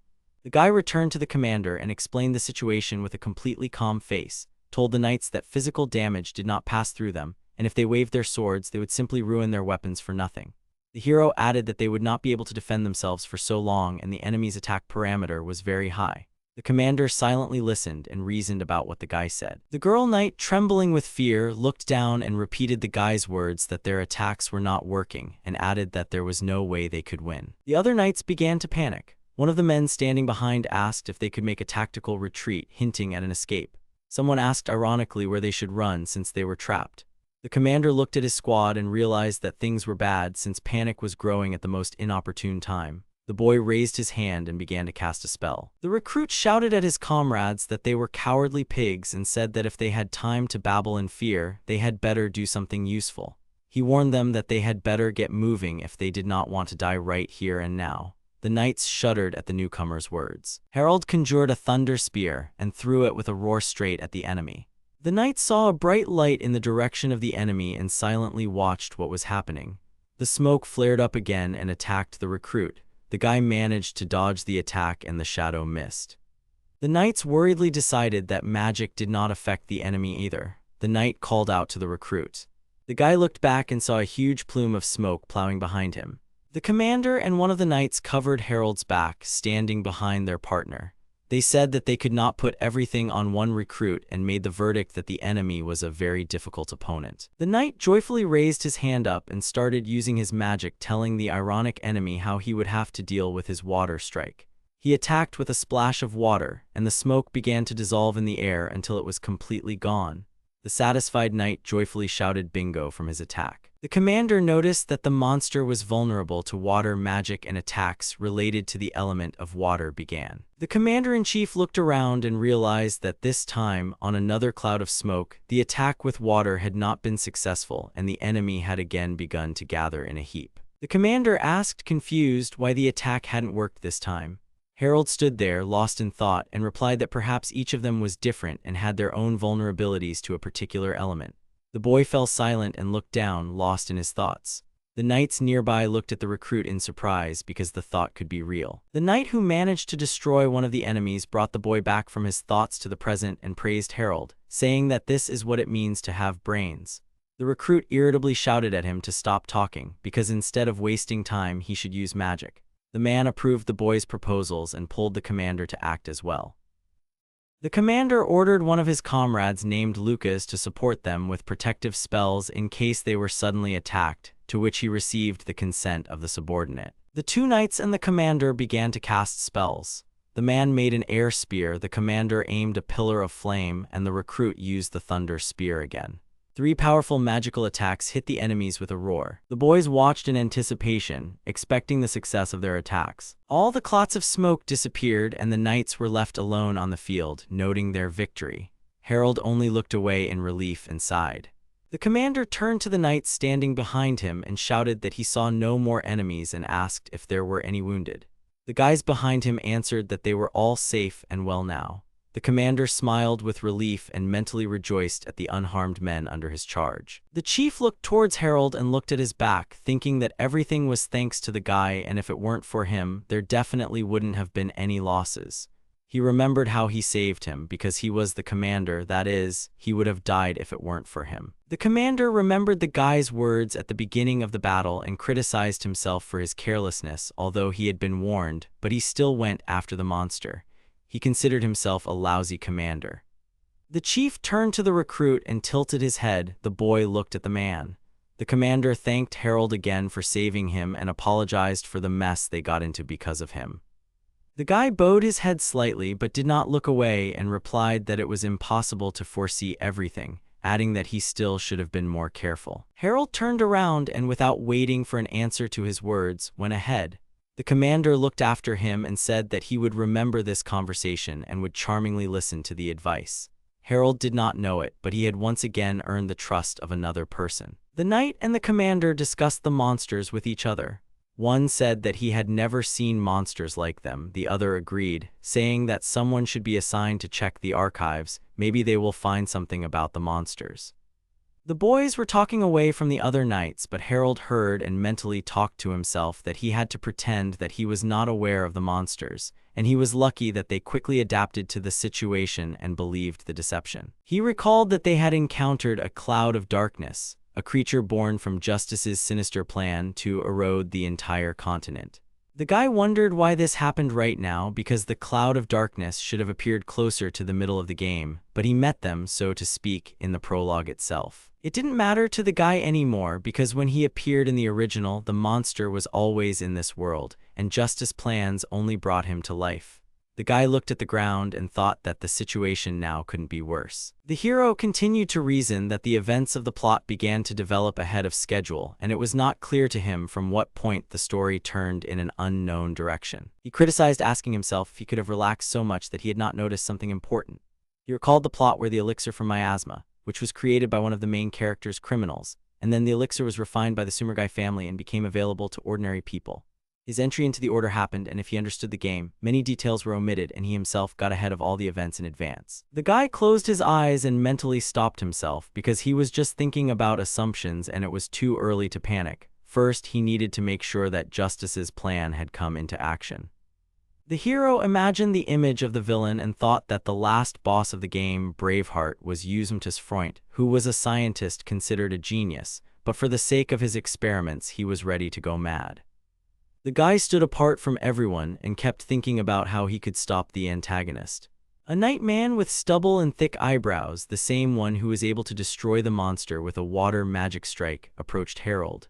The man asked the guy what he was thinking about and thus distracted the guy from his thoughts, drawing attention to himself. The knight smiled at the young man and said that those monsters were something else, but thanks to the boy they were able to show where the goblins live, he said jokingly. Having made up his mind, the man asked if the boy had met those monsters before. Harold, trying to hide the deception, asked who he was talking about, whether the man was talking about goblins. The knight laughed and noted that the recruit immediately realized where the monsters had a weak spot, hesitantly adding that they should be hit with magic. The man asked ironically if he had never seen them before. Harold, with a serious face, answered that it was a simple coincidence, saying that, after thinking about it, he decided that it was more useful to use magic than not to use it if they had it anyway. Fighting monsters is not just swinging iron. The man replied that you can't argue with such an argument, and the youth has a well-developed intuition. The guy laughed, and in order to confirm his status, he told the man if he had forgotten who he was talking to because he was an aristocrat and the man was just a redneck. And as everyone knows, every aristocrat has more talent than the common people. In his mind, he understood that he could not tell his friend that he was from another world, and that the man himself was a game character.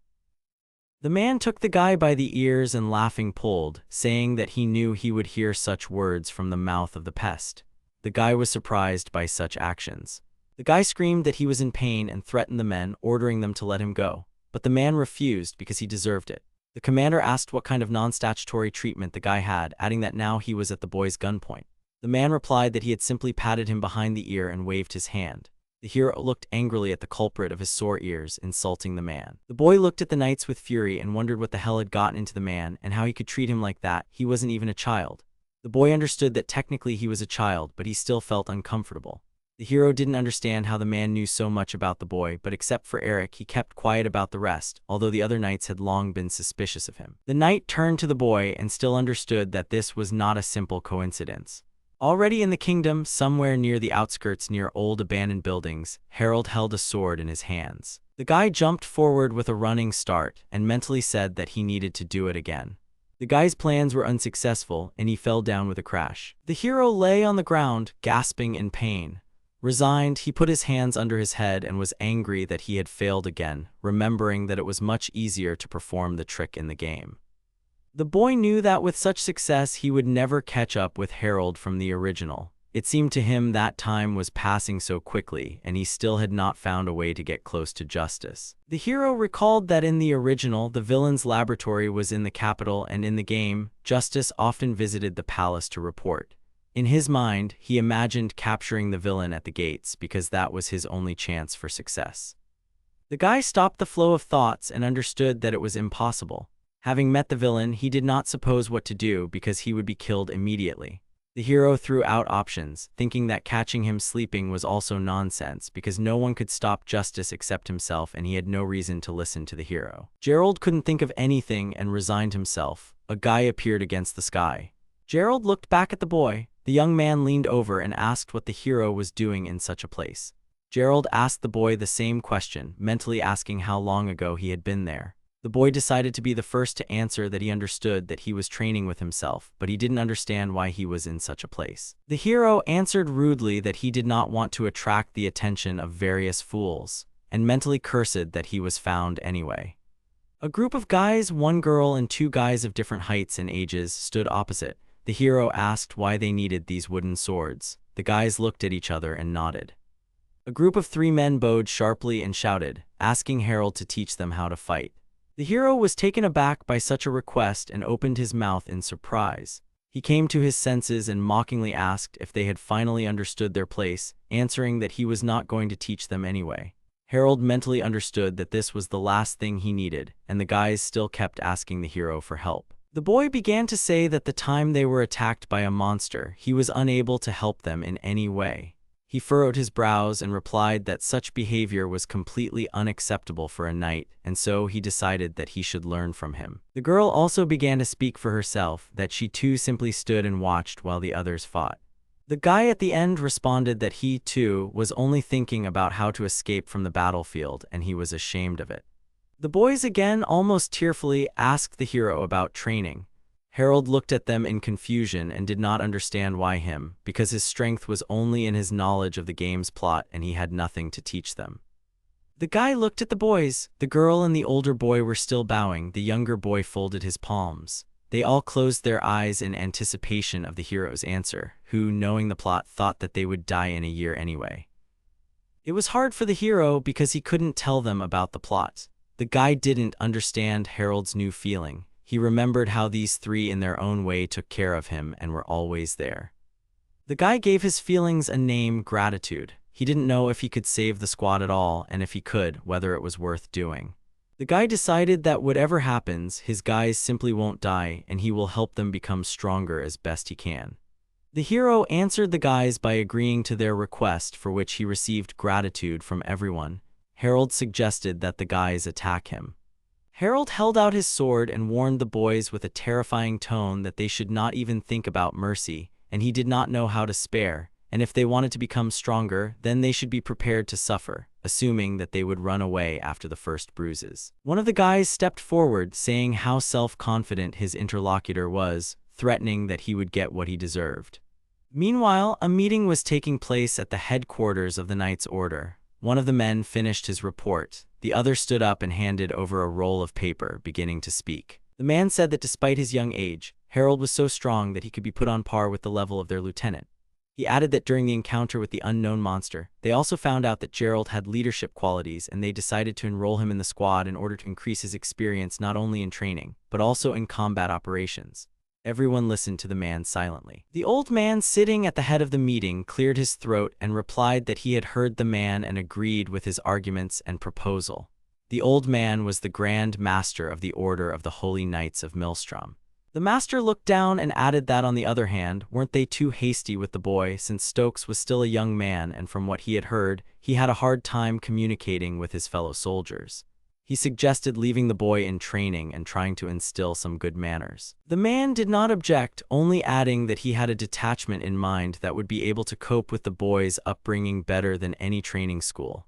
The master asked to tell him the details. The man replied that perhaps he was not aware of this, but during the entrance exam, Harold dealt with all of his examiners, and since then many had held a grudge against the guy and avoided him. The man added that there were reports that the boy was being bullied by his classmates, and in such a situation there could be no talk of disciplining the newcomer. The old man understood the man and made a verdict out loud that he wanted to enroll Harold in a unit where he would not be treated with prejudice.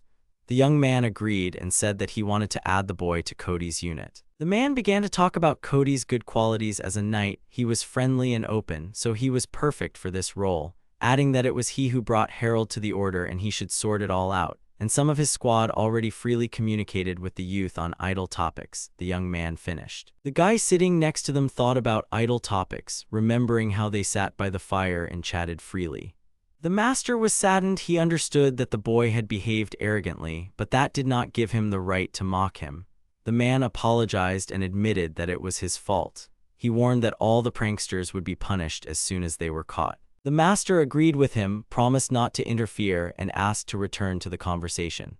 The old man began to reason that he wanted to enroll the guy in the squad so that he would gain wisdom and lose his aristocratic arrogance, asking if he understood everything correctly. The man agreed and asked not to be considered blunt, but he believed that this was the best way to develop raw talent. The men in the room began to whisper. The master asked if the boy had impressed him so much that he considered him a talented young man. The old man, resigned, agreed to the proposal. The man thanked everyone for their attention. Suddenly, a plump man in uniform entered the room. He was the military master, an observer of the order's activities on behalf of the royal army. The man's name was Harrison. As he entered, he said that he had interrupted an important meeting and asked what kind of ambitious new recruit had appeared in the order. The man turned to Harrison and gave a positive answer. The young man also asked the high-ranking person what business brought him. Harrison agreed and sat down on the chair.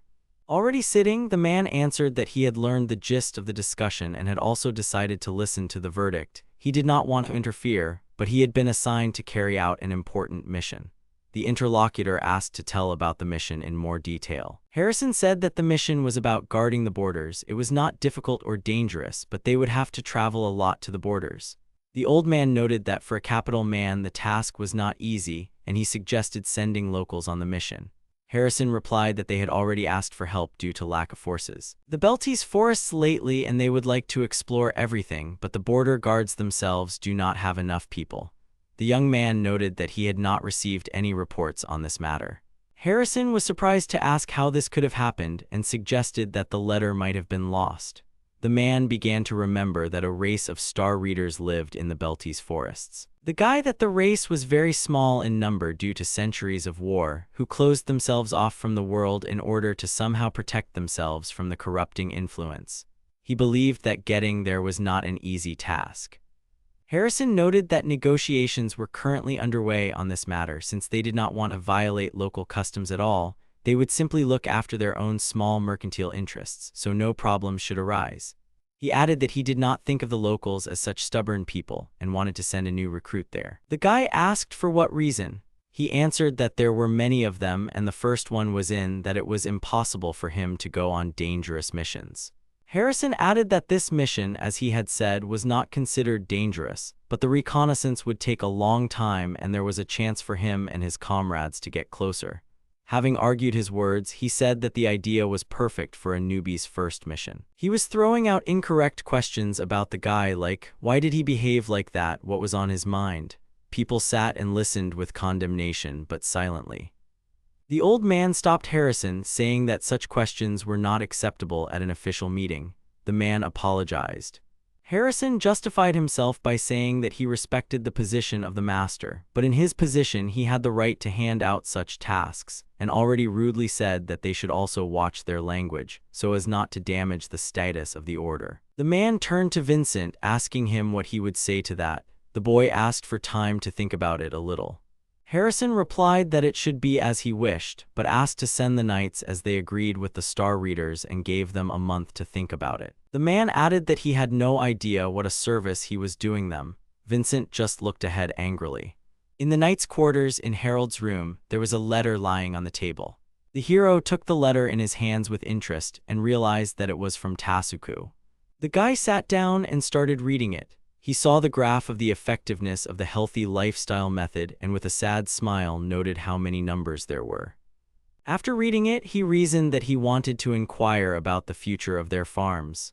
The guy was tense about such interactions with people, and for this reason he left all the questions to Tasuku.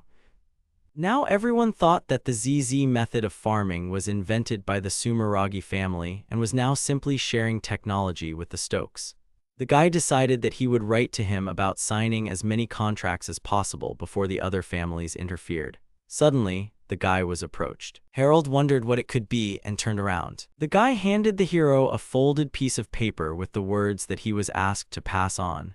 The guy said that it might contain his latest exam results. The guy was surprised. Harold smiled sarcastically and said that even such worthless creatures could be useful. The guy drooped but thanked him as he left. The hero was happy. He had been waiting for the results for a whole month and asked why they were dragging it out with him. The guy understood that there was a possibility of enrollment in the squad, although he knew that hardly anyone would want to take someone like him. He calmed down and mentally scolded himself for worrying, because his calmness could be disturbed by expulsion, and began to tear open the envelope. The boy's expression changed to tense. He crumpled the edge of the paper. Cody congratulated the new guy with a happy expression, saying that he was now an integral part of his squad. The guys who asked to train with the hero were also in his squad and also congratulated him with wishes to work together. The commander asked if Harold had forgotten his things and said that he would show him his place in the barracks. He ignored him and turned away. Someone was calling out to the guy while he was lost in his thoughts, imagining that it was all over, and it was no wonder he had a bad feeling about the exam. Now the guy understood that he had to think not only how to save the promised guys, but also how to squeeze out in this detachment himself. He reassured himself that there was still a year, and he had time to prepare himself and them for the event in the Belties forest. The guy called out to everyone and warned that he had another announcement. The guys stood up and looked at him in surprise. The guy warned that the order would issue 5 leaves to some units next week, including them. The guys were happy but didn't understand why and why it was taking so long. The guy replied that after that they would go on a hike, so they were given a good sigh. The girl was surprised and asked about the difficulty of the task. The commander said that the task was not difficult, you just need to go far and ask the guys who knew about the Belties forest. The hero looked towards Cody. The guy was stunned by the shock of what was said and did not understand why events were happening so quickly. In the order of the Holy Knights, in one of the rooms of the barracks, a twin, lying under the blankets, asked his brother. He asked what he wanted. The guy asked how it happened that the new recruit was sleeping in the same room with them. Brother continued, clutching the blankets above himself, saying that on the day of the new student's exam, his self-esteem had dropped to an all-time low, and he was feeling bad about losing faith in himself. Brother got up from the bed and encouraged his brother by saying the saying, "Don't wake a sleeping dog." The brother asked him not to worry and to imagine that there was no one with them and everything was as usual, offering to switch beds if he was still shaking with fear. He only sobbed at his brother's words. The hero lay, turning away from the twins. Harold was deep in thought, cursing at the trip to the forest and recalling that in the original there were still 4 years left before the battle between the Order of Knights and the Star Tribe. The battle was to occur due to the machinations of imperial spies, and a conflict would break out between the Order and the tribe. Both sides would decide to attack each other at the same time. The instigator of their side was the Minister of War Harrison, and justice advised him to do this. 2 personalities flashed in the hero's memory. Harold thought that justice needed the war for new experiments and guinea pigs. In this world, people and monsters had a special power, and it was called the astral body. The strength of this force was influenced by both heredity and training, and it was this force that allowed people to use magic and special skills. The guy crookedly compared it to mana like in RPGs. Unlike ordinary people, representatives of the Star Readers had a huge supply of astral, and Justice wanted to study this phenomenon. This was considered the true cause of the battle in the Belties forest. According to the plot, Cody's squad will die, the commander himself will abandon the order, and Justice will continue the experiments. The guy was worried and did not expect that defeating the monsters would lead to such consequences. The guy thought that suddenly this conflict would not be limited to one battle and cursed. According to the story, a cloud of darkness had already appeared, which could mean progress in the villain's research. Then the battle in the Belties forest was not surprisingly a wound for the plot. The hero cursed again and hid under the blanket, not understanding what to do. The boy closed his eyes and thought in confusion that if only he had at least a little time to think about it. Harold asked himself if he was really that powerless. The guy walked through the streets and happily hummed a melody. He entered the barracks greeting the boys and asking for Harold, asking to take a walk with them. Taken aback, he realized that he was not in the room. The twins, sweeping the floor, agreed with the guest and said that he had left in the morning, although it was Harold's turn to be on duty.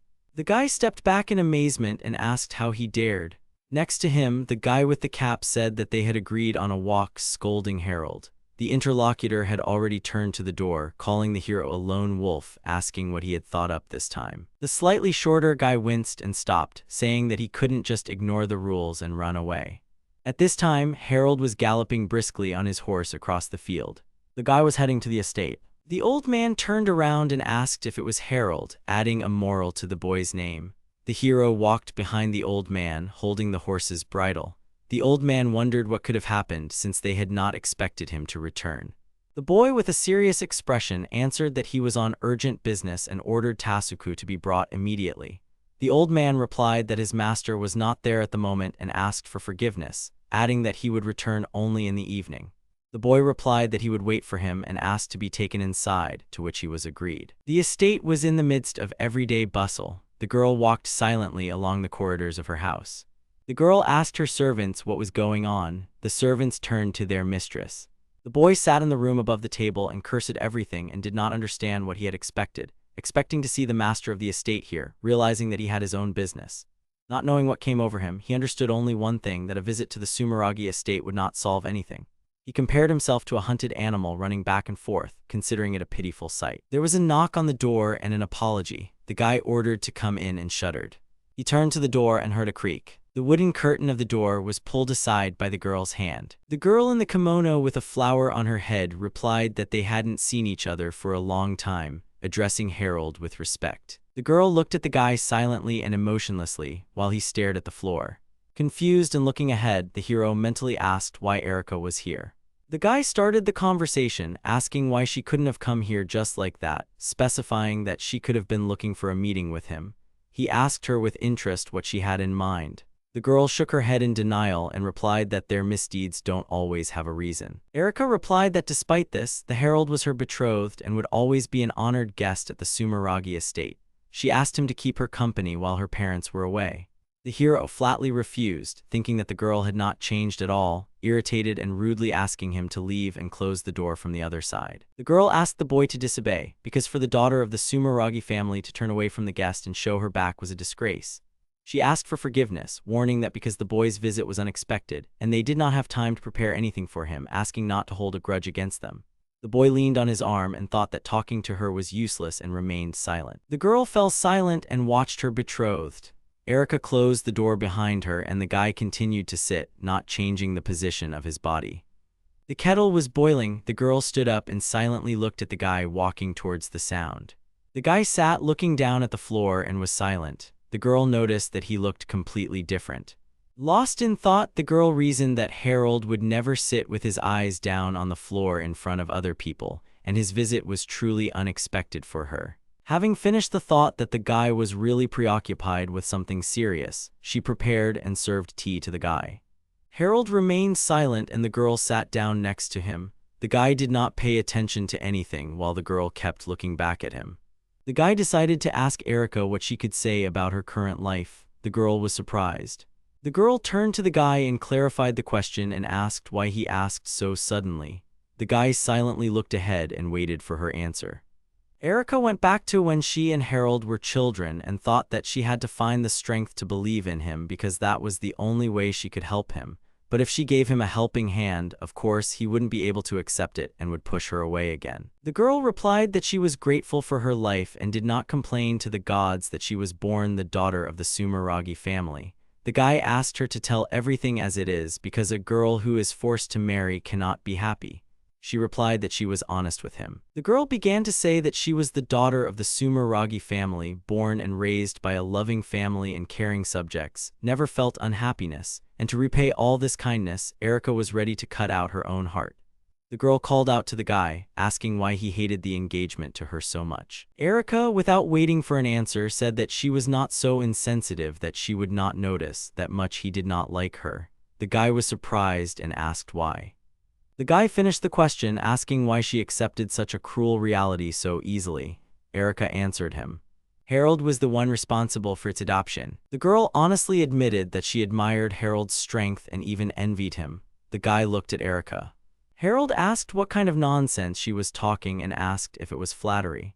The girl answered that these were her true feelings because the guy always followed the chosen path and dealt with all adversity with the help of strength.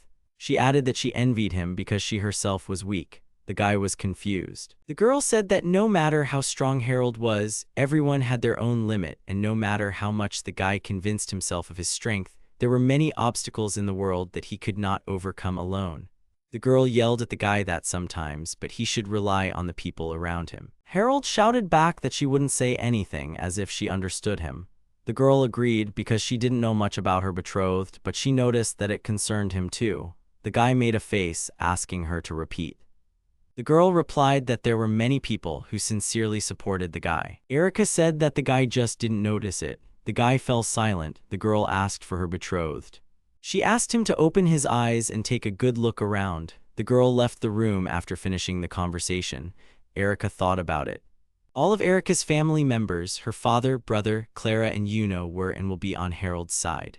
The girl believed that someday he would find a person he could completely trust. Erica looked down as the wind blew through her hair. Walking down the corridor from the room where her betrothed was, she finished the thought that she would not be that person. The guy, left alone, sat without touching his tea and silently thought, clenching his fist. The hero remembered Erica's words that he couldn't cope with everything alone and thought, looking forward. The guy reflects on how he is still somehow staying afloat thanks to his knowledge of the game's plot, and the only thing he has is a strong body. But his mind remains that of an ordinary person. He also agreed with the girl's opinion because she was absolutely right.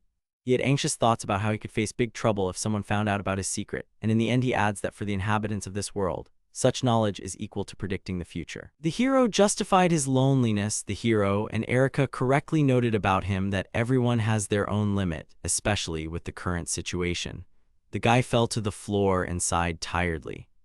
Harold thought that he had relied on others before, citing how he would never have saved the carriage or introduced a new method of farming without the help of others. The guy understood that he couldn't trust anyone in everything. The guy could tell the secret about his world, but he was afraid that because of his carelessness, their behavior would deviate from the original, and this could lead to much bigger problems. The guy wondered in his mind why he was thinking about this only now. The hero recalled how he saved Clara, created the vaccine, opened the ZZH farm, and joined the squad. These actions were done solely to avoid his death, and it was he who created all the deviations in the plot. Harold realized that it was only after arriving at the Sumeragi estate that he finally understood everything and found the answer to his question. The boy realized that avoiding death alone was madness, and he considered the possible answer for himself to accept the help of others. The hero doubted because he did not know the further plot, but it was too late because the world had already stepped on a different path. Justice Research was ahead of all events in Rainer, and the others simply did not have enough time to become stronger. That was what was in the guy's head. Clenching his fist, he reproached himself for not being able to sit back and wait while his fellow soldiers died in battle with the Star Readers. The guy looked at his hand and decided that it was do or die. He would save the guys and slow down the villain's research, adding that he would help Rainer and the others become stronger. For the guy, failure was equated with death, but there was no point in being afraid anymore because death would never leave him alone, and he should have already understood this the moment he found himself in Harold's body. The guy stood up and crouched down. He had to avoid death unlike the original and put everything on the line to get the best ending. The hero remembered Erika's teachings. The guy thought of her as the one who encouraged the man with all his might, who did not hate her and considered her incredibly kind and charming. The hero smiled and felt sorry for treating her so rudely. By evening, the master of the house returned and met with Harold. The man apologized. The guy teased him that he even managed to take a nap while waiting for him. The man asked what was the matter. Harold stood up and replied that he had come to warn that in a week he would be leaving on a mission as part of a squad of knights and that the destination was Belty's forest. The man thought for a moment and replied that it was quite far and that the round trip alone would take about a month, although he did not think that his first assignment would be very difficult. The boy intervened, replying that at first glance it was a routine border protection mission. The guy, having decided, warned that, unfortunately, this task will end in a battle with the tribe of stars. The man, shocked, asked the hero again. The guys sat opposite each other and were silent. The man asked if he was sure of his words and wanted to ask something but was interrupted. The boy replied that a traitor had infiltrated the ranks of the ministers and was planning to start a war in the Belty's forest.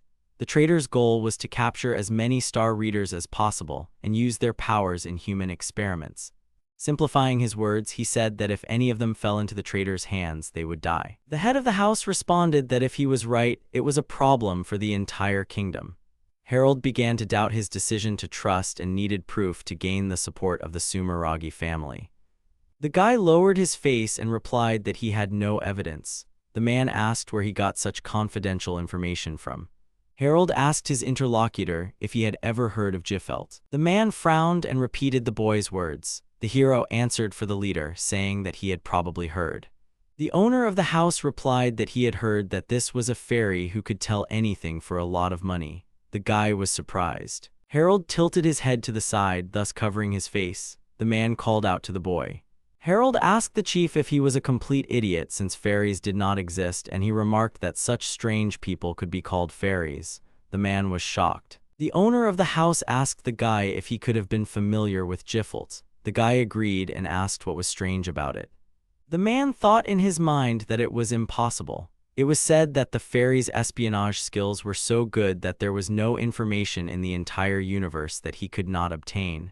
Gifelt was a first-class informant. The leader understood that there was no one in the world who knew the fairy personally, and that is why they were considered a legend. The man looked at the guy and reasoned that if Harold was right, then his information was more than reliable, and there was no point in lying to the guy, and the addition was that his words sounded confident, as if they really were true. The owner thought the boy had surprised him before, but this was beyond all bounds. He wondered in his mind what other secrets Harold was keeping from him. Harold watched the man's behavior in silence, and his reaction exceeded all his expectations, and judging by it, the fairy existed. The guy recalled that the mysterious informant appeared in the game as a character helping in training and pointing out objects, and his lines had nothing to do with the plot. Although Gifelt did not provide any important information about the game, he could help find rare high-level monsters in forest dungeons and other places.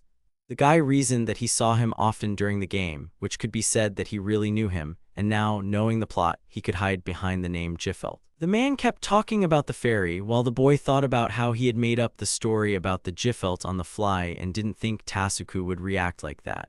It seemed to him that the fairy didn't exist at all, and the boy laughed in his heart. The hero was now sure that Tasuku would believe him and was happy.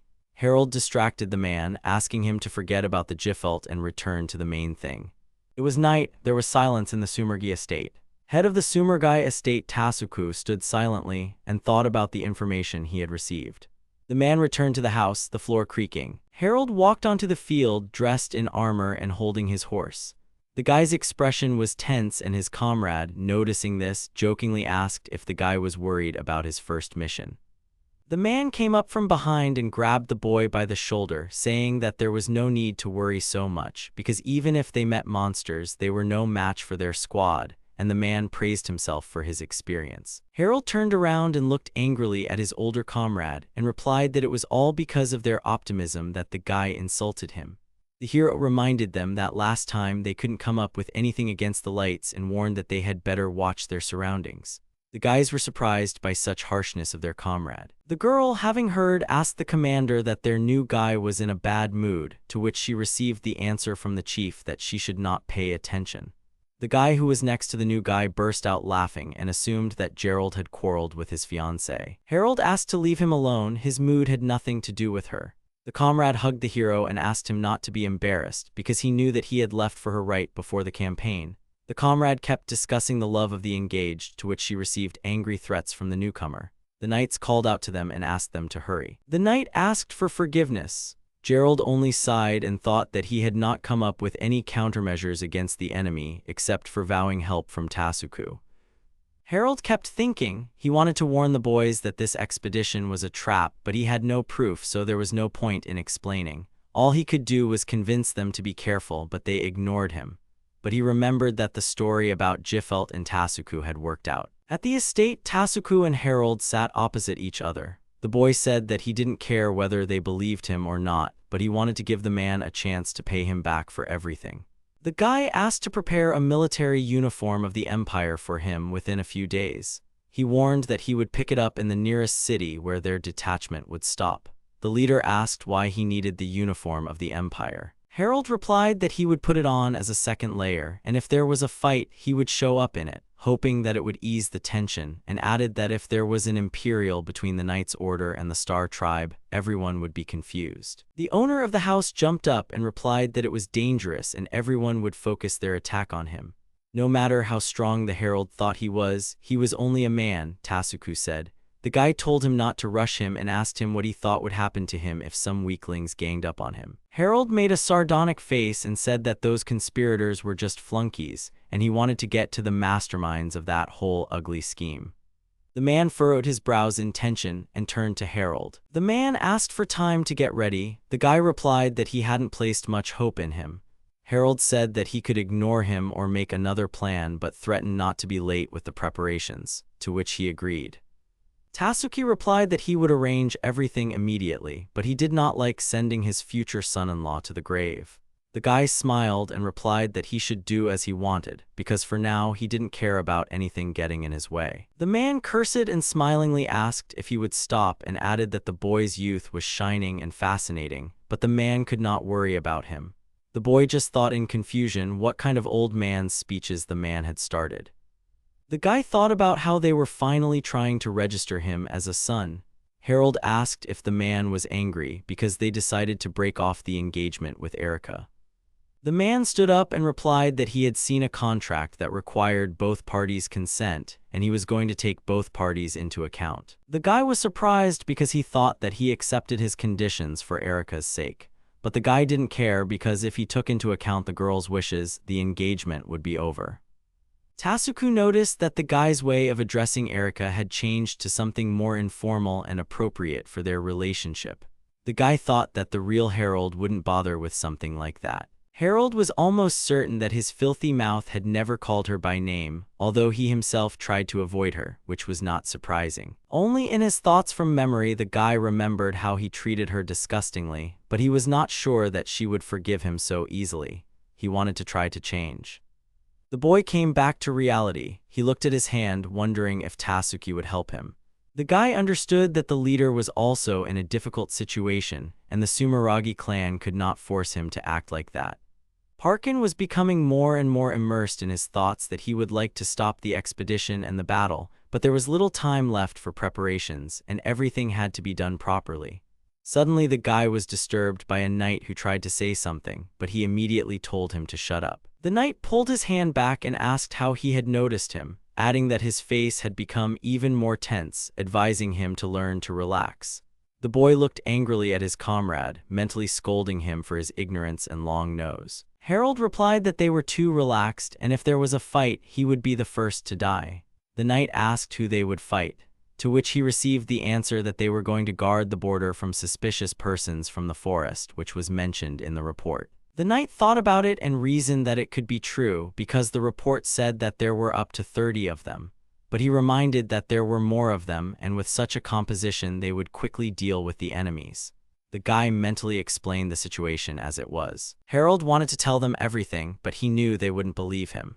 Harold replied that if you wanted to live, you had to be able to respond to any challenge, but he resigned himself and simply replied that the life of such trash was worth nothing. The commander looked back at the guy a little. Cody walked forward silently, listening to his squad's conversation. The city was visible on the horizon. The knight called out to Harold, saying that he saw him. The comrade began to say that Gracia, a city that was located near the possession of the Star Readers, warned that they would stop there. He happily remembered that the culture and heritage of the Star People were still preserved there, pointing his finger forward. The knight said that it was already Belties. The hero looked towards the forest with excitement. Leaning on the fence supports, the hero exhaled and thought in his head that he had finally made it there. Looking at the forest, he thought that the Belties forest was majestic and beautiful, and the game graphics could not convey all the beauty, although now it seemed to him that it was just a luxurious grave. The guy was worried, swearing and thinking about when the battle would happen, and whether Tasuku would have time to send help and what kind of help it would be. Harold was thinking in his head whether everything would really turn out well, although he had already accepted his fate. The hero decided that he would not give his life and the lives of his comrades to anyone wanting to survive. Harold stopped his train of thought and decided it was time to go back. After walking a little, he looked back and realized that he was back where he was. He stood alone on the empty street and thought to himself how he found himself there again. The hero stood there in confusion and realized that he was lost. The guy put his hand to his face and scolded himself, thinking how he could win if he was doing this now. He stopped. Harold told himself to stop and asked how long he would continue to reproach himself. He mentally gave himself instructions to regain control and not get upset over such a trifle. Suddenly, two people in bandages appeared behind the guy, and Harold turned around in confusion. There were many people in masks and hoods, and they all stood around the guy. Harold mentally asked who they were. The guy looked back and saw one of the strangers walking towards him. Removing his hood, the stranger became the girl who greeted him. Harold recognized her as Yuno. The guy remembered Tasuku wondered if it was he who sent her to help him. The hero noted that they looked too flashy for messengers, asking what the event was. The girl answered that Tasuka had informed her and that they were here to help the boy. The guy shuddered. Lost in thought, he scolded Tasuku for sending Yuno and the others to slaughter instead of him, and told the girl that he didn't need such help for free, adding that they would only get in the way and asking her to get away while he was being so kind. The girl called out to Harold. The girl and the rest of the people behind him knelt down and bowed. The guy wondered what kind of circus they were making. The girl answered sitting down. Tasuka ordered to entrust their lives to Harold and to treat the guy's commands as his own. The guy asked her again about her nonsense. The girl answered that all the people gathered here were pulled out and saved from the Sumeragi hell and were left without relatives. The girl began to talk to herself, remembering her past. When her life was lost, she decided to devote herself to the Sumeragi family. She raised her head and looked at Harold and replied that if he ordered them to lay down their lives, they would not resist. The girl again said that it was possible to complete the task without Sugarage's intervention, but even this did not eliminate the risk, but Tasuka still decided to send them to support Harold. The girl's last request was to take these feelings into account. The guy just watched her silently.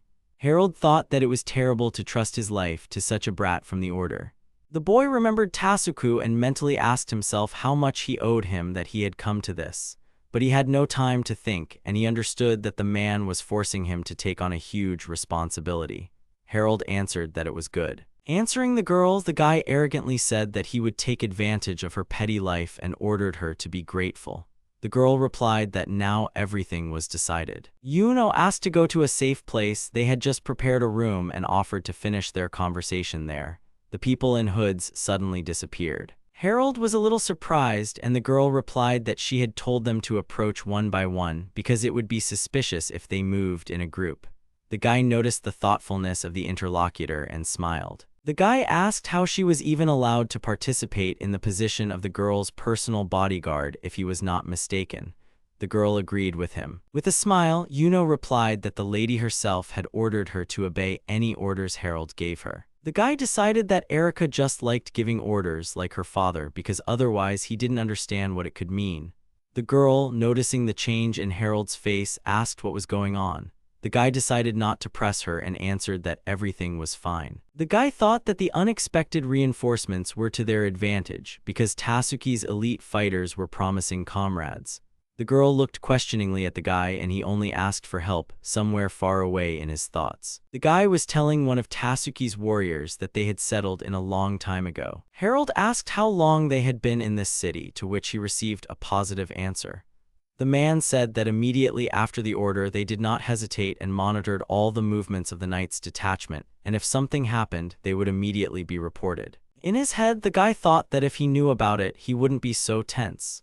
Harold ordered to continue monitoring, but to report everything to him. He said that they would need to choose a meeting place in advance to pass on the information. The man agreed. Harold asked the others if they had any questions or requests. 3 days later in the forest of Belties, the knights were walking and heard a rustle. They screamed and became confused. In front of the men stood 2 people with bows. They were from the Star tribe. One of the readers aimed the meadow at the knight and a shot was fired. The bird hovered above the ground, screaming in flight. The bird turned around and flew away towards the city. The knight girl asked what was going on. Harold was cleaning his sword in the meantime. The girl pointed to the guy who was polishing the same place on the floor. The knights were concerned about the boy's behavior and asked him to stop cleaning. Harold reasoned that he was so absorbed in his thoughts that he forgot about current affairs. The knight tried to pull him away, but he only looked at him, to which the boy backed away.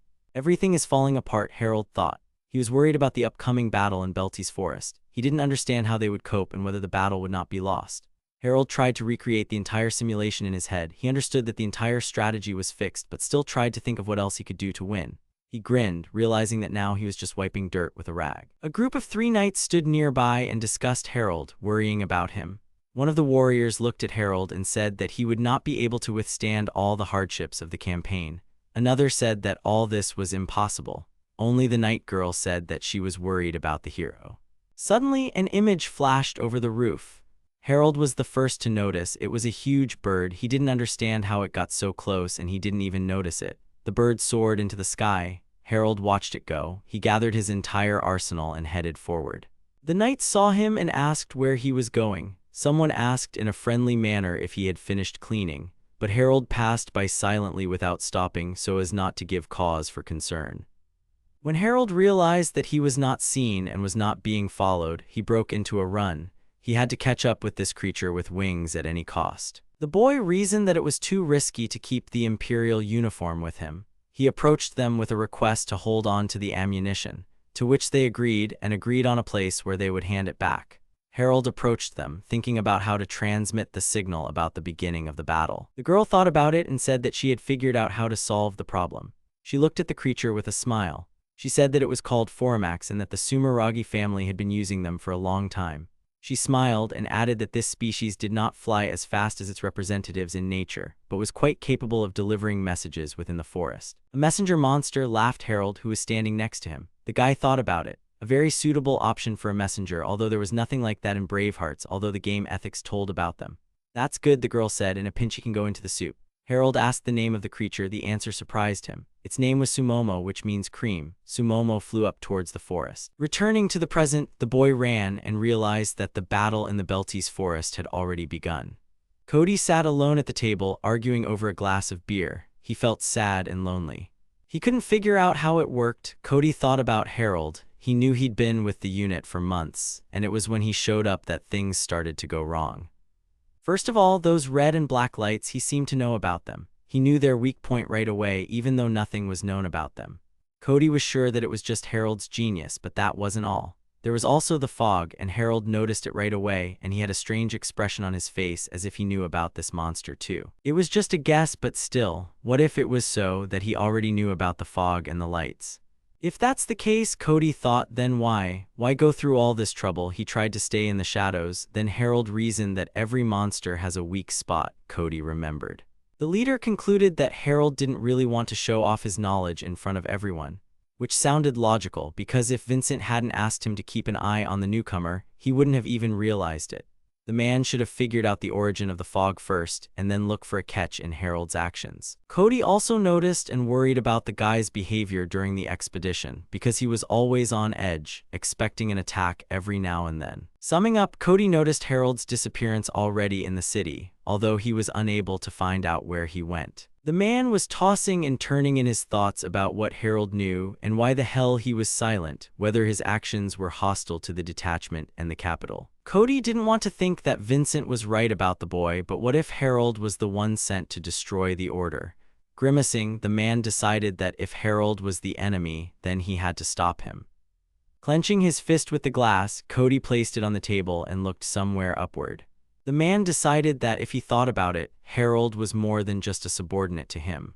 Cody may have only known the guy for a few months, but Harold wasn't a bad person, even though he tried to seem like one. Harold was better than his friend Vincent. The man closed his eyes. The man realized that by sitting still, he would never know the truth. He wanted to believe Harold, but he had to know what was going on. The man walked forward, deciding to talk to the newcomer. Cody walked and thought about how to steer the conversation in the right direction and wondered if he was in a hurry. The knight ran towards the squad and stopped with a crash. The knight ran to the gate and shouted to everyone that he had come with a report that someone had attacked their patrol in the Belties forest. Everyone looked at the man. Cody turned around and listened that there were many wounded and immediate assistance was needed. The commander burst into the room of his charges and ordered them to gather. The boys accepted the order. Cody looked back and asked where Harold was. The guy replied that his friend had been there a minute ago, went to take the tools and didn't come back. Cody cursed it in his mind and realized that he was too late and the new guy was in the thick of things. He fussily ordered Merrick to take over while he went looking for Harold. The guys wanted to object. Cody ran to the stable and asked about the order and whether anyone had taken the horse. The guy answered that everything was fine and only the patrol soldiers had taken the horse. The man thanked him for his service and warned him that he would take one horse. Cody walked with the horse and reasoned that the guy had run on his own 2 feet, which would make it easy to catch up with him. He did not blame him for his impetuosity, if that was all it was. Cody gripped the horse's bridle and galloped forward, thinking the boy couldn't get away from him. Harold ran forward. From behind the boy, a command was heard to stop. Above Harold, the horse jumped up, jumping over the boy and stopping him. The horse landed and began to prance. Cody smiled at the guy, saying he caught him. Harold asked what he was doing there and where the others were. The man got off his horse and asked who the guy was talking about. He asked the guy not to worry and that the guys were in the care of another commander. Harold told him to go back because he was the commander of his comrades. Cody agreed with him and asked him to go back together. Harold flatly refused. Cody asked him what he was thinking, saying that going into battle alone meant certain death and he couldn't allow that. The man warned that if he survived, the boy would face humiliating punishment, but if he returned with him, he would turn a blind eye to the violation of the regulations. Harold angrily told the man that he was a real pain in the ass and ordered him to get out of his sight. Scratching the back of his head, Cody replied that he couldn't let this go. The man replied that despite the guy's wishes, he would have to sit under arrest until he came to his senses. The boys exchanged silent glances. Cody spoke first. The man raised his sword and pointed it at Harold. Cody said that if he wanted to get through here, he would have to fight him first. The guy was angry. The swords crossed. The man thought it was his selfishness, all because of the promise he made that day about their perfect future. The man reflected that this was why he lived, remembering how someone had told him that he did not want to die. 20 years ago, the people welcomed the knights. Somewhere in the forest, a voice called Cody. Little 7-year-old Vincent joyfully asked his friend to wake up, because the king's knights were now in the square asking to look at them together. 7-year-old Cody lay on a tree root and asked to be left alone because he had been doing homework all night. Vincent sat down next to him and asked why he couldn't do it right away and not at night, to which he received the answer to shut up because the main thing is that he did it and it doesn't matter when. Vincent began to reason that knights had strict rules and a life on schedule, which was boring for the guy, and the very thought of it choked him. Vincent angrily called out to his friend. He asked for forgiveness because he did not want to offend at all, because everything knightly was not his at all. Something rustled above the boys, and Vincent, screaming and fearful, pressed himself against his friend. The tree foliage, and Cody asked his friend why he was scared of some bird.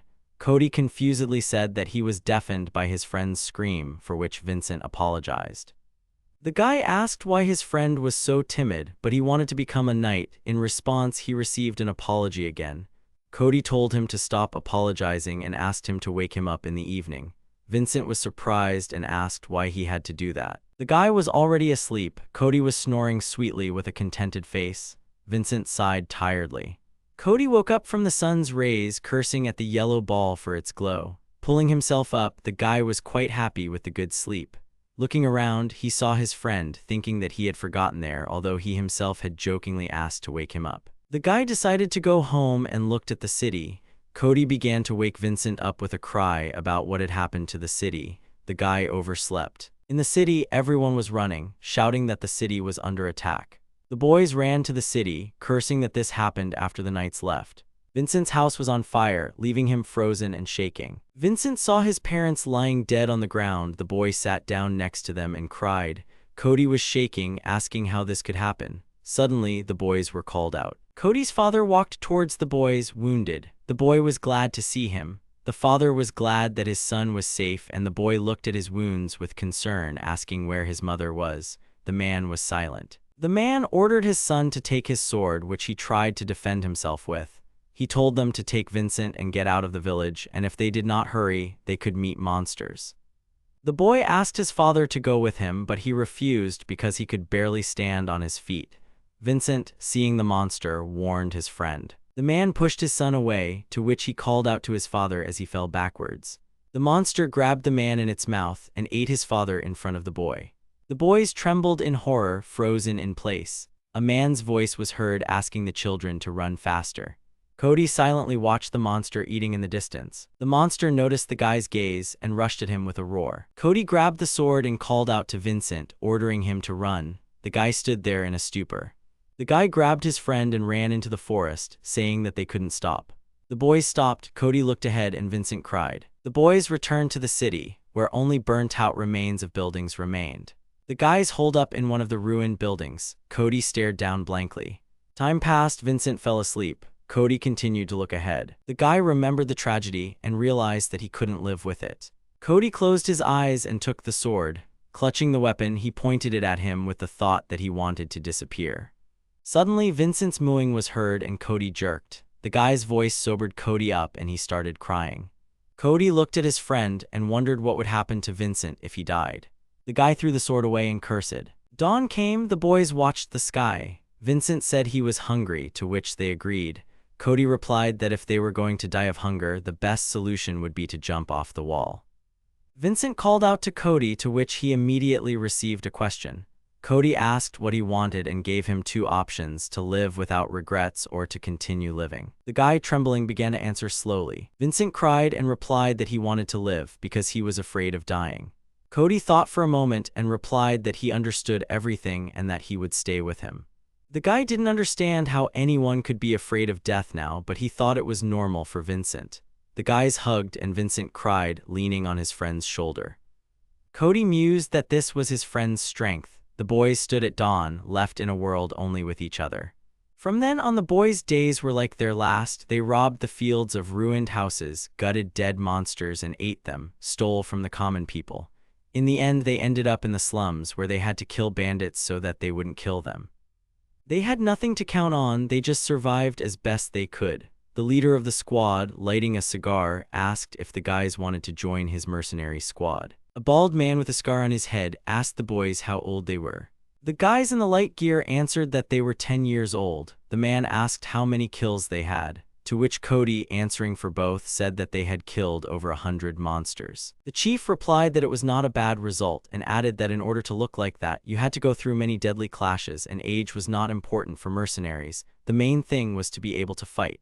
The man agreed to keep the guys with him. He added that he would soon send them along with his guys, but for now he would send them to do dirty work in the camp. The guys were sitting in the camp. Cody brought his friend a ration, saying that it was not much, but at least something. Cody took a piece and said discontentedly that it was the same everywhere. Vincent replied that there was nothing to be done and it suited him because he could only live by fighting, stealing, and killing. Cody looked sadly at his comrade, trying to say something. Cody stood up, to which his friend called out to him questioningly. The guy warned that he would go out for some air, promising to return soon.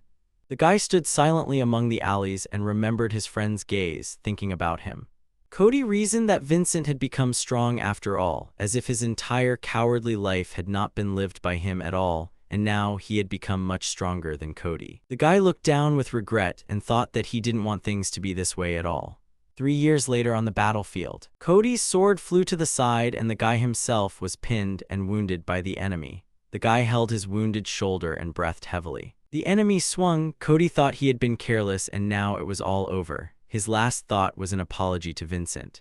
With a swing of the sword, the enemy was cut in two. Cody looked ahead in surprise, and behind the enemy was his friend covered in blood. Vincent saved Cody from death. The boy picked up his wounded comrade and told him that he had a deep wound and added that they were almost there, asking him to be patient a little longer.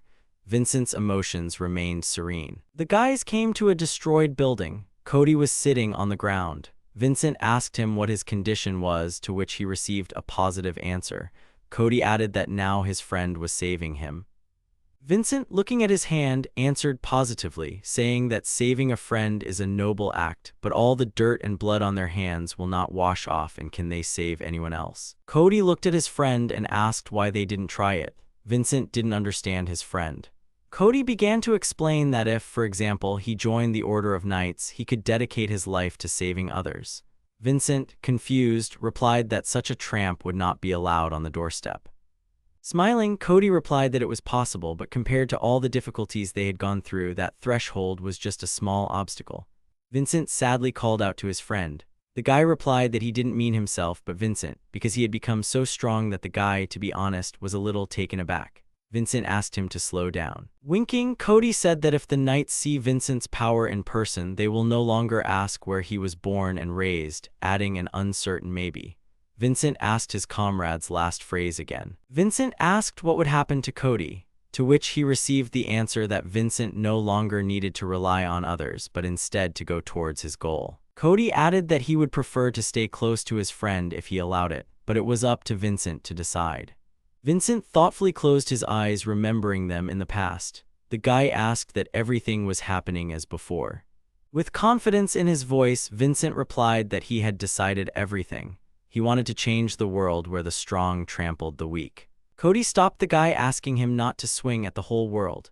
Vincent refused, saying that he had dreamed of ethos since he lost his home. A world where there would be no more children like them. That's what Vincent wanted.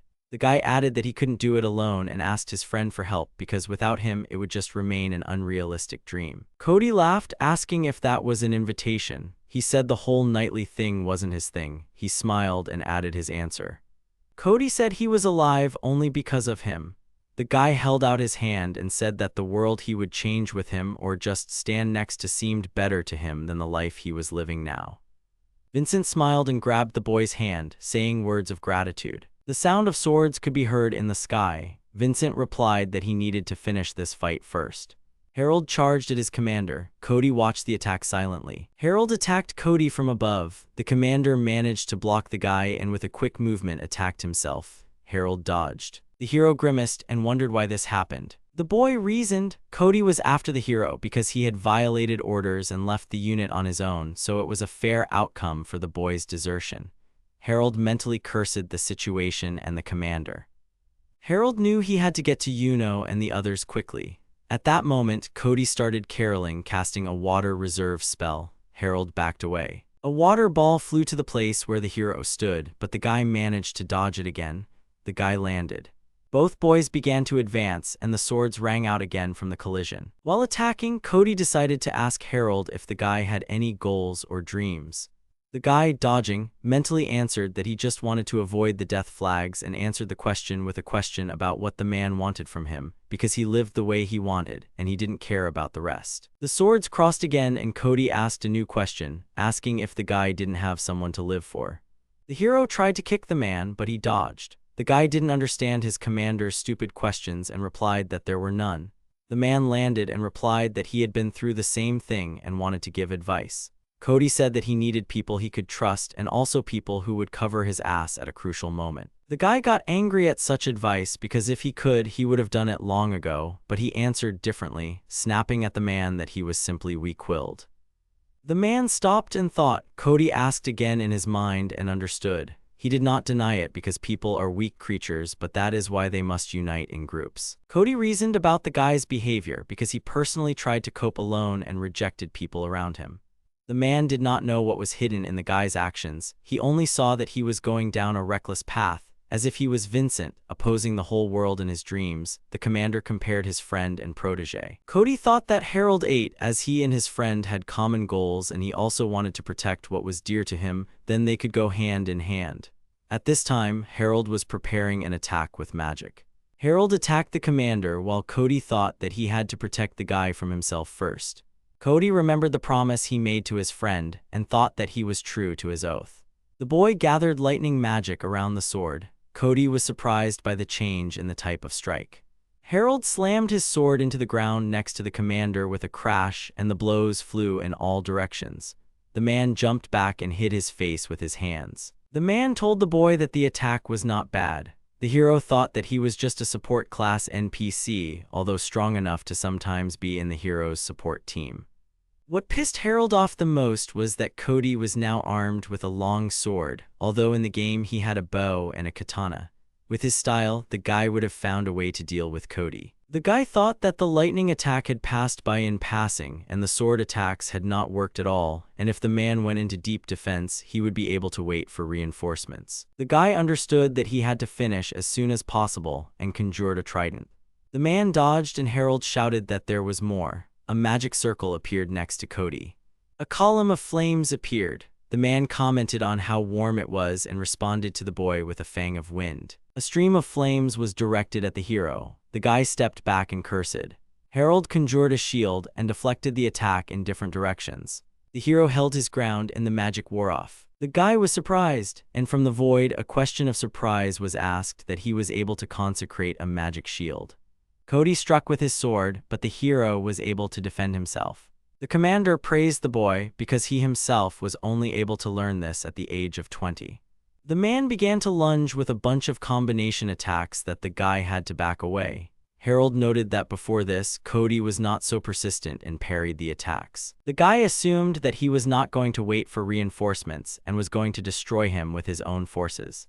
The hero understood that he could no longer counterattack and cursed the situation, mentally refusing such an outcome.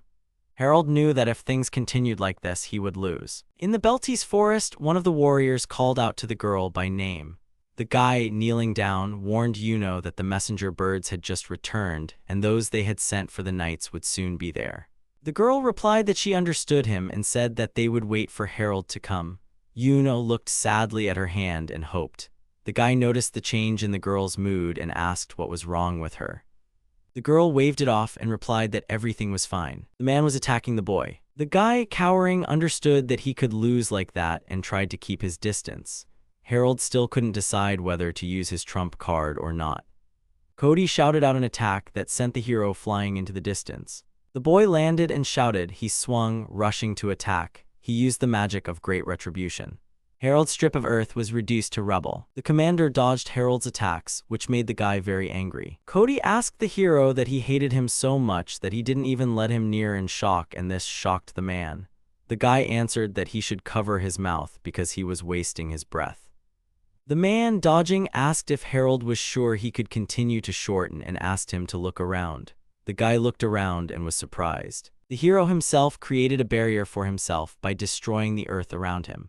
Harold swore Cody was attacking from behind. The guy accepted the attack. He realized that they had closed the distance again, but he was not ready to give up, remembering his comrades. Harold did not allow himself to end the fight in defeat and crossed swords.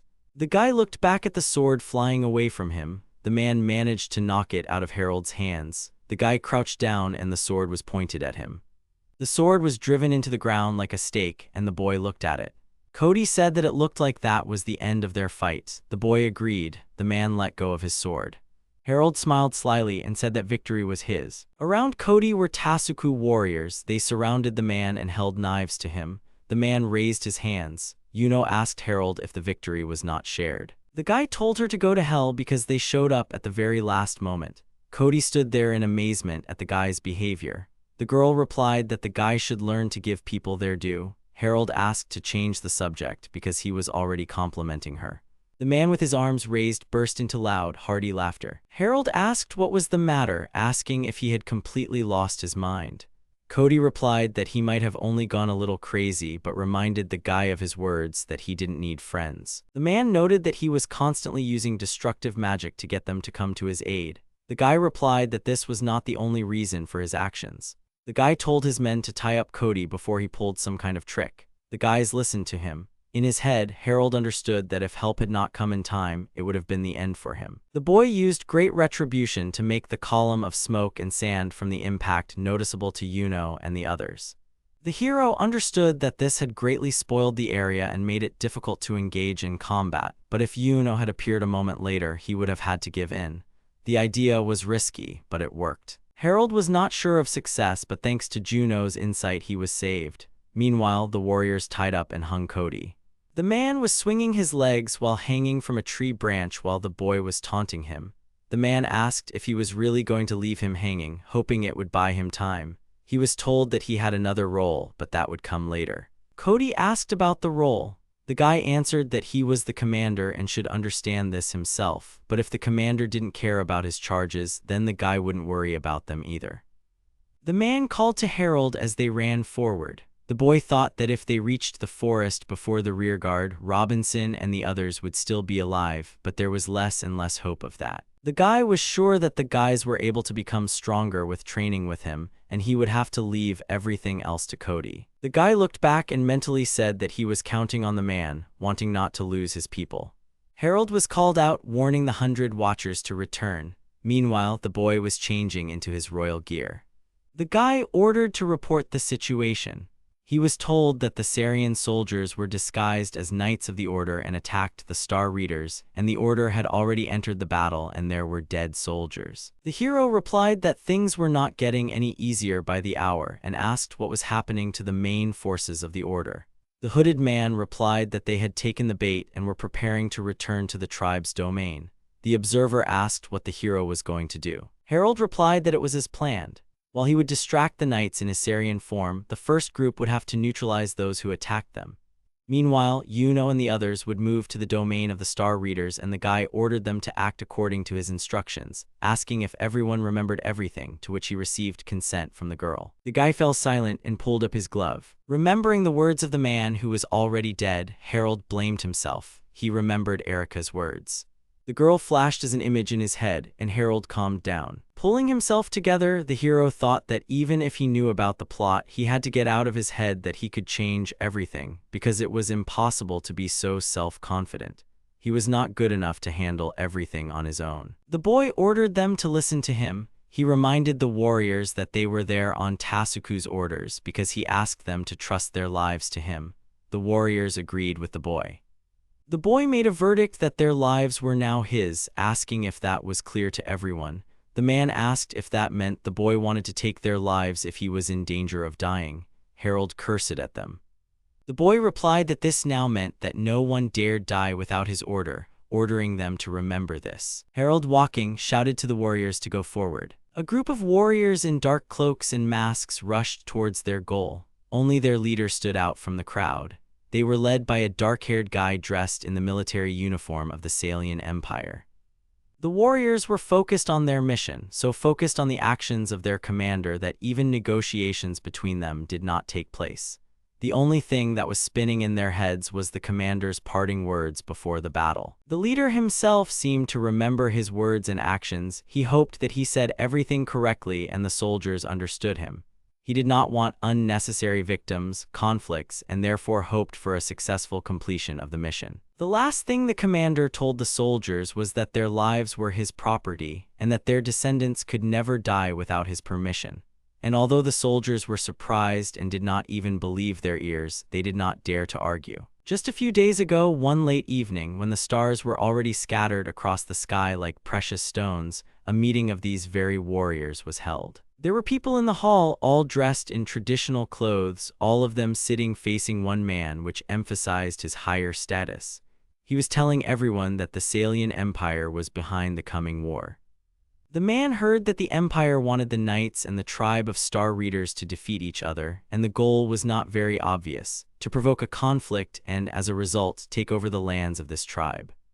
One of the listeners decided to speak up and noted that if so much was known, then soldiers should be sent, not shadows like them. His statement was quite appropriate, because in this situation it was indeed more appropriate to send warriors. However, the man continued his speech. He explained that it would be difficult to intervene in this situation, since this information is not reliable. Of course, it would be desirable to avoid sending shadows, and therefore they must act in such a way that they are not recognized. And to explain his motives, he added that although there was nothing to be proud of here, he owed a lot to Harold, and therefore believed that he needed support. The shadows looked at each other in surprise, then at the man who was telling them about the plans. The warriors were perplexed, not understanding at all what Harold had to do with it. Everything fell into place, and although it didn't seem sensible, Harold intended to stop the coming battle. But what was even more astonishing was that he planned to go out completely alone. As expected, these words caused even more surprise and indignation. It seemed like complete madness. The shadows insisted that he needed to be convinced. And as if a verdict, the words sounded in response that Harold would not stop. He had been fighting alone his whole life, and therefore this time he would not give in to any persuasion and would proudly stand alone. When the indignation died down a little, the question that obviously came up in this situation hung in the air. Why was the commander so determined to help him? The man thought this was a fair question, and although he was going to take the answer to his grave, he decided to tell about it anyway, because he was asking the soldiers to give themselves into Harold's hands. Having asked the warriors not to tell Harold himself what he was about to tell, he was preparing himself mentally for such a difficult conversation. The crowd froze quietly and discontentedly, awaiting an explanation. The man began his story with a reminder that everyone must have heard it already. It has long been known that Harold is very cruel and even kills his own servants. However, whoever claims this, it is all just a lie. Not only did he not kill the servants, on the contrary, he saved the maid from the wrath of his parents and then moved her to a small village near the Stokes estate. The crowd listened attentively. The shadows could only remain silent in surprise, digesting the information they were receiving. It was completely unexpected for them. It turned out that the woman and her daughter, who were rumored to have been brutally killed by Harold, were still alive. And yet one fighter interrupted the story. He could not stand it and asked in bewilderment why such information should be kept secret, because it would forever shut the mouths of all opponents of Harold's engagement. The man only said that Harold himself wanted it that way. He knew why the Stokes' son did it that way, and so he continued to explain. For the sake of his parents' reputation, Harold Stokes takes all the blame on himself, because such information will inevitably harm his entire family. And instead of such an outcome, he decided to take matters into his own hands. In addition to what was said earlier, it was Harold himself who developed and provided them with antibodies to protect against miasmas and shared the secret of agriculture. The shadows practically jumped out of their seats in surprise, asking again if what was said was true. The man confirmed and added that Harold refrains from authorship for fear that his parents will find out about it and quickly figure out how to use his achievements for their own personal purposes. Continuing on Stokes' positive actions, the man remembered something else important in this situation. Harold had obtained information about the Empire's plans, and despite the fact that acting alone was dangerous, the only thing he asked for was a Salian uniform. Harold seemed to him an awkward boy who was simply used to being alone and therefore did not know how to rely on others. And despite everything that was said about him, he had the kindest heart, and therefore the man wanted to protect him. He bowed his head as if ready to beg the shadows and uttered his request for help. The warriors only looked at him silently and considered what would be the right thing to do. And judging by the fact that the wars were now clearly following him, their answer was positive. Harold, leading the men, reasoned, talking to himself, there are 150 people in the Imperial detachment, and only 50 of them attack the Star Readers. This is certainly less than Stokes' son expected. In the original story, Justice's goal was simply to capture the test subjects and then blame it on the Knight's order, thereby weakening their influence. And the subsequent massacre and death of Cody was just a fatal accident. Harold thought that the boys were clearly not born under a lucky star. And then he continued his analysis. Today there were about 100 knights on patrol, divided into squads of 15. The probability of meeting the enemy was increasing with each passing second. They had to be stopped as soon as possible. The hero, full of determination, noticed that they were already very close. Because of this, he involuntarily sped up his run. The shadows only silently tried to keep up with him. Harold heard the noise and tried to listen, still not slowing down. When he realized that they were already close enough, he began to give orders. He ordered the soldiers to disperse and survey the surrounding area while he took on the enemy. The guy put his hand in his pocket, trying to feel something there. The next moment, he was already putting on a black mask. He understood that it was very important for him to remain anonymous in this situation. With a slight movement of his hand, he put the mask on his second ear and rushed into battle. A group of worried knights heard an explosion near them, causing them to instantly panic. Realizing that this was an attack, the warriors gathered their strength and began to reorganize. Meanwhile, Harold continued to deliver magical blows. A couple more blows followed, but the warriors did not lose their heads and quickly saw a dark figure in the tree. It was Harold with a sword in his hands and a terrifying look. The warriors, fortunately for the guy, could not understand who he was. They only noted that he did not look like a stargazer. The guy noted that the Salian soldiers were hiding in the shadows and attacking from cover. He assumed that this was a way to reduce the knights' numerical superiority to a minimum. Realizing that this way the wars would not understand that the Empire was to blame for everything, he decided to increase the level of tension. He slowly extended his sword towards them. Deciding to irritate the warriors a little, Stokes' son called them the King's Fools, which was definitely a clear provocation. To the surprise of the crowd of warriors, he continued, saying that their bodies should serve as good fertilizer for the growth of the glory of the Empire. But it seems that the warriors were not the smartest, and therefore they only began to ask questions about what empire they were talking about and why the boy climbed a tree with a sword. The perplexed warrior asked another question: was this all a declaration of war? Harold didn't understand this logic at all. Yes, he was dressed in the military uniform of the Empire, but he didn't say anything about declaring war. Now he was completely confused about what was the right thing to do now and why he hadn't thought about it beforehand. He was only sure that there was no turning back. The hero thought about how to prepare something so that the kingdom would not react so sharply to the intervention of the Empire. After all, he understood perfectly well that justice would get out of the water unscathed and destroy any mention of his name. The boy raised his sword and shouted loudly to attack. Hundreds of arrows rained down on the warriors from the thickets of the forest, flying high into the sky. The soldiers of the kingdom did not expect this. They tried to dodge and deflect the arrows with their swords, but with such numbers it was difficult. At this time, Harold jumped from the tree, confident in his plan. He was glad that now it was clear exactly where the Salian soldiers were. Standing proudly in front of the squad of warriors, the guy understood that he only had to wait for the moment when Yuno and the others captured them. A fairly strong kick to the warrior's face instantly disoriented him, causing him to fall to the ground. The contented girl who had just kicked the war asked if Harold was being too zealous, but still added that it was not over yet. Hearing footsteps behind her, the lady in the cloak turned around. She saw a squad of warriors heading her way, led by a terrifyingly huge man. Meanwhile, Harold was fighting other wars, and he just prayed for it all to end as soon as possible. Harold continued the battle. He was very unhappy with the warriors' firm position. They were not going to retreat or put down their weapons, which only made the guy's task even more difficult, since he tried not to inflict mortal wounds on them. One of the shadows interrupted the battle, reporting that all targets had been successfully captured. It seemed that Harold could breathe a sigh of relief and retreat. He approached one of the tied-up guys and, taking him by the collar of his jacket, noted that his loyalty was admirable, but his comrades were not so steadfast. After they lost their real ears as well as their fingers and toes, they supposedly told everything that was required.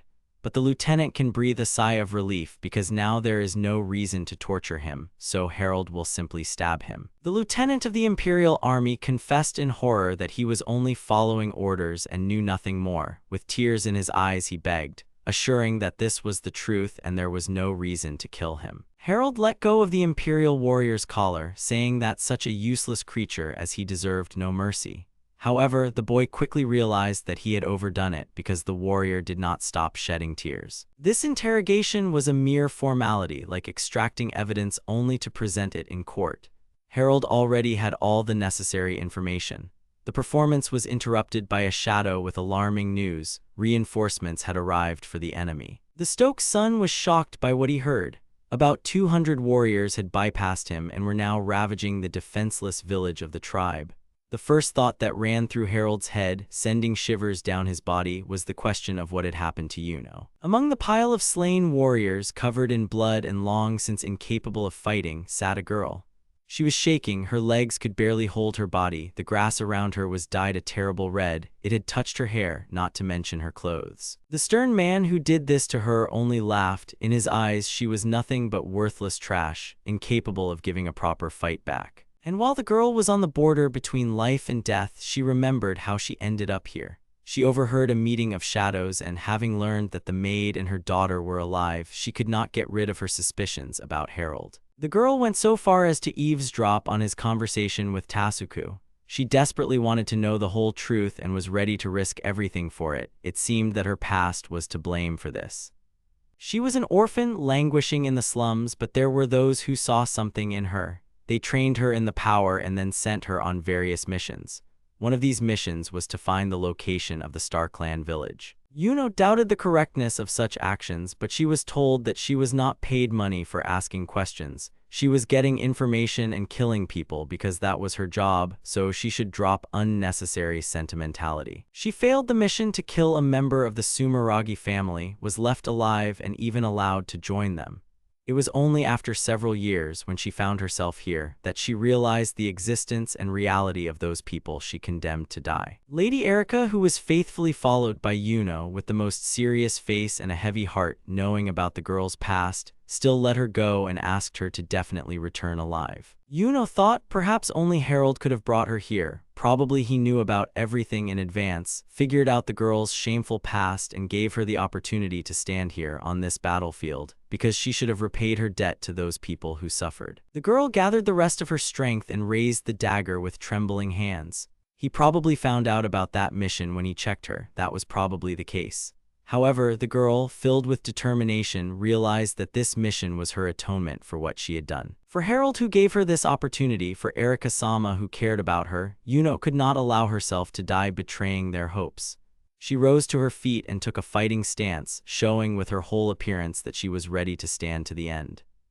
Yuno understood that for the sake of Erika and Harold's words, she would fight until all her strength left her. Eyes filled with anger and determination only surprised her strong opponent. He considered it madness. Pulling his sword from behind his back, the man began making threats, saying that the girl should know her place, and although he did not know who she was, it would be better for her to stop her useless resistance and lay down her arms. But Yuno was not hurt by these words. She could not do this because she had a mission and the certainty that she must fulfill until her last breath. The man only considered it stupid. Raising his sword towards the exhausted girl, he swung and shouted with determination, intending to deliver his final blow. The girl could only look at him in horror. She froze in place, as if accepting her fate as her due. However, at the last moment, Harold managed to block the blow with a loud ringing sound. He could not let the girl leave this world, and therefore he was in a hurry, and fortunately he made it just in time. No one expected him to appear. The man staggered, baring his teeth, and the girl only quietly whispered his name. Harold, full of rage, did not even look at her. His head was spinning like a looped film. He could not allow her to be touched. Harold, full of determination, and the confused man continued to hold their swords pointed at each other. Yuno only fell back in surprise. The legs that had been holding her up until the last moment finally relaxed and allowed the girl to sit up. The man wondered how many more warriors would fall on his head. The guy who had just knocked his sword away was also a Salian. Why did he even bother intervening? Harold cheekily noted the warrior's small brain and then kicked him. The warrior staggered and took a few steps back, clutching his stomach. His squad worried about their leader. Harold asked Yuno what was wrong with her warriors, whether they had survived such an unexpected attack by Ritzel and his squad.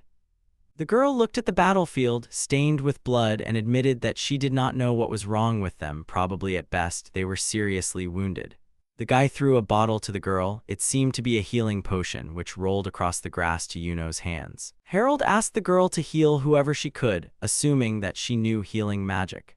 The girl was indignant because the healing potion in this situation was more necessary for the guy himself, but he cut off her indignation by telling her to take the wounded off the battlefield. However, this was a problematic task. Ritzel's squad surrounded the girl, her warriors, and Harold, and no matter how much the girl wanted to obey the order, letting go in such a situation was simply almost impossible, especially considering that her warriors were wounded. The guy didn't even think that there would be so many warriors, but he noted that the more of them would be a snack for his sword, the better.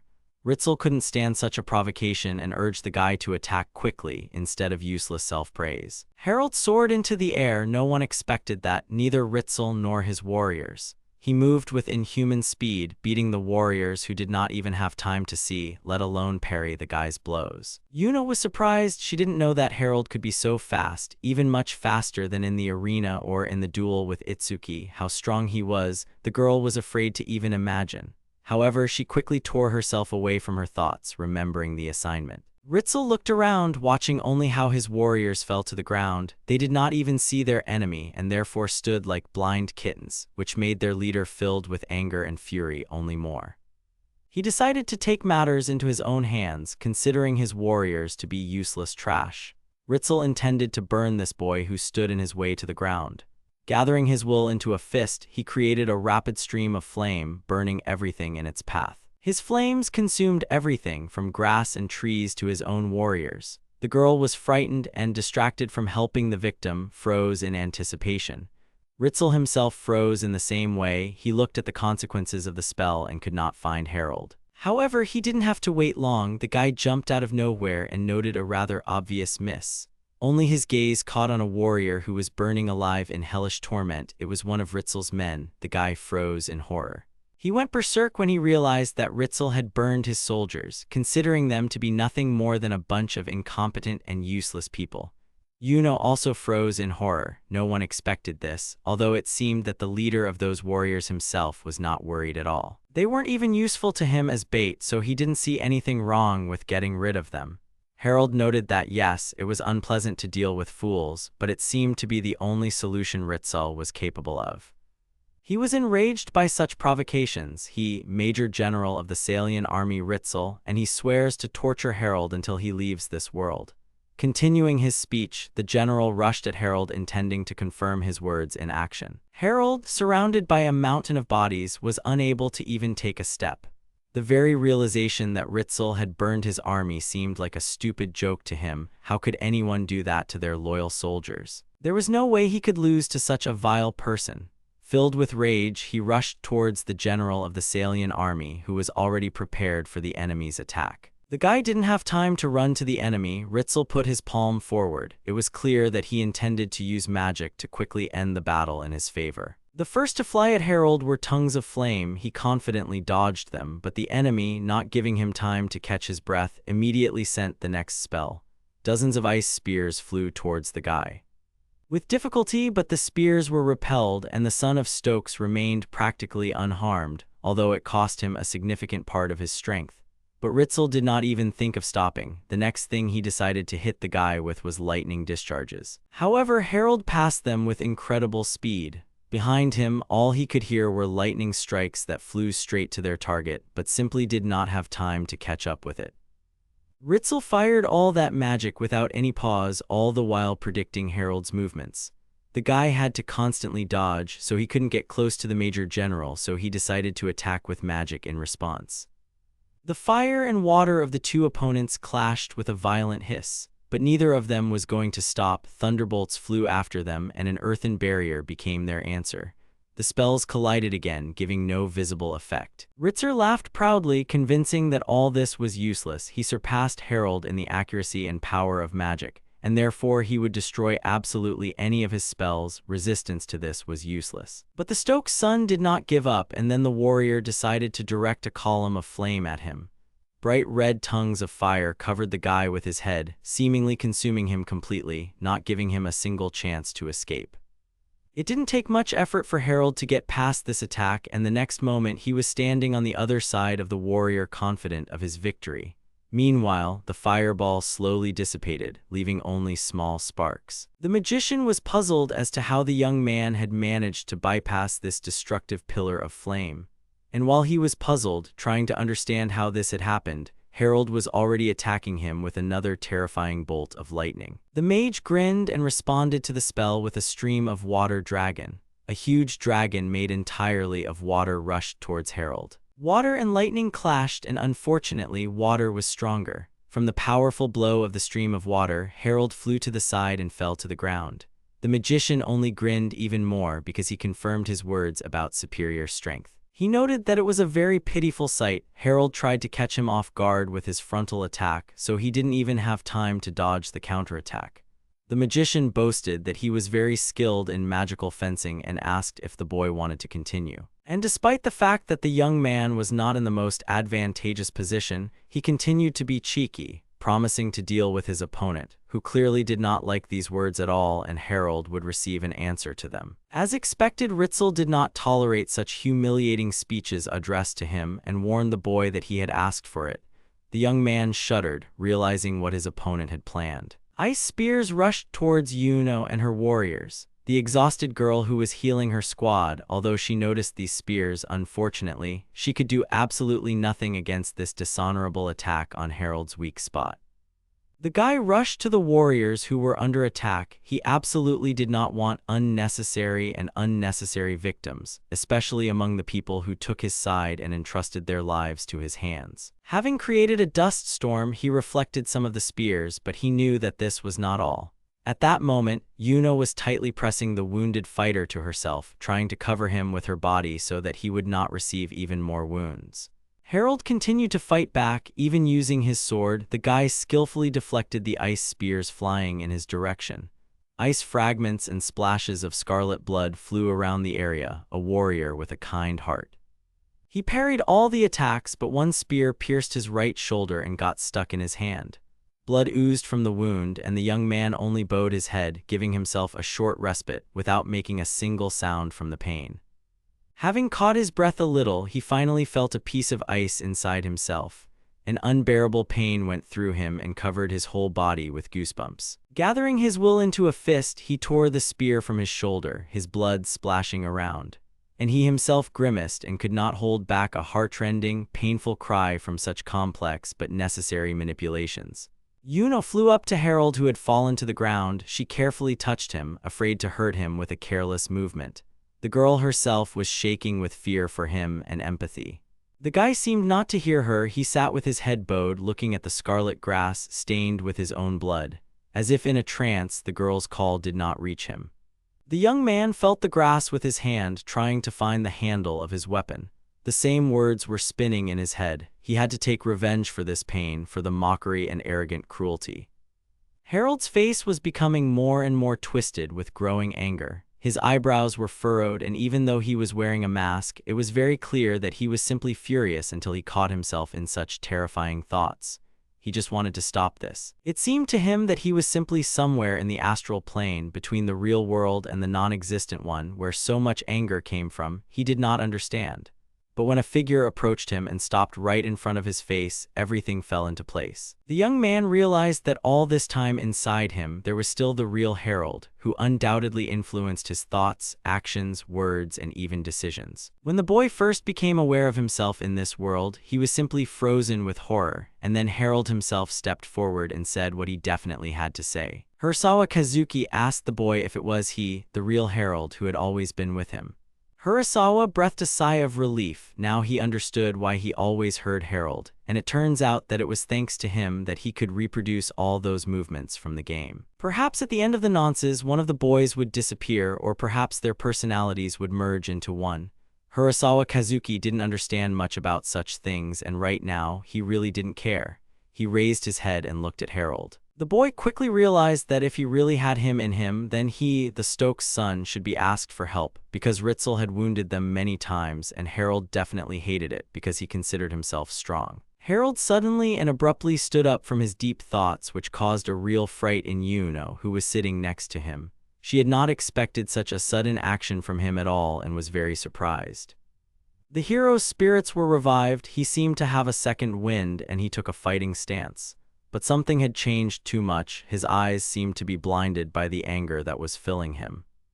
Ritzel was surprised that after this the young man still had the strength to fight. He offered him to repent of what he had done and said, and in return the Major General would make him one of his men. Harold was disgusted by such a proposal. He would rather die in battle than join such a man, let alone serve him.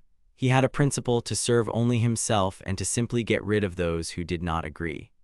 The young man turned to Yuno. He ordered her and her squad to leave the battlefield. He assured that he would not repeat it twice, and especially if their corpses were used to determine who they were, their master would simply have huge problems. The only thing the girl allowed herself was one request. She wanted to do at least something for Harold. Approaching him, she put her hand on his shoulder, which had been pierced by a spear earlier, and apologizing to Erica, she healed the guy's wound. Having taken her barely standing squad, the girl warned that they were leaving. The guy breathed a sigh of relief. He was calm that at least these people would survive. He also noticed that the pain in his right shoulder had calmed down a little. Yuno's apology to Erica for treating his wounds did not surprise Stokes much. He understood that Erica hated him and considered it quite normal because Harold Stokes did not deserve any other treatment. Remembering his actions, the guy understood that Harold was too egocentric. He despised the whole world in the depths of his soul and would never forgive anyone who hurt his pride, even if he deserved it. The boy rushed forward to attack the overconfident Ritzel. While running, he begged Harold to give him the strength to win this battle. The Major General mocked him again. He thought that the boy had simply not lost enough blood to surrender. Ritzel directed the scorching flame at him again, from which the guy, very much in vain, in the man's opinion, soared into the air. It seemed to him that it would be more difficult for him to dodge the attacks there. Having decided to take advantage of the young man's unfortunate choice, he created a dozen ice spears, which he then sent at high speed towards the boy. However, Harold gathered his strength and, with a loud cry, roused himself and quickly soared even higher, running through the air as if on a smooth road. The spears flew much lower than the young man. They did not even touch his legs. This shocked the magician. He did not expect such a trick from the boy at all. The magician didn't have much time to think. Stokes had already flown over his head and landed behind him.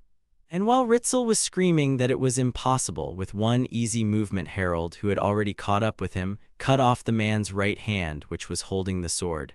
The grass was again painted a terrifying red color. But Harold had no intention of stopping there. With full determination, he grabbed his sword tightly with both hands and swung it back to deliver another powerful blow with all his might. He struck him in the stomach, causing the armor to break with a crack and fly into small pieces. The magician himself coughed up blood and flew several meters away from his opponent. Harold Stokes continued to deal cruelly with his enemy, throwing and kicking him in all directions, like a rag doll that silently took the blow and could not respond in any way.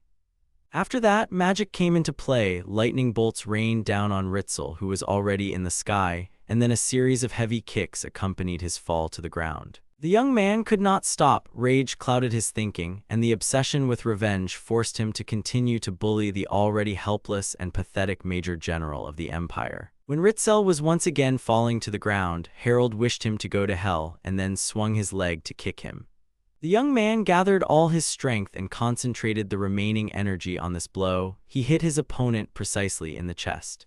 The general already seemed not to understand what was happening. His armor was scarlet red, and on his face there was nothing but horror. Harold put all his remaining strength, filled with rage, discontent, and resentment, into this powerful and decisive blow, which became for him a real expression of all his accumulated emotions. One movement and Ritzel was flying to the ground with terrifying speed, accompanied by a beam of light. Seeing this from the side, one could think it was a falling star. The man fell, creating powerful currents of wind that raised dust, and he himself was pressed into the ground, causing it to become covered in cracks. Stokes landed not far from the body lying on the ground.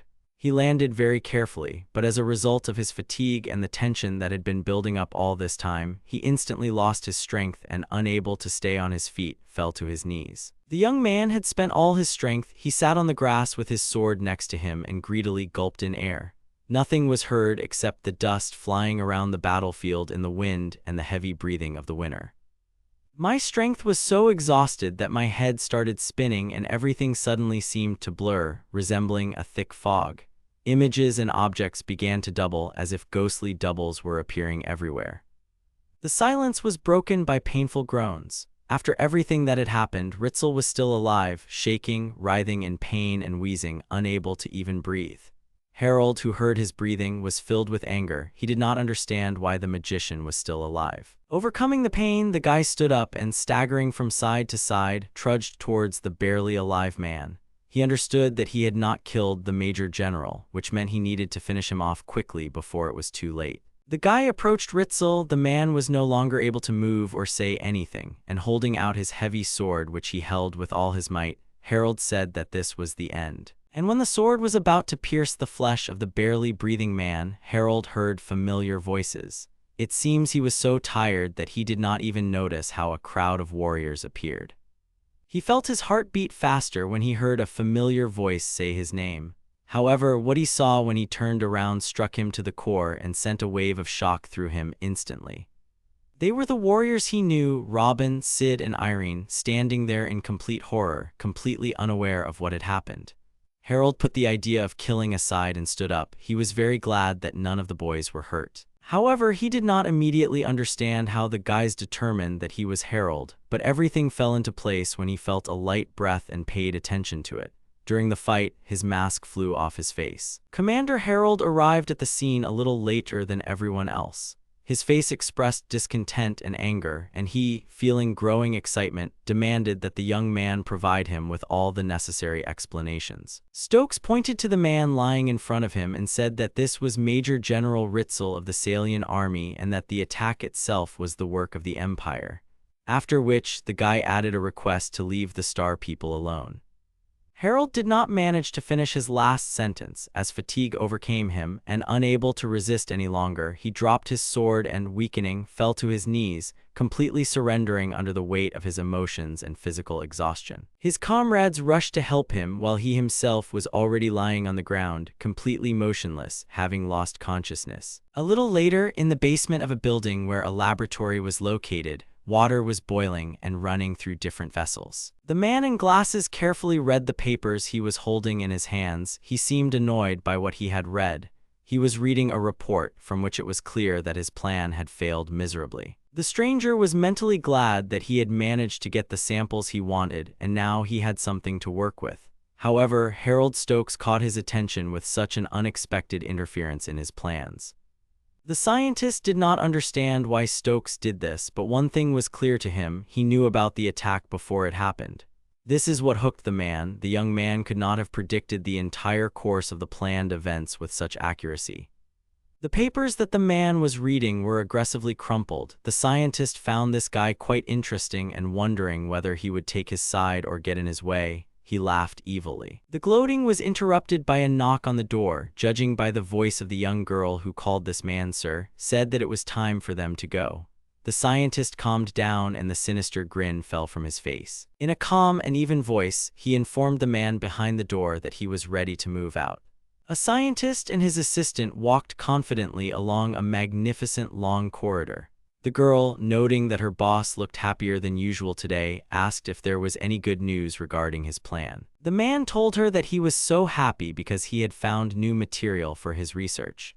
The worried girl warned that they were now in the final stages of the research, and therefore he should try not to overexert himself. The girl looked at the man and said that he could rely on her in everything. It turned out to be Dr. Justice himself. He adjusted his glasses and quickly agreed with the girl's statement and quickened his pace. Some time later, when events began to unfold in the capital, in the city of Amagil, near which was located the majestic castle of Legalia, where, as it was assumed, Harold was at that moment. With apprehension and a certain amount of anxiety, Erica, together with her faithful assistant, carefully approached the impressive gate. Each step was not easy for her. They were full of timidity and uncertainty. The dark-haired girl, full of inner excitement and anxiety, could not get rid of the thought that today, perhaps, she would have a chance to finally see her lover. 2 whole weeks had passed since the knights returned to the capital, full of events and reflections on their adventures. However, the girl was never allowed to meet Harold during all this time. Yuno suggested that perhaps it was difficult for the young man to prove his innocence, but Erica did not understand these words and asked for an explanation. The assistant explained that Harold was dressed in an imperial uniform, and therefore if he had inadvertently ended up in the hands of the order in such a state, he could simply have been accused of espionage, which would have been very difficult to dispute. Erica sighed heavily. It seemed she had nothing to say in response, and this silence was eating her up from the inside. A month ago, many of the Sumeragi warriors who went with Yuno were wounded in the Beltis forest, but each of them returned alive.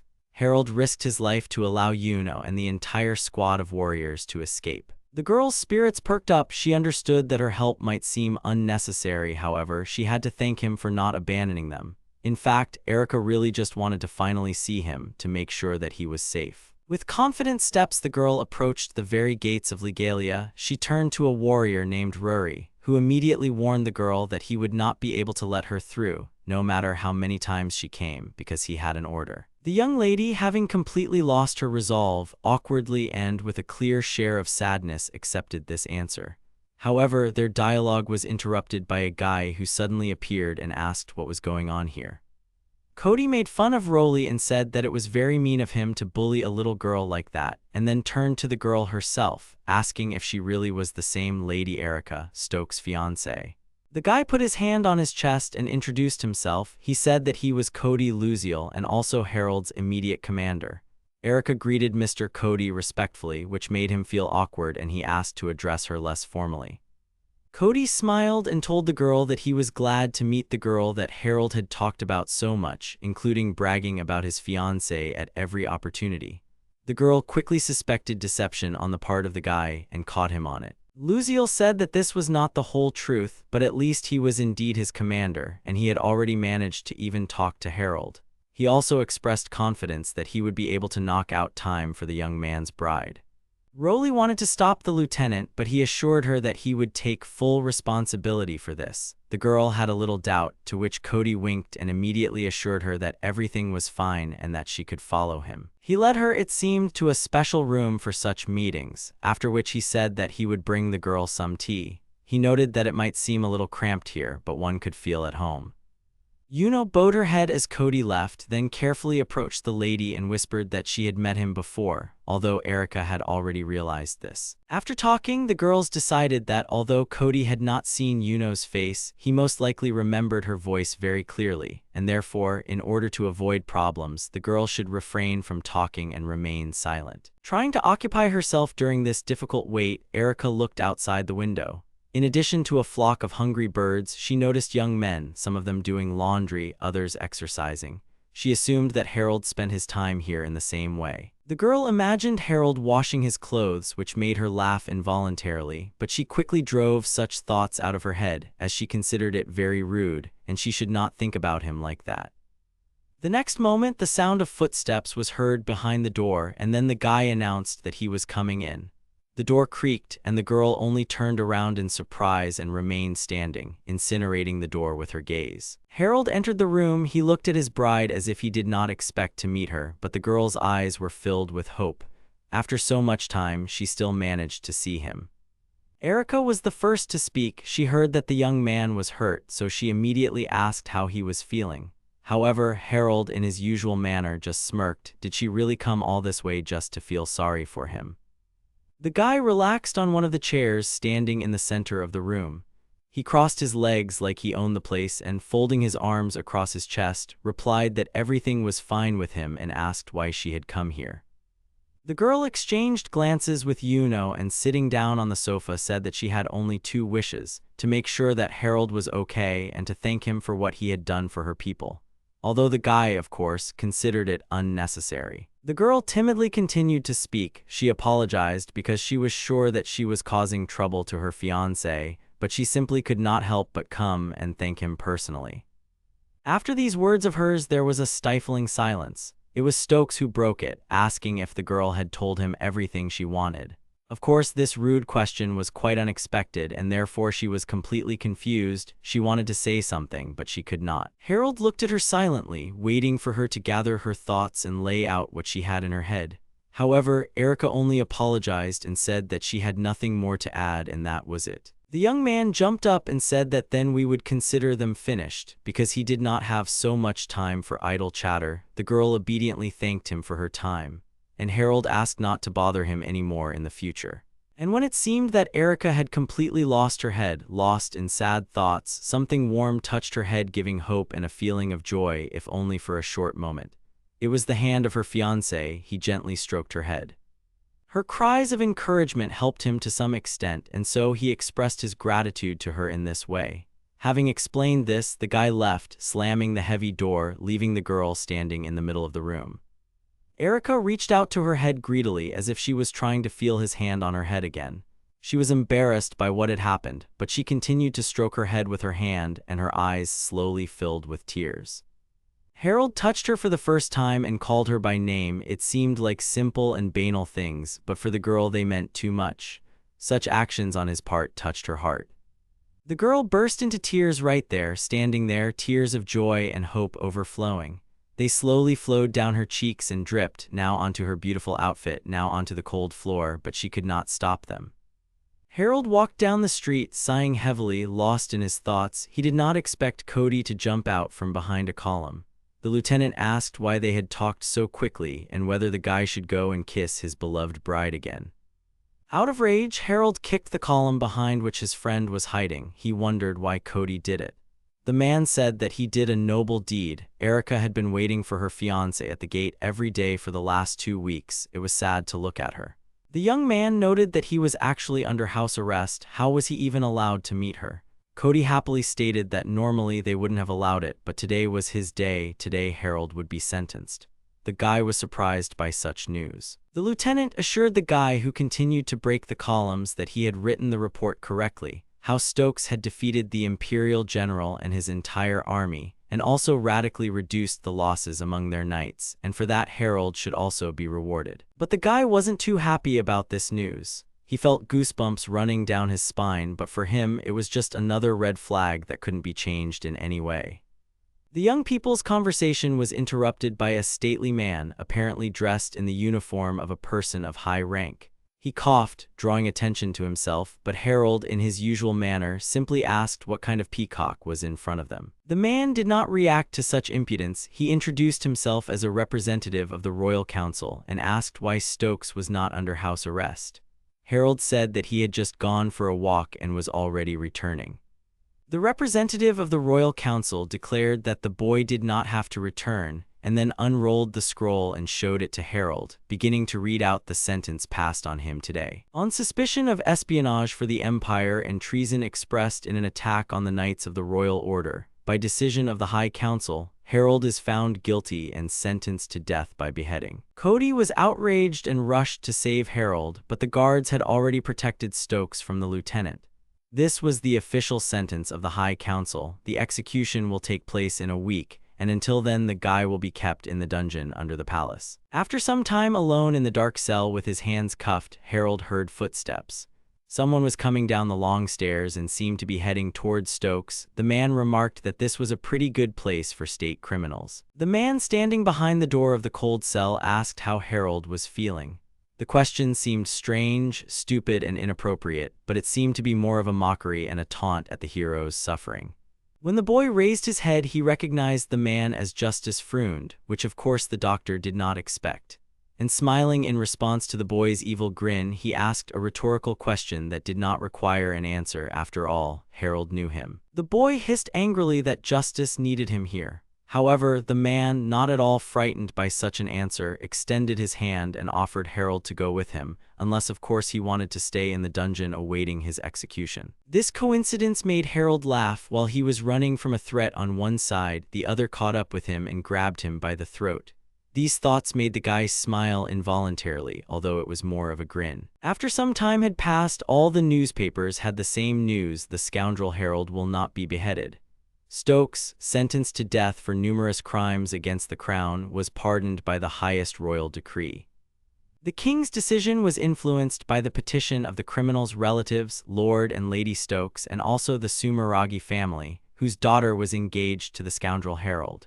Representatives of the knightly order also pleaded for this traitor and scoundrel. As a result, the death sentence was commuted to service in the interests of the crown. The scoundrel and traitor saved his worthless life and got a chance to atone for his sins with blood. Justice Freund gathered his assistants and brought to them a young man in a cloak who was none other than Harold himself.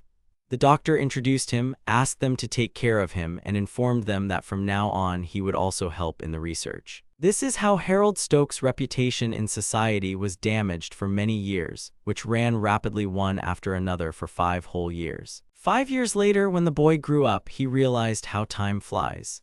At that moment, he realized that the story of Brave at Heart would soon begin, but whether he would be able to avoid a sad end for himself still remains a mystery. At the foot of the mountains, in the distant village of Addis, where a magnificent view of the surrounding area opened up, in one tavern a girl was arguing heatedly with a guy. He was convincing her that the snowy mountains of Jurin were teeming with monsters, and that they could not pass without permission from the order. The girl, already in tears, once again told that this was why she hired mercenaries and traveled all this way with them, but they left her as soon as they entered the village. She still didn't calm down and continued to complain with tears in her eyes. They took her entire advance, and even the assumption that they took the fee just to deliver her to the village did not suit her, because they made this journey without any problems. The girl calmed down a little and sighed sadly. She sought help from others, but all capable people also refused her this request. Suddenly the bell at the entrance rang, which meant the arrival of a new guest, but it seemed that this was not an ordinary guest. The guy who came in for a bite to eat interested everyone in the room. Yes, it was Harold. He had grown up, pierced his ear, and carried his weapon on his back, which gave him the most menacing look. And it seemed that everyone had a negative reaction to him, but the girl was curious about who this man in black was. She asked. The young man sitting next to her explained that it was Harold Stokes, known as the Killer of Knights and the best swordsman in the country. The girl turned around and asked in surprise who this man was who was saying all this.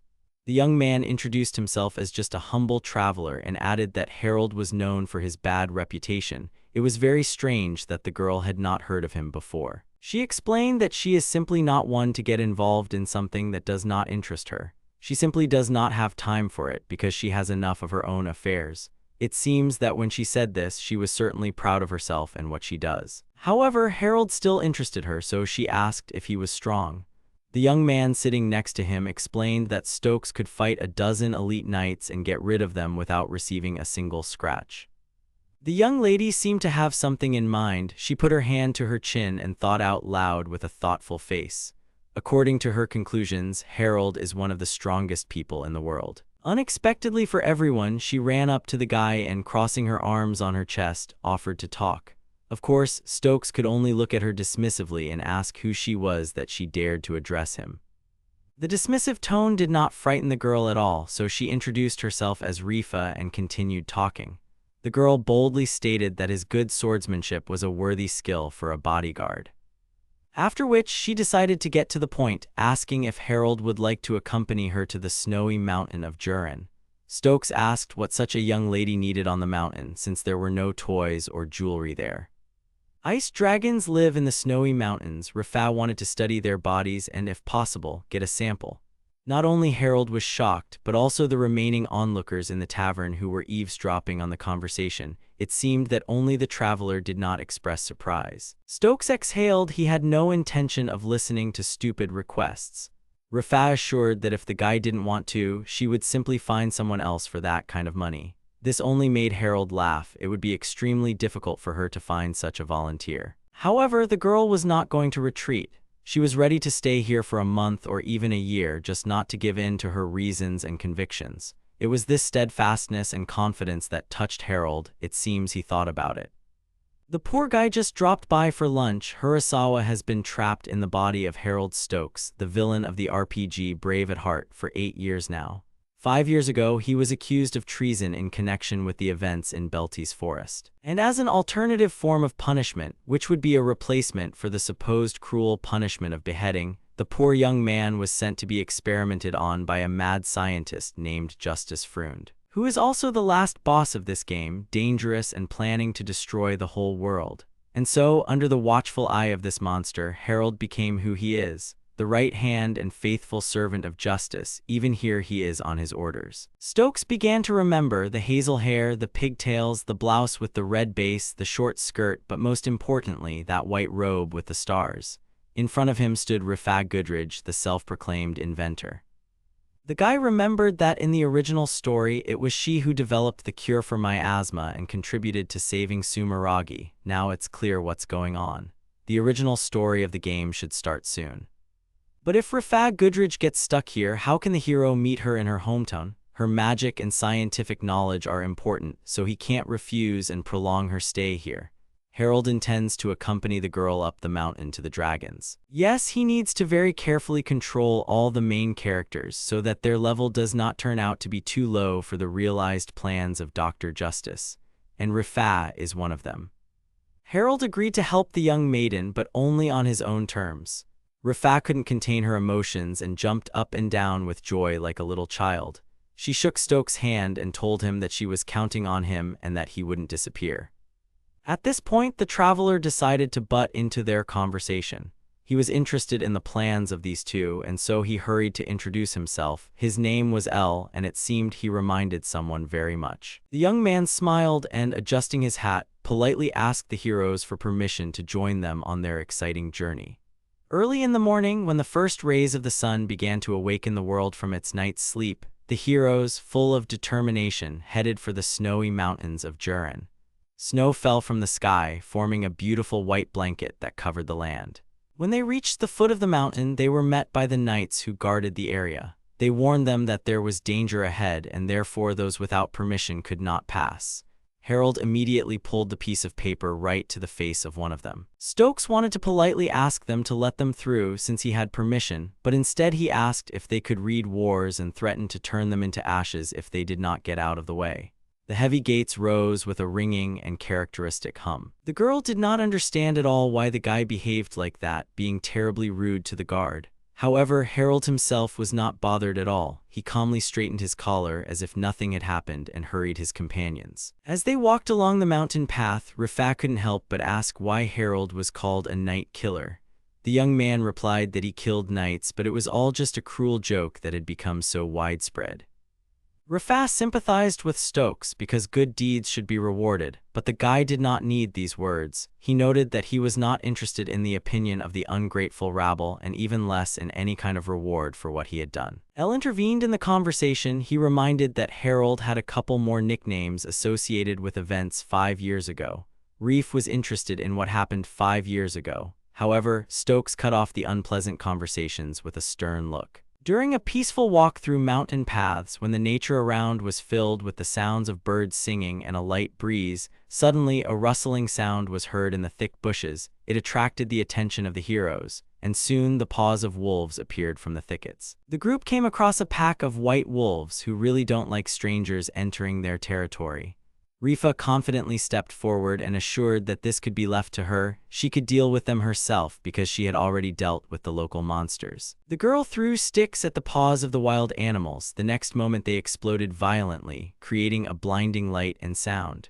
As a result of the powerful explosion, the wolves flew into the air, along with rocks and other debris scattered around. Rifa was pleased with herself. Elle tried to find out from her what kind of magic it was, but the girl boasted that it was not just any magic, but she could not say more. Harold only laughed at her words. The girl wanted to put the guy down and say that she would not allow anyone to mock her skills, but at that moment Stokes disappeared, and next to her the girl felt a sharp gust of wind. At that moment, her determination faded a little. There was a clap of thunder behind the girl, and lightning struck literally a couple of meters away from her, causing her to involuntarily cover her ears and scream, clearly frightened. But when Rafah turned around, she saw the defeated wolves behind her. Harold stood among the bodies of the defeated white wolves, whose fur was already dyed red. The girl decided to ask if she understood correctly that these predators were approaching her from behind. Harold silently approached her. He said that he didn't care how good her skills were. If she let her guard down in the middle of a fight, she was no better than a low-level creature. His words were as rude as always and sounded more like a provocation, but he was right. If Rafah was going to the other world, she should look for another place to do it. And unfortunately for the girl, Harold was telling the truth, to which she had no answer. She lowered her head and followed Stokes as he moved on. The girl was well aware that if it weren't for him, she would have become nothing more than a meal for the wild white wolves. This only led the girl further into the wilds of her thoughts. Rifa was too self-confident. No matter what precautions she took, in real life things always happen that no theory can foresee, and the girl proved it to herself more than once. Elle asked Rifa how she was feeling. The girl replied that everything was fine, but her own thoughts continued to torment her. Of course, she was angry with herself. Yes, she did not have the experience or training like Harold, but this did not justify her. She was sure he had been through a lot in his life, more than she could ever imagine, and that was what had made him tough. But Rifa didn't know whether to envy or sympathize with Harold Stokes. The day was drawing to a close, and so, in order not to wander around in the darkness and cold of the local mountains, the travelers decided to stop, set up camp, and rest until the morning. Considering that they had been on their feet all day, this was simply necessary. Dark clouds covered the sky as the heroes set up camp. Harold lit a fire to warm himself up a bit, as it was only getting colder outside. He was completely unaware of how closely Rifa was watching him. However, such attention from her to this young man was noticed by Elle, who together with the girl set up a tent for the night. He asked if the girl was really so interested in learning about the terrible past of Harold, or as he was more often called, the Killer of Nights. Having heard an affirmative answer, the guy began to explain. He couldn't give away any important secrets. There are many rumors about Stokes, some of which are fiction, so what Elle was going to tell was not the ultimate truth. Rifa asked in surprise how Elle knew so much about him. Had they met before? This amused the young man a little. He answered with a denial and added that he had met Harold just like this lady in that very tavern yesterday. The young inventor was completely confused. She did not understand why the guy went with them on this dangerous expedition. Elle admitted that he had been interested in Harold for a long time, and therefore he was glad of the opportunity to travel with him personally, without other motives. The boy refused to talk about his hidden motives, but asked Rifa, who was again looking at the night killer warming his hands by the fire, if she wanted to hear Elle's story about Harold Stokes and his hard fate. Rifa thought she would be in his company for at least a few more days, so it wouldn't hurt her to at least learn some details about his life before they met and how he got his terrible nicknames trying to do good. The fire, which crackled softly, creating a cozy atmosphere and illuminating the surroundings, became the centerpiece of the evening. And Harold, sitting by this warm fire, placed his swords nearby so that they were at hand. He rustled, searching for something in the bag. By this point, Elle had finished his fascinating and gripping tale of the sinister night killer. Summarizing all the details of the general idea she had heard about Stokes, Rifa concluded that he was a real bastard. Elle added that besides that, Harold had disgraced his benefactors, the Sumeragi. After they had persistently sought his pardon, he had repaid them by breaking off his engagement to their daughter. Rifa wondered why he had done such a thing. The guy didn't know, but as he left the courtroom, Stokes made it clear to everyone that he didn't give a damn about Erica or the rest of the Sumeragi family, expressing himself in his usual very rude manner. Rifa exhaled. Now her companion seemed worse than trash to her, but Elle interested her by continuing his reasoning. In his opinion, there were too many blank spots in this story. In fact, the only crime was fleeing from the battlefield. It was on his first assignment, a patrol mission that turned into a brutal battle, so it was no wonder the rookie couldn't handle it. Rifa noted that Harold Stokes had also been accused of spying for the Empire. Elle confirmed that Harold was indeed suspected of being a spy, but in fact no evidence was found except that the boy was wearing an IPR officer's uniform. Why he wore it, no one knows to this day, except the boy himself. He himself could not explain anything, which means he is guilty. But the question remains why this was not indicated in his sentence. It did not say that Harold was a spy for the Empire, but only about the suspicion, which is quite strange for such a severe punishment. And while Harold ate his onigiri, Elle continued to reason. Although the Stokes were not so influential, they were still a respected noble family. How could one imagine that their heir would be sentenced to death without a long trial? Rifa also thought about it. Usually when they catch a spy, they try to extract information from him for a long time, and since they had already decided to execute him, why was it necessary to suddenly cancel everything, announcing the replacement of beheading with service to the crown? The girl did not understand how this was possible, but she was even more interested in how Elle knew so much about Harold. The guy smiled and assured her that when you are on the road, you hear something here, something there, and from this, a picture is assembled. Rifa asked if it would be possible to talk to people who knew Stokes well. Maybe they could shed some light on this situation. And then L began his story about Cody, who was Harold's commander. They met in one of the cheap taverns of the capital. Cody Luziel, with obvious signs of fatigue, approached L himself and asked permission to sit down next to him. He looked completely unwell, a drinking, shabby man with a bottle in his hands. It seemed that his life was not the best and easiest. Harold's commander quickly realized that he was a journalist, and so he clarified that the guy recognized him for that very reason. But L, with a sad expression on his face, said that there was something behind this sentence, but his superiors would not let him continue the investigation. The guy pretended skillfully, bursting into tears. He told how he was told that if he continued to stick his nose where it didn't belong, he would be kicked out. As they say, whether you want it or not, you will find a way to hammer a nail into the lid of your coffin. L admitted that he clearly shouldn't have opened up like that to the first person he met, but Cody only calmed him down by offering him a drink and saying that there would always be someone willing to listen to him. When Cody drank, all his problems faded into the background. The young man tried his best to extract at least a little information, and so he continued. Thanks to the intercession of noble families, the execution was replaced by a lifetime of dirty work for the benefit of the state and the crown. But who was it that sought such a decision? Who was able to influence the verdict? Cody Luziel put the bottle on the table and said that he didn't know either. He tried to find out, but unfortunately he couldn't find out.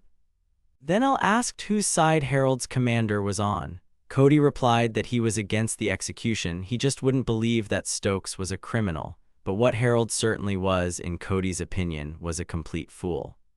Without explaining his words, the lieutenant pulled the bottle of alcohol to his mouth and after a few sips put it back on the table with a clang, which the young man, who wanted to get to the bottom of the truth, continued to watch in amazement. Cody admitted that in his life he had seen many fools, stubborn and with a heightened sense of justice, narcissists who thought only of themselves, but this one combined too much bad in himself and, most importantly, forgot to think about himself. 5 years ago, Cody burst into Vincent's office, unable to contain his anger and slamming his fist on the table. In a state of anger and complete bewilderment, he began to demand an explanation from the guy as to why they decided to execute Harold. Vincent said that he didn't agree with such a punishment either, but everyone else, including even Commander Cox, didn't even bother to check anything. They all just passed such a harsh sentence on Harold so easily. And then, Cody realized that someone had put pressure on the council members, and the only way to stop the execution was to find out who exactly was behind it. But the lieutenant understood that even if he did this, he would not be able to fix anything alone. However, he clearly understood that this did not mean that he would sit and do nothing. He was firmly convinced that no matter what it cost him, he simply had to figure this out and help Harold. Rumors of the sentence spread quickly around the area. People were talking about how Harold was being executed for being an Imperial spy, about how he was caught in an Imperial uniform barely alive, and about how it was he who attacked the patrol. It was impossible to stop. Even the onlookers in the taverns were talking about it. An execution among the Knights of the Order could not fail to attract so much attention, and who's the youngest Knight of the Order who deserted just before the battle. The most terrible thing for the people was that he had given the Empire all the secrets of defense and had completely destroyed the Order from within, and just when everyone thought that everything was over, Secretary of War Harrison appeared and saved the situation. People were saying that the Empire lost thanks to Harrison. He destroyed the Imperial army in the shortest time. And after all, in the Beltis forest near the border, there lives a star people. If you were careless, everything could end in conflict. Cody was in complete shock and couldn't believe his ears. He was overcome with a feeling of deepest horror, because he was absolutely sure and knew that he had not mentioned such things in his official report. After all, the army hadn't even arrived yet, and no one even knew that it was Harold who killed the Imperial general. Although, of course, how could people know since this information was classified and only available to the council? And now it seems the whole country, as if one whole, has united in demonstrating its hatred of Harold, although he was really only trying for the common good without any ulterior motives or selfish intentions. Cody came to the certain conclusion that there was an elaborate and deliberate plan to get rid of Harold. This realization strengthened his suspicions and made him wonder who might be behind this. It was time to act. Cody entered the room where Erika was humbly waiting. He greeted her and, apologizing for the long wait, finally asked what the purpose of the visit of the lady of the Sumeragi family was. Of course, the girl was interested in the state of affairs of her fiancé. She asked for more information about the council's decision, but before moving on to explanations, Cody warned the girl that things were very bad. Full of determination, Erika replied that she wanted to hear the whole truth. And then the lieutenant began his story. The rumors about Harold's death sentence were true. The sentence would be carried out in 6 days. Yuno and Erika were dejected, both girls hoping to the last that all this was just empty rumors and the situation was not so bad. And then Erika asked if there was any hope to save Stokes from such a terrible fate. Cody warned that he didn't want to give the Sumeragi family false hope, and the chances of them succeeding were very slim. Erika didn't mind. She was willing to accept even the tiniest ray of hope. Cody began to tell the girl his plan. Usually the council's decision cannot be reversed, but this time it was too hasty. When he read the text posted in the square, he realized that the entire trial was being held with the goal of sending Harold to execution. The crowd will smell the absurd inventions, and Harold's actions and words will not even be taken seriously. There is no doubt that the young man crossed the path of someone so important that they simply decided to do away with him. At all costs, this person had to be found before the sentence was carried out, but even then there was no guarantee that they would be able to help. They had to act quickly, so Erika immediately asked who was involved in this council. Cody recalled that there were 6 advisors, it seemed. The commander of the order, his deputy, and 3 company commanders who had taken part in that expedition. Of all of them, the only one who spoke out against it was the deputy commander. Lady Sumeragi asked whose side Cody was on, and although his main principle in life had always been to be on the winning side, this time he was ready to fight for Harold's life to the end, despite the hopelessness of this battle. After some thought, Erika asked to tell her the names of everyone who supported the execution. Their names, positions, and anything of interest. Surprised Cody promised to get it. Then she sent Yuno to follow the crew, convincing them to join. Yuno quietly left on her mistress's instructions, and when she left the room, the lieutenant still decided to ask what Erika was going to do with all those documents when he brought them to her. Erika lowered her eyes and admitted that, unfortunately, she did not have the strength to turn the situation back. She would only be able to take these documents to her father and ask him to petition for the death sentence to be overturned and for the case to be retried. Cody folded his arms across his chest and responded to the girl's words. Her father seemed to have connections to the royal family, and a petition from a high-ranking official could not simply be ignored, although it might not be enough to overturn the sentence. Erika assured that they will start checking all the members of the council. They must find out who they communicated with before the verdict, those who are responsible for such a decision. The girl noted that, unfortunately, they have little time to track down rumors. Then Cody assured that he could be relied upon in this. Some stories circulated only in a narrow circle of townspeople, and he enjoyed considerable trust among the residents, and Vincent, the deputy commander, would deal with the commander himself. As the lieutenant strode confidently down the long corridor of the majestic Legalia castle with a stack of what were probably important papers, his attention was suddenly drawn to the loud shouts of several of his loyal warriors who were trying to get his attention. When he turned around, he was surprised to see Robin, Sid, and Irene watching him with concern and worry. Their eyes expressed obvious apprehension, as if they were worried and afraid to say even one word. And yet, the boys gathered their strength and asked what was bothering them so much, whether Harold was really going to be executed. None of the boys wanted the young man to die, but they simply could not forget what happened on that fateful day.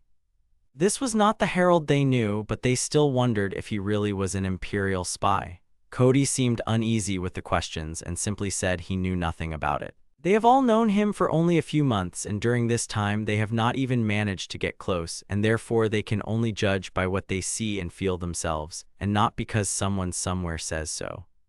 The commander asked if he told them Harold was guilty, they would simply agree that he should be executed. He deserved it. The boys, in Cody's opinion, had to decide for themselves what they were going to believe.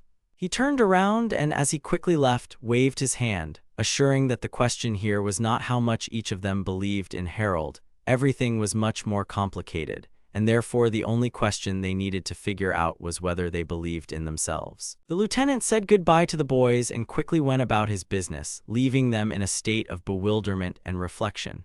He hoped that an understanding of his thoughts would arise in their hearts and minds, and that they would make the right decision for themselves. He hurried to meet Erika, to whom he handed those very documents, which probably contained information about all 6 people who participated in the council. He proudly assured the girl that his work began from here. Cody promised to involve Vincent and find out where the bad rumors are coming from and who is the soul of this whole conspiracy. In return, on behalf of the Sumeragi family, Erika promised to do everything in her power to expose the remaining members of the council. The girl thanked Cody for his help and was about to leave, but the man stopped her, saying that he understood how difficult it was to be patient in such a difficult situation, but he asked Erika not to rush. Even if they had no chance of success, Cody was persistent and convinced of his decision. He assured that if necessary will penetrate into the dungeon and will pull Harold out by force, not paying attention to any obstacles. Erika pointed out that if Cody did that, he would be expelled from the order and would become an outlaw. The man laughed and asked the Sumeragi family to accept him in that case, since he was an excellent swordsman and could be useful. It seemed the lieutenant had managed to ease the tension a little, and the girl couldn't help but smile, promising that if it really came to that, she would talk to her father and try to persuade him to accept Cody. As he watched the beautiful lady from the Sumeragi family walk away, the man thought about how incredibly and bravely she was behaving despite all the trials. True fortitude and courage are not always found even among members of the order. She fears for Harold, but she remains calm and will not let her fear get the better of her.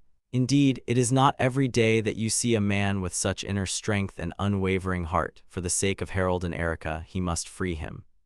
Isn't the main goal and task of an adult to provide support and help to those children who are trying their best and trying their best? Isn't this an important mission for adults? Cody watched from his hiding place as Farrell Finnegan, the commander of one of the companies, led the expedition.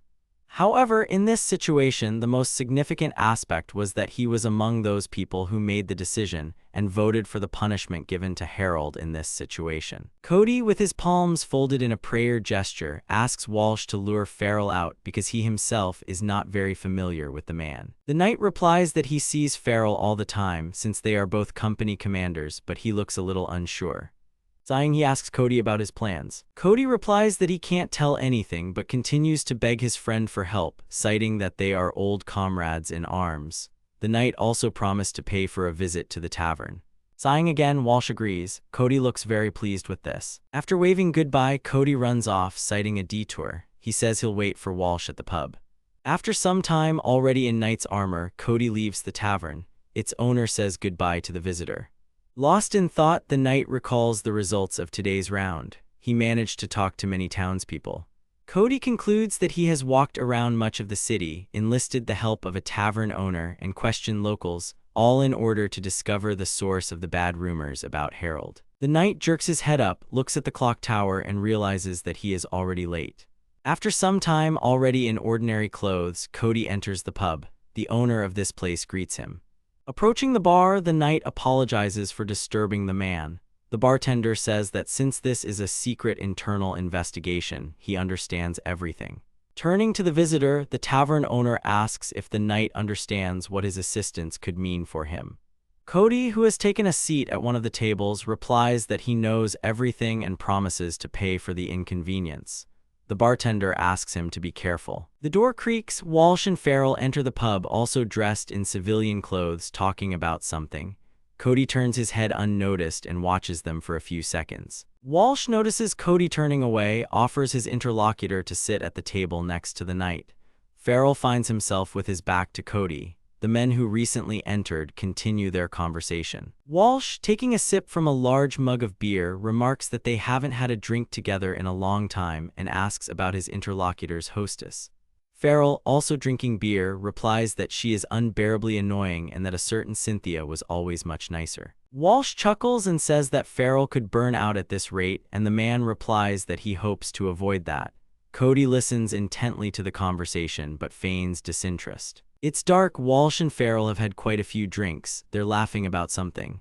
Suddenly, Cody passed by their table.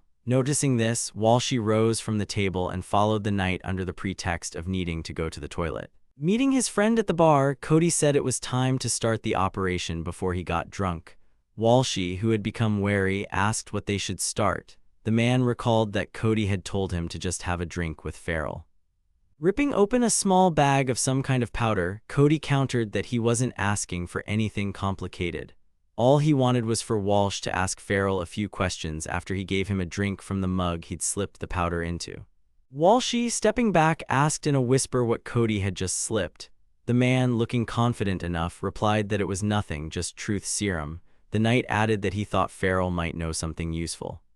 Turning to the bartender, Cody asked him to clear the room so that no one could overhear the conversation. The owner of the establishment did not seem to like the idea, but did not object, although the man began to look a little scared. Walsh, still confused about what was going on, asked Cody what he was trying to get from Farrell, asking if Farrell had something in mind. Cody, who decided to clear things up a bit, told Walsh that his subordinate was going to be beheaded because of the unclear verdict, and therefore he hoped that Farrell, as one of the participants in the discussion on Harold's case, would tell him the truth. Walsh finally understood who Cody was risking his life for. He frowned and asked if the knight knew he couldn't change the verdict.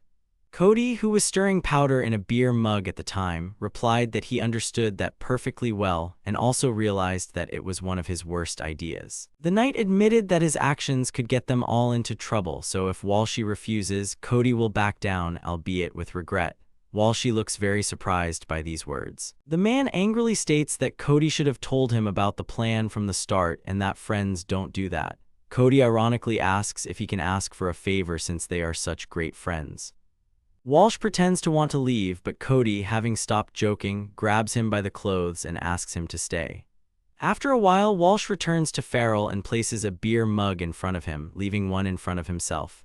Farrell thanks him for bringing him a beer and immediately takes a few sips. Walsh watches him silently. After a while, he says that Farrell had a hard time, which puzzles the latter. Walsh explains that he is talking about the expedition that Harold took part in. Cody, who has returned to his previous place, listens to Farrell's answer. Walsh asks if it is true that one of the recruits is going to be executed, and, if so, for what reason. Farrell, looking rather tense, replies that he did not see what was happening, but the report says that Harold disobeyed his commander's orders and ran away.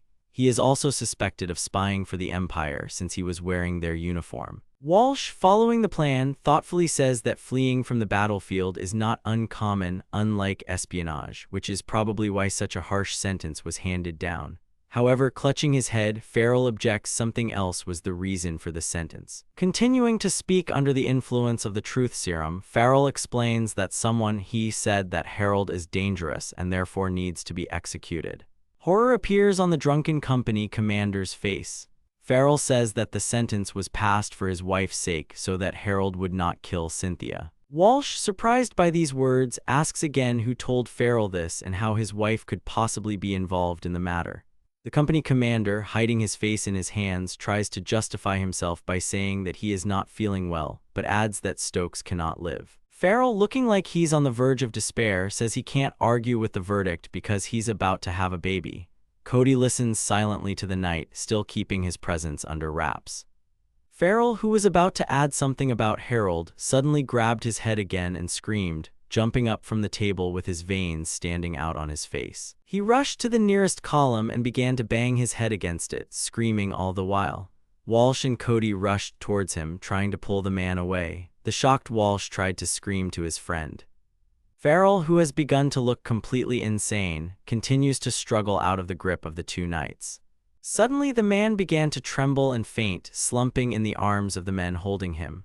Walsh, still holding Farrell, called his name again.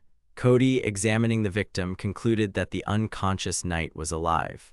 One of them asked the innkeeper to bring water and rags. The frightened owner of the establishment immediately went to fulfill the request. Walsh, still stunned by what had happened, asked what had happened to Farrell. Footsteps were heard behind the knights.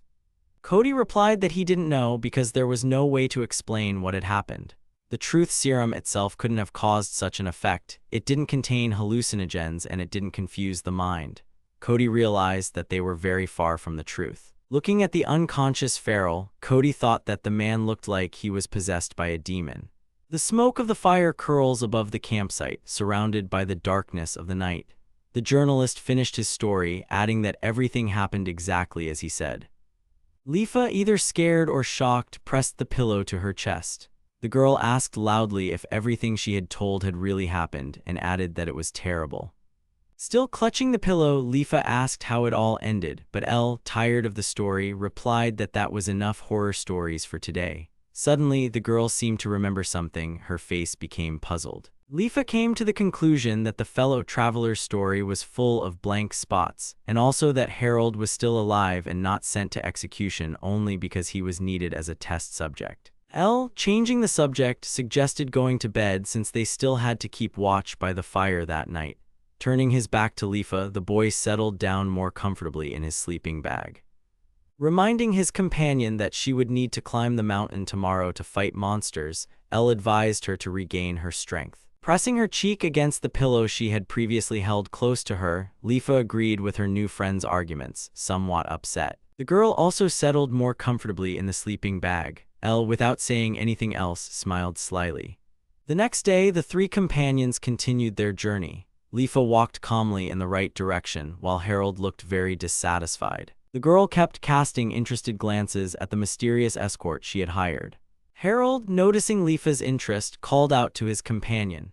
In his usual rude manner, he told her to either speak directly if she wanted to ask something, or not to stare at all, because what was happening was already pissing him off. Lifa hesitated and began to say something, but the guy again rudely ordered her to stop mumbling and get down to business. The girl, not taken aback by the harsh words, asked Harold if it was true that he had almost been executed.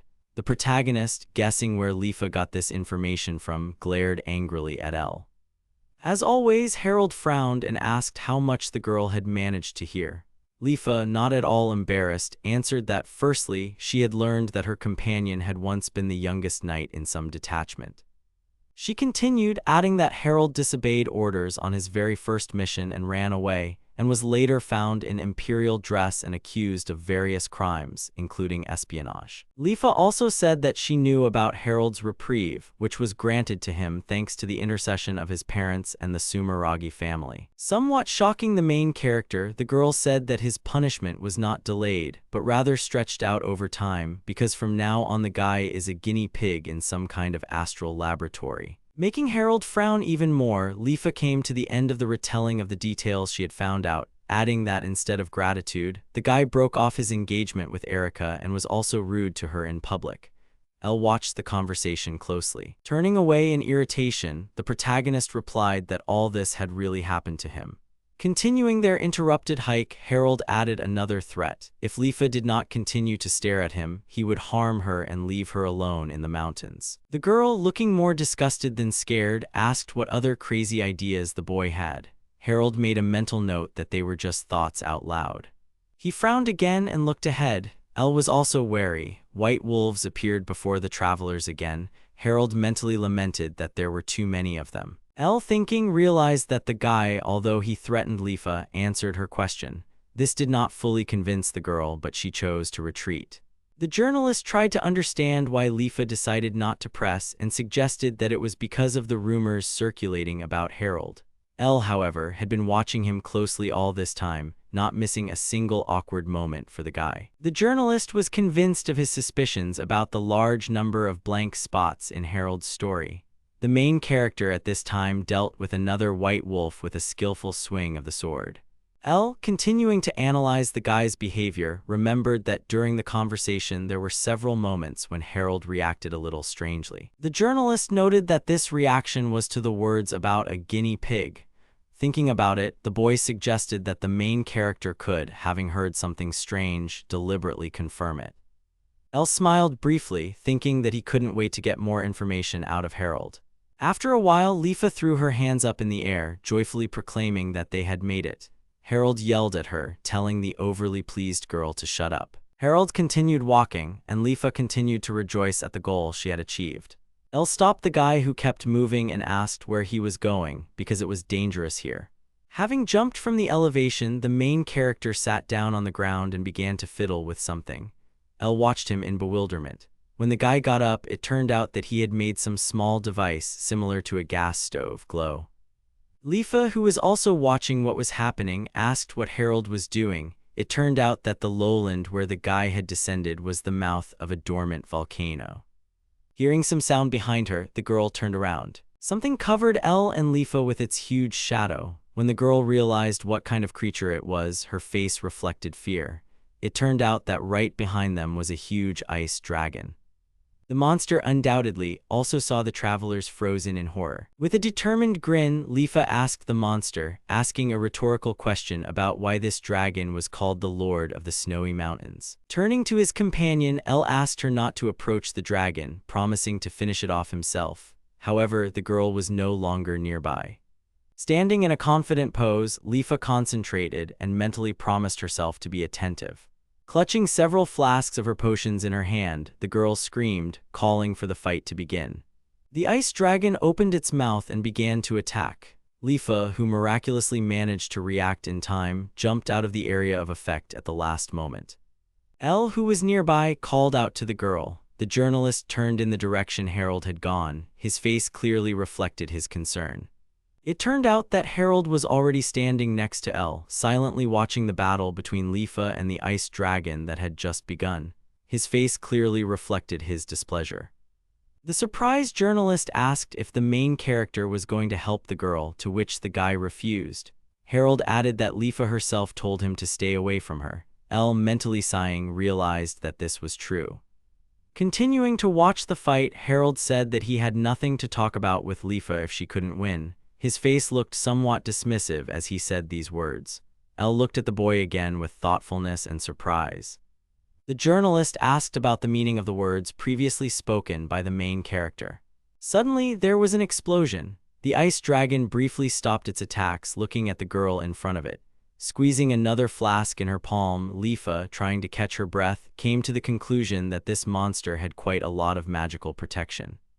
The girl realized that she had few test tubes and came to the conclusion that she should destroy the dragon with one blow, thereby ending the fight. However, the monster did not wait for Lifa to be ready to attack. He opened his toothy mouth again and began to attack the girl.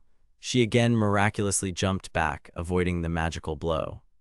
The dragon continued to attack, growling angrily. Turning around, Lifa finally found a good moment to attack and threw several of her test tubes at the monster. The dragon took significant damage, its head jerking to the side. Taking advantage of the monster's weakness, the girl continued throwing her flasks, bombarding it with magical blasts. Finally, Lifa threw the last flask, which shattered on the ground. A huge cloud of smoke appeared where the flask had fallen, hiding the girl from the dragon's sight. Harold and Elle were still just watching the battle, not interfering in it. The journalist was surprised by the effect of his allies' latest attack. Disoriented, the dragon began to shake his head from side to side, trying to find his opponent and at the same time dispersing the smoke. Lifa, who had taken a firm and determined pose, began to read the spell. She began to call upon the black fire. The girl's clothes fluttered during the call. When the spell was ready, Lifa shouted that the dragon was finished and then cast the summoning of Fire Pursuit. The flames summoned by the girl engulfed the monster. Elle, noting the effectiveness of the attack, continued to watch with interest. Harold, frowning, also did not take his eyes off the epic battle. Lifa wiped her face and peered into the remains of the flame she had created. Suddenly, her face showed surprise and fear. It turned out that the dragon, although quite charred, was still alive. This caused confusion and anger in Lifa. At this time, the dragon again turned an angry look at his rival. The monster let out a deafening scream. The dragon pushed off the ground sharply, took off, and quickly picked up speed. Having gained speed, it turned and rushed towards Lifa, as if wanting to ram her. The frightened Elle screamed, calling on his companion, who had fallen powerlessly to the ground, to run. Suddenly, the dragon was caught in a powerful whirlwind, and Harold landed softly on the battlefield with his sword drawn. The shocked Elle and Lifa did not even understand what had happened, did not see their companions' movements. The whirlwind created by the protagonist sent the dragon flying away with a terrifyingly loud sound. Elle, staring at the battlefield in fear, wondered in his mind what had just happened. Harold, who had risen to his full height, threw one of his swords over his shoulder. The journalist realized that this guy had dealt with the ice dragon with only 2 blows. However, Harold did not relax after the victory. He glanced to the side and cursed. L, looking in the same direction, saw another dragon approaching the travelers. The journalist realized that the ice dragon had called for reinforcements with its deafening roar. Harold, with his sword still slung over his shoulder, now stood face to face with two whole dragons. Looking straight at the enemies preparing to attack, he said that only death awaited them ahead. As the dragons took off and rushed towards him, Harold irritably asked them to do him a favor and finally leave this world. The sword in his hand began to glow with magic. Jumping up with lightning speed, the guy chopped the neck of the previously wounded monster with two powerful swings and landed softly again. Behind him, the headless dragon fell to the ground. However, remembering the second enemy, Harold did not relax. The remaining dragon opened its mouth and began to attack the protagonist with icy breath, freezing everything around it. Despite this monster also could not avoid Harold's swift attack. A second later, its eyes were cut. However, the guy did not stop there and continued his high-speed attack, instantly depriving the dragon of one of its paws. The monster, who was pretty much wounded, roared deafeningly and soared upward, trying to avoid further attacks from the protagonist and death. The faces of Elle and Lifa, who were forced to watch the fight, stretched out in fear. Despite the attempt to escape, the dragon failed. Harold again quickly and accurately attacked the enemy, inflicting multiple wounds on him right during the flight. The monster could no longer hover and so fell to the ground like a heavy weight. Jumping away from the place where the dragon fell, Harold accelerated again. Crossing his swords, the protagonist delivered a final, incredibly powerful blow. Harold's face was splattered with dragon blood. His eyes looked both focused and empty. Elle, who was watching the end of the battle, clenched his hands. Clenching his jaw, the boy mentally listed all the nicknames Harold had acquired: traitor, night killer, the youngest genius of the order. The battle he had seen led Elle to the idea that everything was not as simple as it seemed. Looking at the victorious ally, the journalist came to the conclusion that the strength of the main character and himself cannot be compared with ordinary people, because this man is like an element that brings only death. The boy mentally called Harold's strength overwhelming power. The protagonist, silently looking at the defeated dragon, threw one of his swords over his shoulder again. Harold stood in front of the fallen dragon, still holding one of his swords over his shoulder. Turning to Lifa, the guy looked sternly at his companion and asked why she froze. The girl, who had not yet fully recovered from the battle, looked at the main character in surprise. Harold reminded Lifa of her original goal, collecting ingredients and studying dragons. The girl, remembering the meaning of this expedition, laughed awkwardly. Lifa was busy examining the fallen dragons in the battle, while the boy finally wiped the blood from his face with the sleeve of his cape. Elle watched silently. The journalist was still shaking after the fight, even though he had not taken part in it. Elle was convinced that not every ordinary person was capable of such a battle. He shuddered as he recalled how Harold fought. Looking up at the main character, the journalist came to the conclusion that the rumors about him were true. Mixed emotions were reflected on his face. Harold silently examined his sword. He looked a little depressed and thoughtful after the battle. Suddenly, the journalist began clapping his hands, thus expressing his admiration for the work done. Elle praised Harold's speed in winning the fight, as well as his fighting skills. The protagonist, not particularly pleased with the praise, asked the journalist what kind of nonsense he was talking, since, in his opinion, all his information was worthless. Elle just smiled and replied that he didn't understand what they were talking about. Harold's face showed even more displeasure than before, to which anger was added. The protagonist addressed the boy quite sharply. He told him to stop playing games with him and also addressed him by the name Jiffelt. Pretending not to understand, Elle asked if Harold was referring to the famous informant. The journalist looked as if he was uncomfortable with the conversation. He asked if Harold really thought that a kid like him could be someone important. The protagonist remained adamant. He replied that Jiffelt was the clan name, and if you belonged to the clan, you had the right to that name, even if you were still very young. Elle looked even more tense. However, the boy quickly pretended that nothing had happened. He shrugged and said that he did not know what made Harold think of him that way, since Elle was really just a humble traveler. In an attempt to change the subject, the boy asked why the protagonist didn't try to clear his name, since he was, for better or worse, quite famous. The protagonist, still very serious, his brows furrowed, said that he didn't care. Elle countered that nothing could mark the past, but the boy was still a subject of his country. Harold's gaze grew even heavier. Looking straight into L's eyes, he said that there were far more important things, like how much was known about him. The boy, either unable to bear the anger in the other's gaze or tired of the confrontation, closed his eyes briefly. The journalist repeated that he was not Jiffelt, despite Harold's assurances to the contrary. L asked how the guy had come to such conclusions and whether he had any evidence. Harold promised to kill the interviewer instead of providing it. The protagonist said in a commanding manner that he was the one asking the questions here and L had to answer him. Horror was reflected on the boy's face. L was very scared by Harold's behavior. Initially, he was just interested in finding out how the main character was doing, and that was why he joined the expedition. Now the boy regretted that he believed that he could pull out anything. Still mentally beating himself up, L realized that he should have been thinking about the worst possible outcome from the start. He came to the conclusion that his actions might have been too hasty. The boy thought about ways to get out of this. L hung his head and said he was worried because he had gotten his hands on information that directly concerned Harold but was a state secret. The boy said he didn't know what to do with it. Pointing to one of Harold's swords, L continued speaking no longer in a confused or frightened tone, but in earnest. He said that this sword gave the main character terrifying power, but in exchange the boy had to sacrifice part of his life. Harold listened silently as the reporter continued. The boy expressed his fears that such weapons were being developed at a national level. He wondered what would happen if knowledge of such developments fell into the wrong hands. Hinting at the Sumeragi family's support, L said that one noble's protest against the rest of the king's council meant nothing, and that was why, due to the lack of a protectorate, Harold became a test subject for the sword. Becoming more and more confident, the boy added that experimenting with human lives was unacceptable, no matter how good the intentions behind it.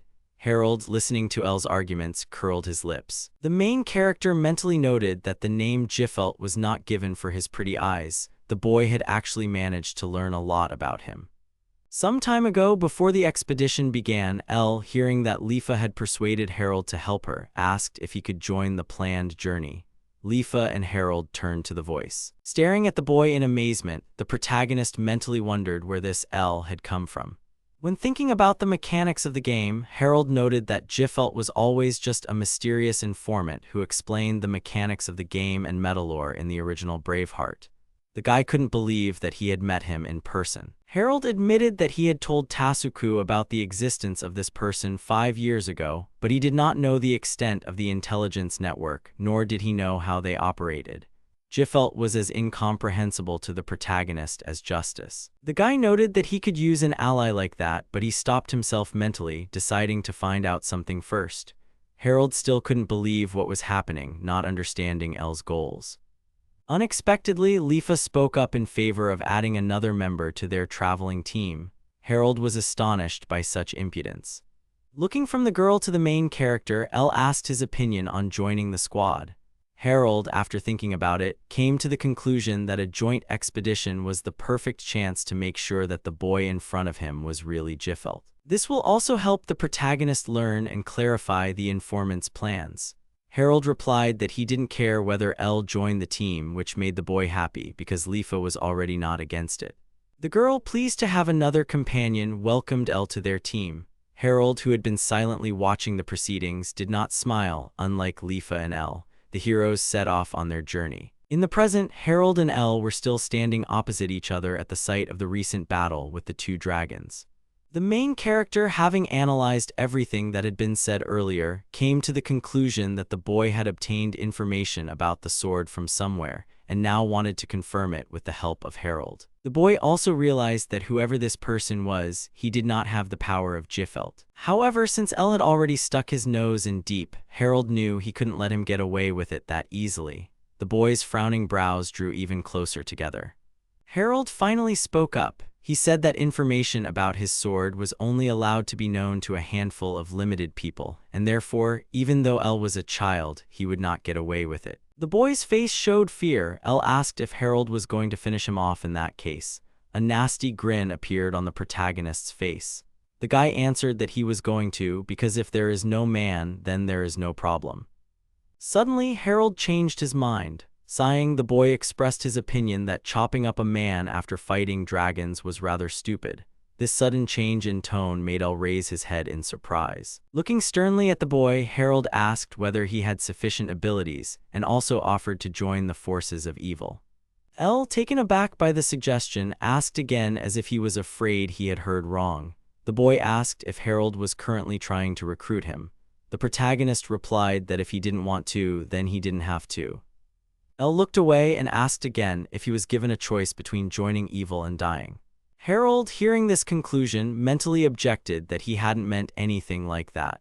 The protagonist couldn't understand whether the boy had determined the threat of death only from his tone. Turning away, Harold stated that he did not care about Elle's fate and therefore suggested that the boy take a chance while he had the chance. Elle, completely confused, admitted that he had no idea what the protagonist was trying to tell him. Still avoiding the boy's gaze, Harold mentioned a certain star memory. Elle's face reflected almost primordial horror. Losing control of his emotions, he cried out, not understanding how the protagonist could have learned about this. With a look of fear on his face, Elle asked the man in front of him who he really was. Harold waved him off and said that he wasn't going to explain anything to anyone. The protagonist became extremely serious again. He said that star memory is something that allows you to learn about everything in the world and also his, Jifelt's, longtime dream. The boy, listening to the explanations, looked as if he did not believe in the reality of what was happening. Continuing his speech, Harold promised that by joining him, Elle would be closer to his dream, and by refusing, he would achieve nothing. The protagonist added that the boy should choose wisely. Elle pursed his lips and replied that he didn't know what he should choose. He was confused by the large number of variables and also tormented by enormous doubts. He pressed his hand to his chest and said he couldn't believe something like this was possible, but noted that Harold was right. The Jifelts had been looking for this thing for generations. Without looking at the boy, the protagonist suggested that he simply go with him and see everything for himself because the process does not require faith. Stepping forward, Elle suddenly dropped to his right knee and, clearing his throat, swore all his power and all of Jifelt's knowledge to Harold, giving the protagonist the right to use them at his own discretion. The guy watched Elle silently. The protagonist looked genuinely surprised that the boy had sworn an oath of allegiance to him. However, he did not have time to react to what had happened. Lifa, who had finished her business, noticed an unusual picture from afar and screamed, trying to find out what her companions were doing. The girl pounced on Harold and tried to find out what he was trying to persuade Elle to do. The main character could only freeze in surprise. Rising from the ground, Elle began to convince Lifa that he was okay and that Harold had not forced him to do anything, but the girl did not believe him because the boy had just been kneeling in front of the main character. Smiling, Elle explained what had happened by saying that from now on he had become this master's servant. Lifa and Harold, not expecting such words from the boy, both looked somewhat stunned. The protagonist was genuinely surprised that Elle had voluntarily signed up for something like that since he only wanted some help from the boy. Lifa, still worried about her new friend, asked if Harold had really not intimidated Elle. The guy, lost in his thoughts, thought that he was only going to lead the boy to a chain of quests from the original story, necessary for obtaining the star memory in exchange for his services. Watching Lifa and Elim, Harold was still puzzled as to why the boy had willingly gotten into this bondage. The protagonist realized that he had never heard of such a development in the original story. Harold snapped out of his thoughts and rudely explained to Elle that he was only interested in the result, not blind adoration. The usual frown returned to the boy's face. The boy smiled and replied that he knew he did not yet deserve the trust of his new master. He promised to earn that trust by his actions. Harold twisted his lips and replied that Elle should first change his strange attitude towards him. The boy's lackish servility had infuriated the guy to no end. Elle, looking genuinely confused, asked again if he was doing something wrong, since, in his opinion, all loyal assistants behaved the same way as he did. Harold, whose rage continued to mount, said that he was sick of this attitude. The boy, not taking the abuse to heart, laughed kindly. Pressing his hand to his chest, Elle vowed to improve. Harold, still angry, said nothing because, in his opinion, talking to the boy was just a waste of time. The travelers set off on their return journey. After some time, Elle asked if Harold was now going to the capital, to which he received an affirmative answer. Sighing, the boy shared that he had not been to the capital for 2 years. Harold, not catching the train of thought of his new companion, rudely asked again what L needed in this city. The boy, surprised by the question, replied that he was going in the same direction as the main character, which shocked the latter. L, continuing to develop the theme, added that he was sure that he and Harold would have plenty of opportunities to become friends or even get closer on the road. The protagonist, stepping back, told his companion to stay away from him, preferably 3 steps away. Thinking about the current situation, Harold first tried to predict Justice's reaction if he found L. The guy came to the conclusion that in such a situation there would be no one to provide information to. With an irritated chuckle, the protagonist said that L could do whatever he wanted, to which the boy only nodded in agreement. Lost in his thoughts again, Harold wondered how much his companion knew about him. The protagonist noted that he would not be surprised if it turned out that Jiffelt had already gotten wind of Colette and her mother, and of the ZZ method of farming. Harold decided that unless L himself brought it up, he wouldn't touch on it because otherwise such a conversation would look suspicious. The protagonist also mentally promised to bury Jiffelt if he didn't keep his mouth shut. Harold and L, who had pulled ahead, were suddenly called out by Lifa. When the two turned to face the girl, she solemnly and decisively declared that she was going to the capital with them. Harold thought before showing any reaction or expressing his thoughts. After lightly tapping Lifa on the forehead with the hilt of his sword several times, the protagonist rhetorically asked about the unusual thought process going on in the girl's head. He noted that, despite her opinion, Harold was not obliged to drag the girl along with him. Frowning, Lifa asked why Elle could suddenly go with a guy, but she couldn't. Harold got angry and replied that the girl was extremely useless and therefore he didn't need her like that. Lifa, also losing her temper, said that she wasn't asking to be the main character's servant. The girl added that she was worried about Elle because Harold might do something to him. Passing by her companions, Lifa continued on her paused path. The protagonist, irritated, pointed at his assistant, asking again if the girl was going to keep an eye on him. Turning around, Lifa confirmed Harold's words and added that she would watch very carefully. The protagonist, once again losing his temper because of these words, mentally exclaimed that he did not understand why the girl L. Quite a long time ago, Justice told a younger Harold that he had recently developed a new sword. This weapon absorbs the magic power of the wielder and increases combat ability, but the side effect is to shorten the life of the fighter. The mad scientist added that there was nothing to worry about because if you use it constantly, the effect will not manifest. A crazy smile appeared on the man's face, after which Justice noted, looking at Harold, that the sword still needed to be tested. Continuing to smile, the scientist ordered the protagonist to hold this weapon close to his heart, because this is how he will be able to fulfill his role. In the present, Harold stood by a large window, remembering the origin of one of his swords and wondering if he could break the contract with Justice. Behind him stood Lifa and Elle. A huge ship with its sails spread flew over the mountains. It was skillfully decorated. The bow of the vessel stood out in particular. Lifa, pressing her palms to the window, watched what was happening outside. The girl's face reflected genuine delight. Lifa exclaimed that they were very high now. Harold, always dissatisfied, grumbled that the girl was behaving like a child.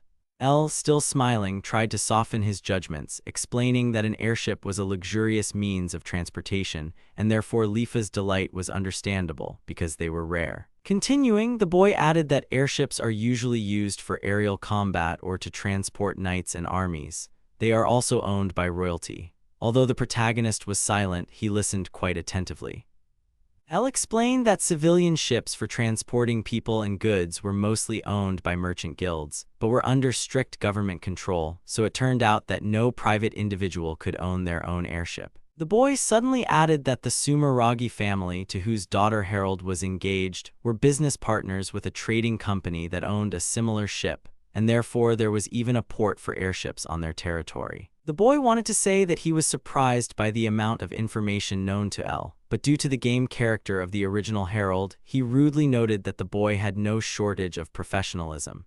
Elle apologized for chattering, citing professional deformation. While Lifa was admiring the view from the window, the boy turned to Harold again. He hesitated, but then asked if everything was okay with the main character.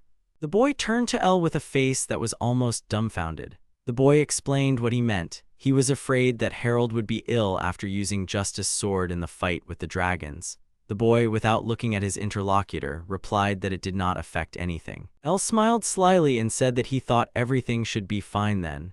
Jifelt seemed pleased to have at least some information about Harold and his sword. The boy turned to the protagonist again, asking him if the guy had decided on the place they would go to first. Harold coldly replied that L would find out about it a little later.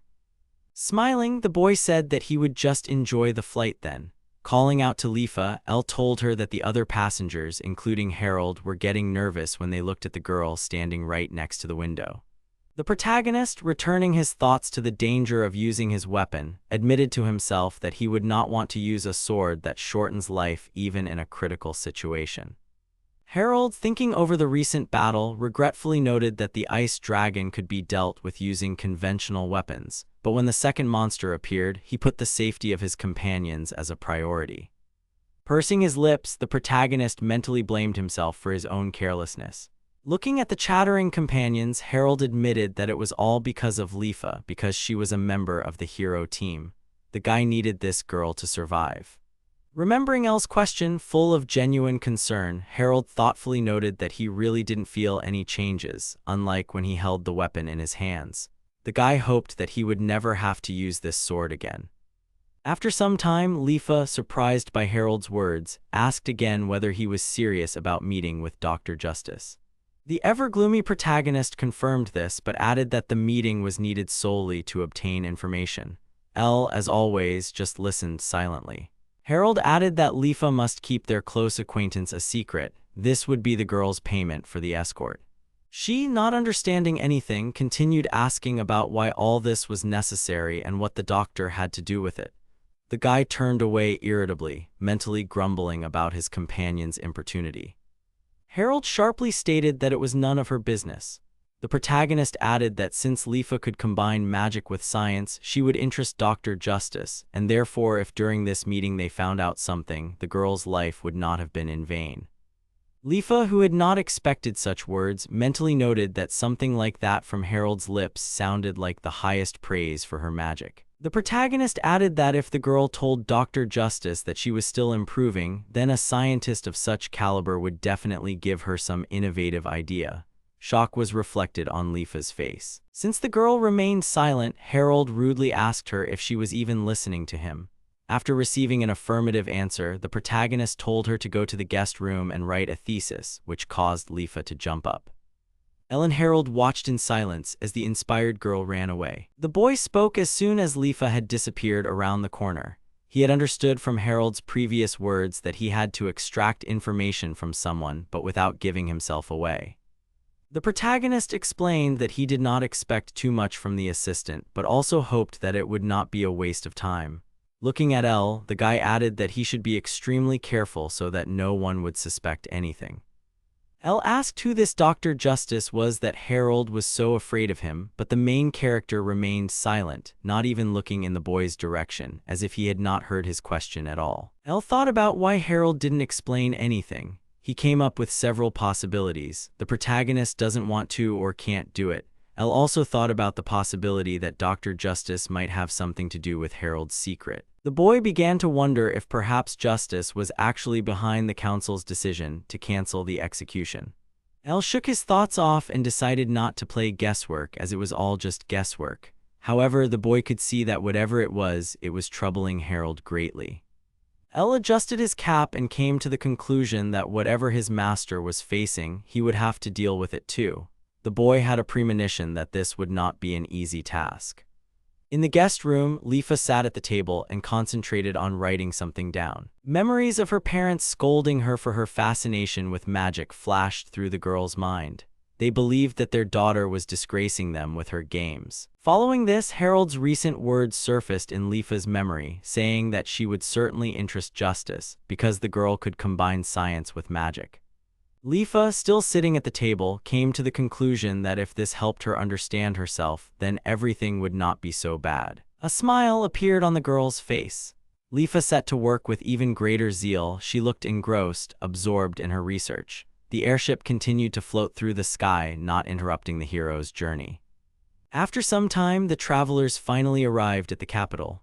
Right in front of them was the large and majestic building of the Astral Institute. The three of them walked inside. Harold looked confident, even a little arrogant. He was clutching the sheaths of both his swords, which were slung over his shoulder with his right hand. Lifa looked a little scared. El's face showed no particular emotion. He was watching as always. There were already several people in the hall of the institute, all of them wearing gowns similar to medical ones. Noticing the expressions on the faces of these strangers, El concluded that they hated Harold. However, the main character doesn't care about this. He is not afraid of hostility, and he does not try to compete with anyone. Harold seems not to know about their existence at all. El, having mentally expressed his feelings in common with Lifa, wondered whether his master had any feelings at all, since these two strangers here felt the oppressive pressure especially strongly. Harold walked inside the room, then stopped in front of a door and knocked on it twice. His companions followed the guy closely. The door creaked open. A man in the same robe as the others they had met looked out of the room and asked what Harold wanted. The man received a rather rude answer to his question. The guy said that the purpose of his visit was obvious and the man should not boast so much about his petty power. The main character's face expressed irritation. Beginning to lose his temper, the stranger stated that the gentleman had an important experiment. He also wanted to add something else. Harold angrily interrupted him, declaring that the main character's report was more important than anything else. The guy rudely ordered the man to report his arrival. The protagonist added that anyone could handle such work, but apparently not this scientist. In the end, Harold told the man that he didn't have to report anything if he didn't want to, but then he'd only have himself to blame. The man, enraged, began to shout at the main character, but then another voice was heard behind him. He said that there are two types of arguments, useful and useless, and also asked which ones, in his opinion, the guy was using now. The owner of the voice turned out to be Dr. Justice. He crossed his arms and concluded that Harold was making useless arguments. Once inside the room, Lifa and El were seated on the sofa. Dr. Justice said that they would have to wait a little while he brought tea. Both the boy and the girl looked a little wary. Looking around, Dr. Justice tried to remember where he could have put the cups. The man reached for a jar of some kind of powder. Harold suddenly appeared next to the doctor. He, as always, rudely told Justice to sit down and not fuss because the main character was not going to drink his poison-flavored tea anyway. The guy was holding 2 cups in his hands. Dr. Justice replied that he had no intention of poisoning anyone but was simply trying to be hospitable. Harold, hearing this, replied that he knew such hospitality, describing in vivid detail the horrific details. Dr. Justice tried to put pressure on the protagonist, asking him if the guy was collecting a harem since he dragged around all the girls he met. The doctor mistook El for a girl. Harold asked him to shut up and added that his companions were too skinny. Dr. Justice chuckled and stopped trying to get involved in making tea. The man asked if the boy wanted the doctor to find him some older girls. Justice also said that Harold should notify his fiancée, which made the boy flinch. Continuing to be rude, the main character said that Justice was a funny parody of a scientist since he made such conclusions. The guy noted that the doctor also had problems with logic, so it was clear to him why the study of the astral body was not working out. Justice's mood was no longer friendly or playful. He ordered the protagonist to watch his language, otherwise someone might get hurt, because there are significant forces involved in the study of the astral body. Harold, who had not initially perceived the conversation as friendly, became even more gloomy. He replied that among them, Dr. Justice was the one who talked too much since the guy had long ago broken off his engagement to Erica, once and for all. Sitting down on the sofa, the doctor suggested leaving this conversation. Finally turning his attention to the guests, Justice noted that they did not seem to introduce themselves. Lifa and El took turns giving their names, but the boy also added that they were pleased to meet the great scientist Freund. The doctor confirmed that his name was Justice Freund, and also noted that Harold's companions were not lacking in courage. The scientist asked what brought the two to him. Holding a stack of papers she had previously written, Lifa admitted that she was interested in various spells and magic. The girl also said that she had done some research on her own. Lifa continued, adding that she had always wanted to discuss her work with Justice, which was why she had asked Harold to help her. El, smiling, added that the name of the main character is as well known as the name of the person under whose protection he is, hinting at Justice himself. The doctor noted that Harold usually did not agree to such requests, so he was now even more interested in looking at the girl's research. The guy, pretending that it did not concern him, sipped tea from a cup. Lifa, a little embarrassed, said that her activity could hardly be called a full-time job. However, Elle, sensing the girl's awkwardness, told her that Lifa was interested in the idea of using astral powers. The doctor asked the girl to talk about these ideas. Launching into an explanation, Lifa said that even though the astral body was hereditary, she believed that science could be used to increase the effectiveness of magic. The girl added that she wondered if this could be done by consuming fewer bodies. Justice thought for a moment and concluded that Lifa wanted to invent a hybrid technology. The girl confirmed this by talking about a hybrid of magic and science.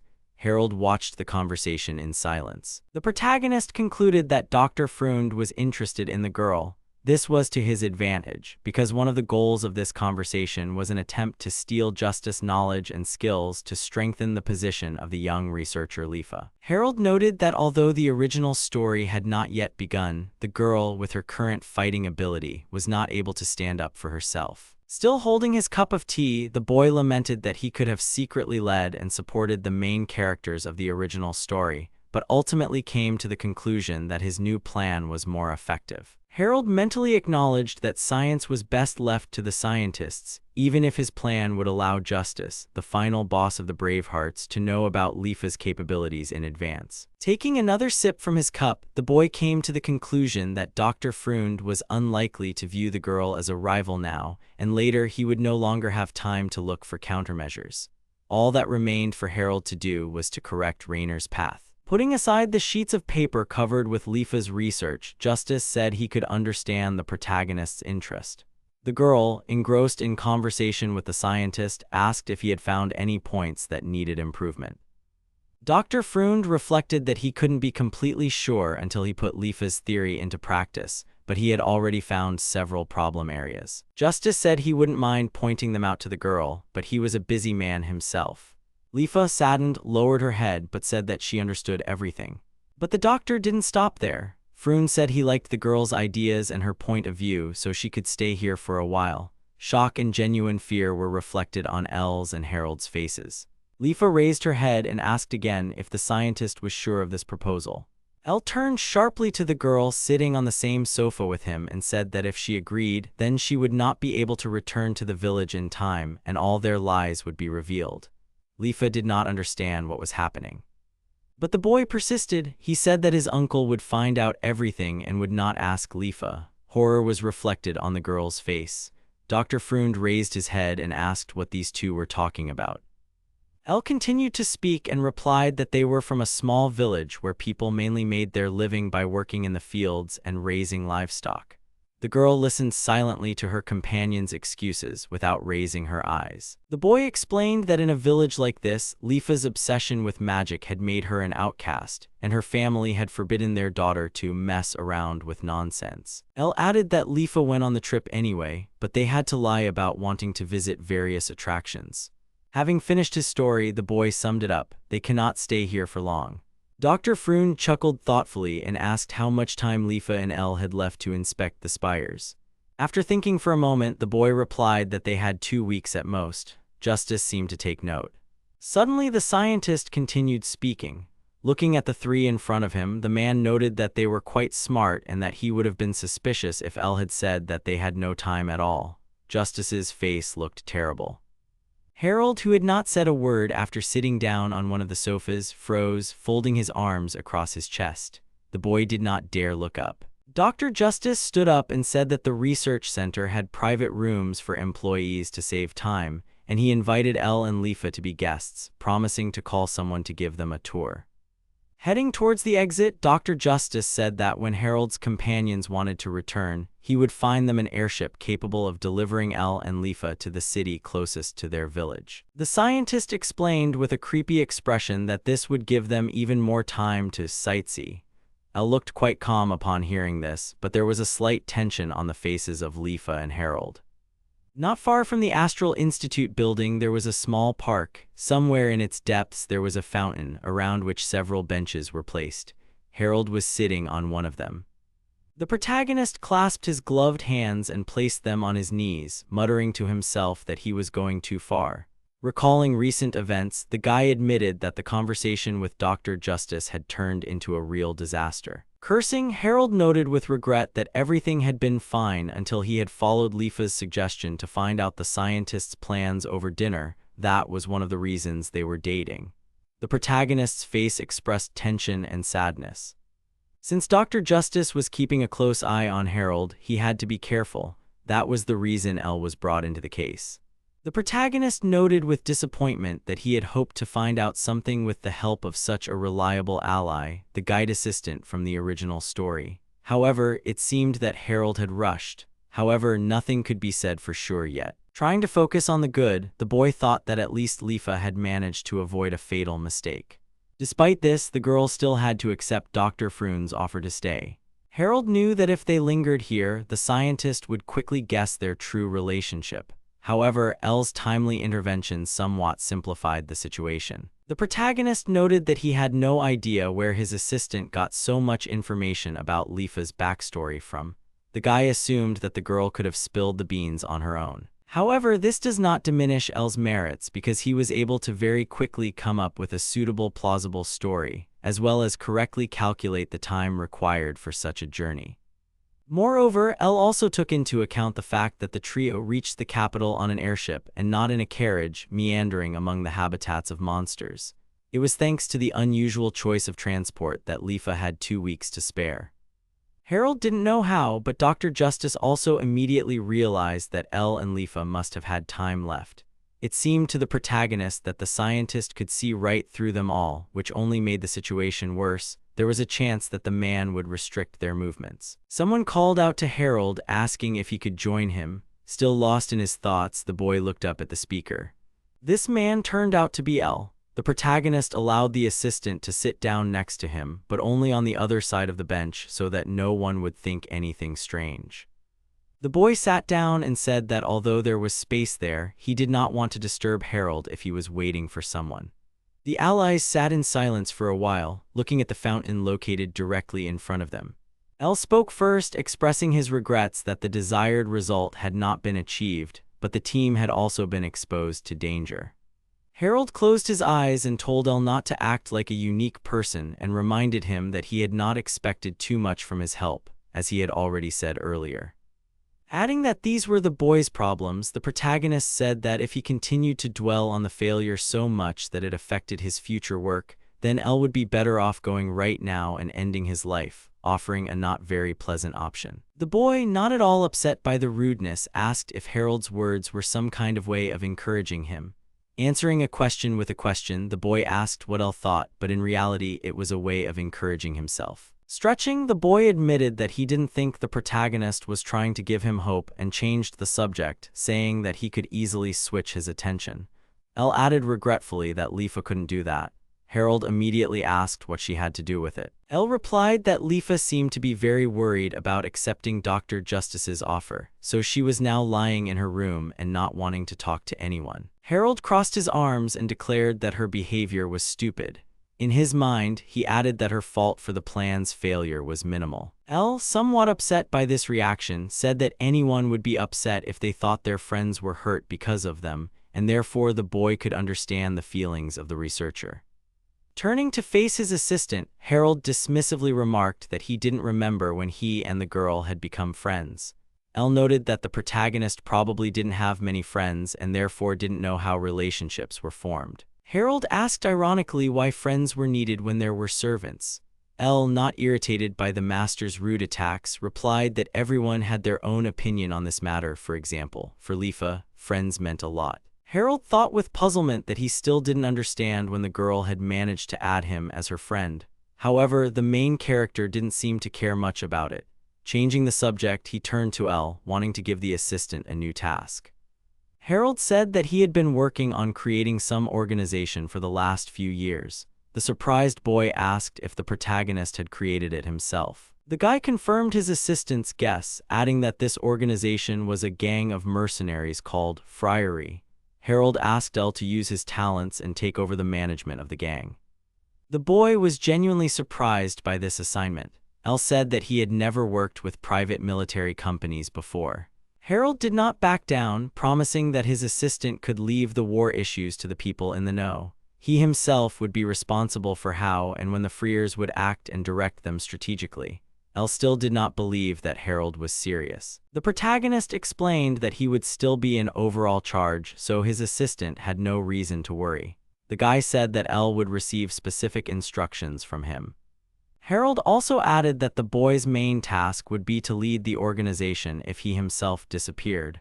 The faces of both interlocutors looked extremely serious and focused. Elle spread his hands and thoughtfully said that it was a big responsibility and that it was easy for Harold to say. Right after that, the boy asked if the main character really trusted him that much, which made the boy look away. Seeing that Harold wasn't going to answer that question, Elle changed the subject, asking how many people were in the group now. The protagonist replied that there were 14, but that wasn't enough, so the assistant would have to recruit someone who knew. As if resigned to the role assigned to him, Elle continued asking questions. This time he asked about money, since hiring mercenaries without funds is almost impossible. Harold replied briefly that he would pay for everything. Elle nodded and noted that this was very generous and also asked where his master got so much money. The protagonist rudely noted that his assistant didn't have to poke his nose into it unless the boy wanted to lose it. Elle didn't insist and asked for forgiveness. Summarizing their entire conversation, Jiffelt said that he understood everything in general terms, and therefore the boy was eager to take a closer look at these friary. These words caused Harold to show a barely noticeable surprise. The protagonist replied that Elle should either come up with a plan to get them both past surveillance or keep his mouth shut. The boy laughed awkwardly, admitting that he didn't have any plan yet. However, Elle promised to think about it. Standing up from the bench, the boy announced that he had a request for Harold. The protagonist allowed his assistant to voice it. Elle said that he would like to contact the Freery organization himself, but in that case he would need to somehow prove that it was Harold who sent the boy. Taking his time to answer the request, the protagonist asked why Elle needed this. The boy, smiling broadly, explained that it would be easier to deceive Dr. Justice and returned to his original request, asking whether Harold would be able to inform Friary. Elle also added that he wanted to hide his name, age, and gender if possible, so that no one else would think of associating him with the Jiffelt clan. The boy reasonably noted that outsiders did not need to know this secret. Harold asked why he was so secretive, asking if Elle was afraid of revealing his clan's name. The boy answered without hesitation that it was more efficient to gather information in hiding, since if he was identified, it would do more harm than good. Harold replied that he didn't care because all he cared about was the success of the operation. Elle thanked the protagonist and was about to ask him for something else. The boy wanted to ask what else was required of him, but due to the limitations of the original Harold's character, he rudely ordered him not to test his patience. Elle assured him that he wasn't asking for anything serious, all he wanted was a few hours of the protagonist's time in the morning. Harold thought that sounded a little scary and replied that it better not be some kind of nonsense. The boy smiled and replied that it was very important because this meeting would affect their, Elle's and Harold's, future. The protagonist just stared at his assistant in surprise, not understanding what he was leading to. That same evening, a letter was slipped under the door of the room in which Harold was now living. The main character, noticing an envelope sticking out from under the door, picked it up from the floor. Having opened the letter, Harold walked deeper into the room, reading the message as he went. In it, someone asked the guy why he didn't visit his parents, why he broke off the engagement with the daughter of the Sumeragi family, and why he was doing this. At the end of the letter, he was asked to answer at least something. Harold burned the written sheet of paper with fire magic. Shaking the ashes out the open window, the protagonist complained that Hayden was behaving as usual. The stars had already lit up in the dark evening sky. The guy mentally added that everything was fine since Hayden didn't suspect that Harold was still in touch with Sumeragi. Harold was worried that Justice might pay attention to them. However, the third letter this year was already annoying. Harold broke off the engagement right in the courtroom so that Dr. Justice would hear it and leave Sumeragi alone forever. However, the protagonist's agreement with Tasuku remained in force. He regularly supplied part of the profits from the farms working on the ZZH method. Harold needed the money to finance the organization he created, Freery. In the original story, this gang was created by Cody Luziel after he left the Knightly Order due to the death of his comrades during a mission. However, he was now still a knight and had even advanced in rank.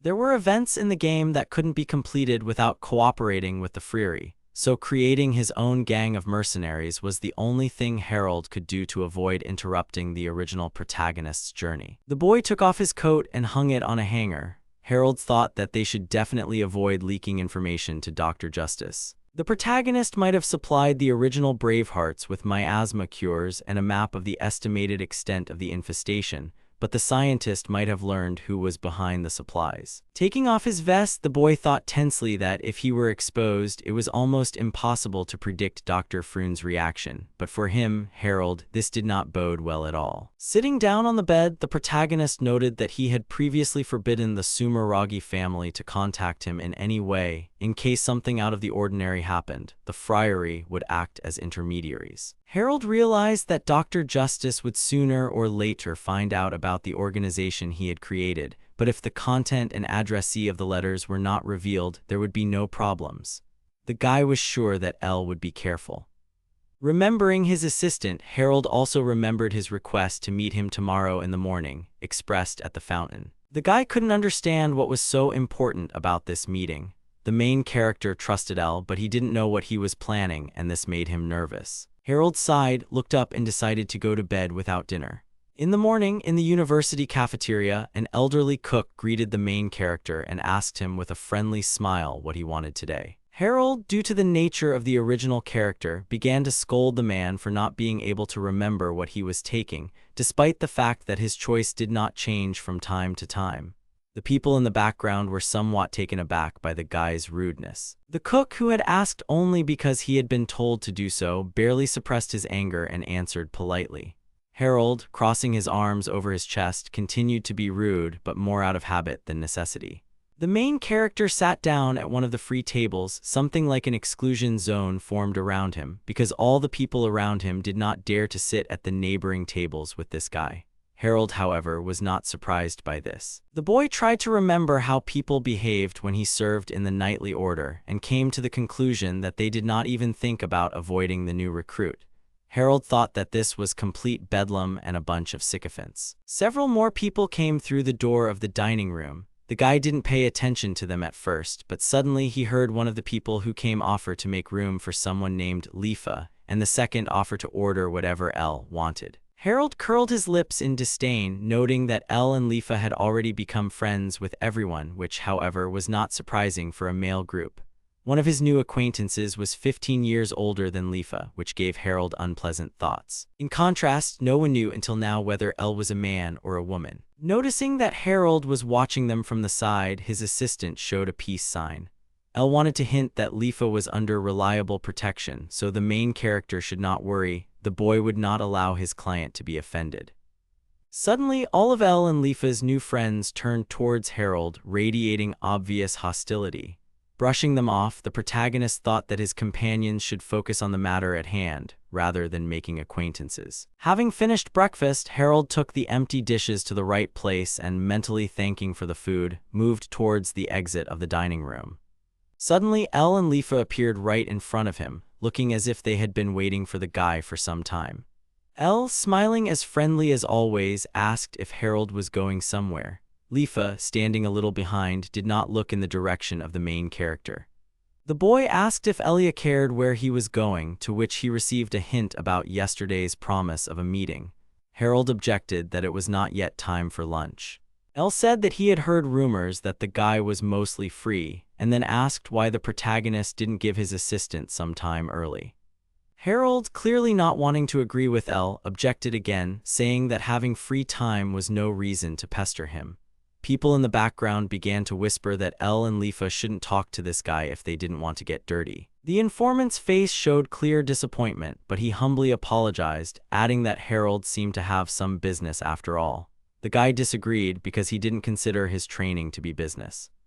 Putting his palms together, Elle replied that in that case he insisted on meeting right now, because, according to him, this would be their first date as a threesome, and the informant was impatient to spend as much time together as possible. Lifa, not informed of the situation, exclaimed in surprise. Hearing about the date, all of Lifa and El's new acquaintances, who were not particularly friendly to begin with, began to look even more embittered. Seeing this, Harold shuddered, mentally trying to figure out if El wanted to kill him. Continuing to curse silently, the main character was outraged by the fact that the scientists were staring at him. After all, it wasn't he who recruited the staff here, so it wasn't his fault that there were so few girls.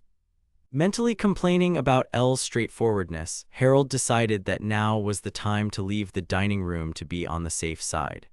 El cupped his hands and shouted that he would take the protagonist's silent departure as consent and would therefore wait at the main gate in an hour. Harold, already quite furious, mentally begged El not to yell. After some time, the main character, even more angry and gloomy, was indeed waiting at the main gate. He was very much irritated by the strangers watching him from the side. Finally, El and Lifa also approached the meeting place. The girl seemed uneasy. Harold's assistant tried to cheer her up. The guy himself looked extremely unhappy with the circumstances, mentally scolding El for her lack of shame and conscience. Hesitating, Lifa looked up at the main character and timidly wished him good morning. Harold, surprised, even stopped being angry for a while. Seeing the girl's awkwardness, the guy realized that she was probably still worried about falling into Dr. Justice's trap. This discovery came as quite a surprise to him because despite El's words about it, he didn't think that everything was so bad. Keeping a straight face, Harold suddenly grabbed the girl by the head, causing her to be confused and slightly frightened.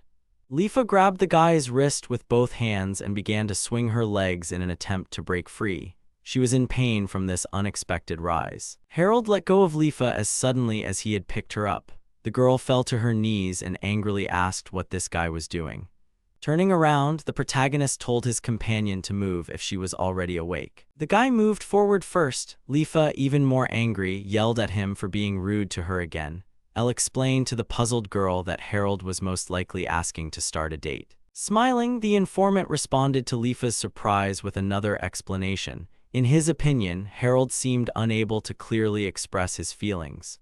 The girl remained silent and turned her gaze to the back of the retreating protagonist.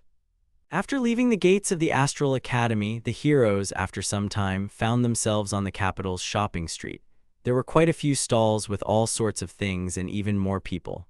Lifa, having forgotten her grievances, looked around with delight. From time to time, the girl even let out admiring cries. It seemed to Harold that he had seen something similar somewhere, but the guy could not remember where. While Lifa ran ahead of them, the main character sullenly asked El, who was walking next to him, why he had started all this. The informant smiled and explained that when under suspicion, it was necessary to be visible at all times. Harold said nothing, but his face remained gloomy. Changing the subject, the boy said that he was irritated by the looks of others. El, mentally complaining that this irritation was impossible not to notice, pretended that it had never occurred to him that Harold would be angered by this. Lifa, walking ahead, saw the food. Resigned to his fate, the protagonist replied that El did not need to worry, he would incinerate the commoners around him some other time. In his mind, he admitted that he had guessed the purpose of El's prank in the dining room. The boy tried to attract the attention of those around him so that it would be more difficult for Justice to suspect them. After a short silence, El asked if Harold had prepared a special thing for him that could prove to the members of the Freery organization that the informant was his subordinate. The protagonist silently took something out of his bosom and handed it to the boy, telling him to be careful and not to lose them. It turned out that Harold gave El a sealed letter and some kind of key. After adjusting his clothes, the protagonist explained that with the help of these things, the informant would pass for one of his own, despite his pretty face. El, holding the mysterious key in front of his eyes, praised the fine workmanship and asked if it was the key to the secret house. Harold first replied sarcastically that he was and then explained that it was just a decoration. El realized that this key served to distract the attention of strangers who would rush to look for a suitable door. He asked where the shelter was. Harold said nothing but turned away and quietly handed his companion a small piece of paper. Unfolding it, El glanced at the contents of the note and smiled. Having hidden the received things in a bag, the informant noted that the city whose name was written on the piece of paper was not far from the capital, but there should not be many spies of Dr. Justice there. The boy assumed that this was a good place. Harold, ignoring the last couple of lines, promised Elle that he would deal with him if the informant lost the key. The boy took these words into account with a smile. Elle decided to change the subject, suggesting that they stop talking about business and enjoy the walk. He added that they seemed to have lost Lifa. Harold, seeing their companion nearby trying on hats, asked her in bewilderment what she saw in them. Elle, good-naturedly reprimanding the protagonist, said that although there was nothing new in this city for them, everything was new for Lifa. At this time, a man passing behind Elle accidentally pushed the boy. Harold managed to react and support his nearly fallen companion, noting his exceptional fragility. Elle's cap flew off her head. While the stranger who had accidentally pushed the informant apologized, holding the headdress he had picked up from the ground, Harold thought about how thin Elle was for her 15-16 years, and then wondered if he could still be a girl. Adjusting his cap, Elle smiled and thanked the protagonist, saying that he was surprisingly kind. These words made Harold shudder. The boy turned away from his companion abruptly and clenched his teeth. He realized that no one had called him kind for a long time. However, Harold said something completely different. The main character promised to deprive Elle of his tongue if he heard something like that from him again. The informant, as always, did not take the eternal threats seriously, but only smiled kindly. Harold, who had rushed forward, was trying to pull the resisting Lifa away from another food stall, attracting the attention of passers-by. After some time, the travelers stopped near a library, on the roof of which a spire was adorned. They decided to stock up on at least a little evidence of the previously invented legend about the purpose of their visit to the capital. When the three stopped, Lifa shared that she had an audience with Dr. Justice for the next day to review her dissertation. Suddenly, the girl hesitated again, as if she couldn't bring herself to say anything. Harold asked her what was wrong, but that didn't help Lifa cope with her feelings. The protagonist wanted to ask the girl if she wanted to tell him anything, and also to assure her that there was no need to rush, but due to Harold's original character, the words sounded habitually rude and mocking. Lifa was furious at the new insults, and Elle just made a sad face. The girl got mad and grabbed Harold by the chest, shouting that if he were mute, he would pass for smart. The guy mentally agreed with her, already regretting that he opened his mouth. Turning around, Lifa, still angry, went somewhere, calling Elle to follow her. Harold turned away indifferently. The boy, afraid of losing sight of his upset companion, called out to her somewhat fearfully, asking her to wait. Scratching his head, Elle sighed inwardly, as his plan to reconcile Harold and Lifa had failed miserably. The informant looked genuinely upset about it. Lifa, not wanting to go back, continued to walk resolutely somewhere, looking down. The girl looked very upset about what happened because she wanted to apologize to Harold, but ended up getting treated rudely again. Apparently, this is how the date ended. The girl returned to the library in the Astral Institute. Having collected some books for herself, Lifa sat down at the table but did not open them, thinking about something of her own. Realizing this, she tried her best to concentrate on reading. Elle, who had also chosen a book, watched the girl with a smile. The next day arrived in the capital. The audience with Dr. Justice began, scheduled for the same place where the trio had first met Dr. Freund. Lifa said she was looking forward to working with him, and Elle noted that the number of books had grown. The scientists began the discussion, each defending their point of view. Elle, like last time sitting on the couch next to his friend, handed Lifa a stack of some papers. The girl took them without interrupting the discussion. Dr. Justice shook his head, as if disagreeing with some of Lifa's conclusions. The girl, whose face was a mixture of surprise and frustration, objected. Elle silently watched what had happened and listened attentively to the researcher's reasoning. Dr. Justice, still disagreeing, added something to his previous arguments that made Lifa freeze in shock and the realization of her own wrongness. The girl tried to come up with a counter-argument, and Dr. Justice waited patiently for her, but it seemed that nothing came to the researcher's mind. From the girl's face, one could conclude that the scientist had only torn her scientific developments to pieces. Holding her papers in her hands, Lifa silently stared into space with an expression of utter prostration on her face. After the audience was over, one of the scientists whom Elle and Lifa had met earlier entered the room.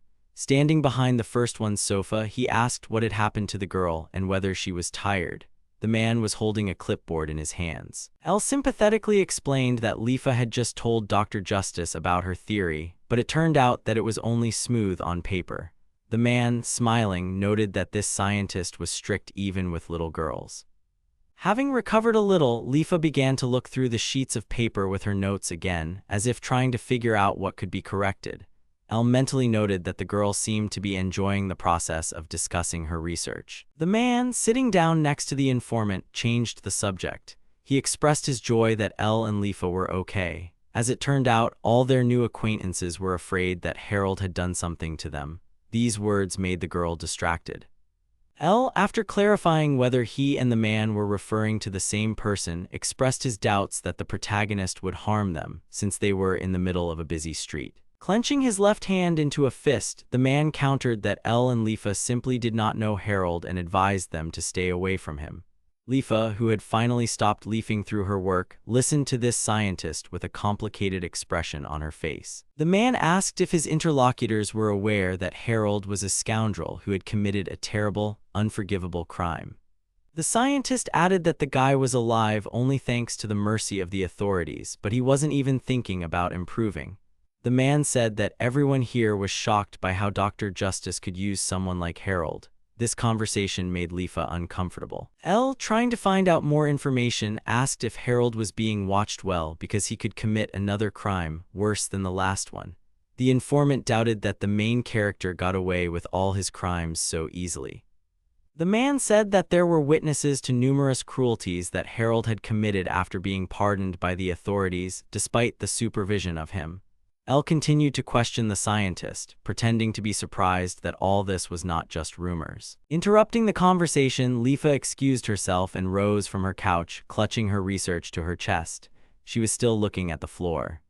Looking up at Elle, Lifa said she would go to her room. Her face showed a mixture of complex emotions that startled the informant. Jumping up from his seat, Elle called out to the girl, asking her to wait. He also decided to leave.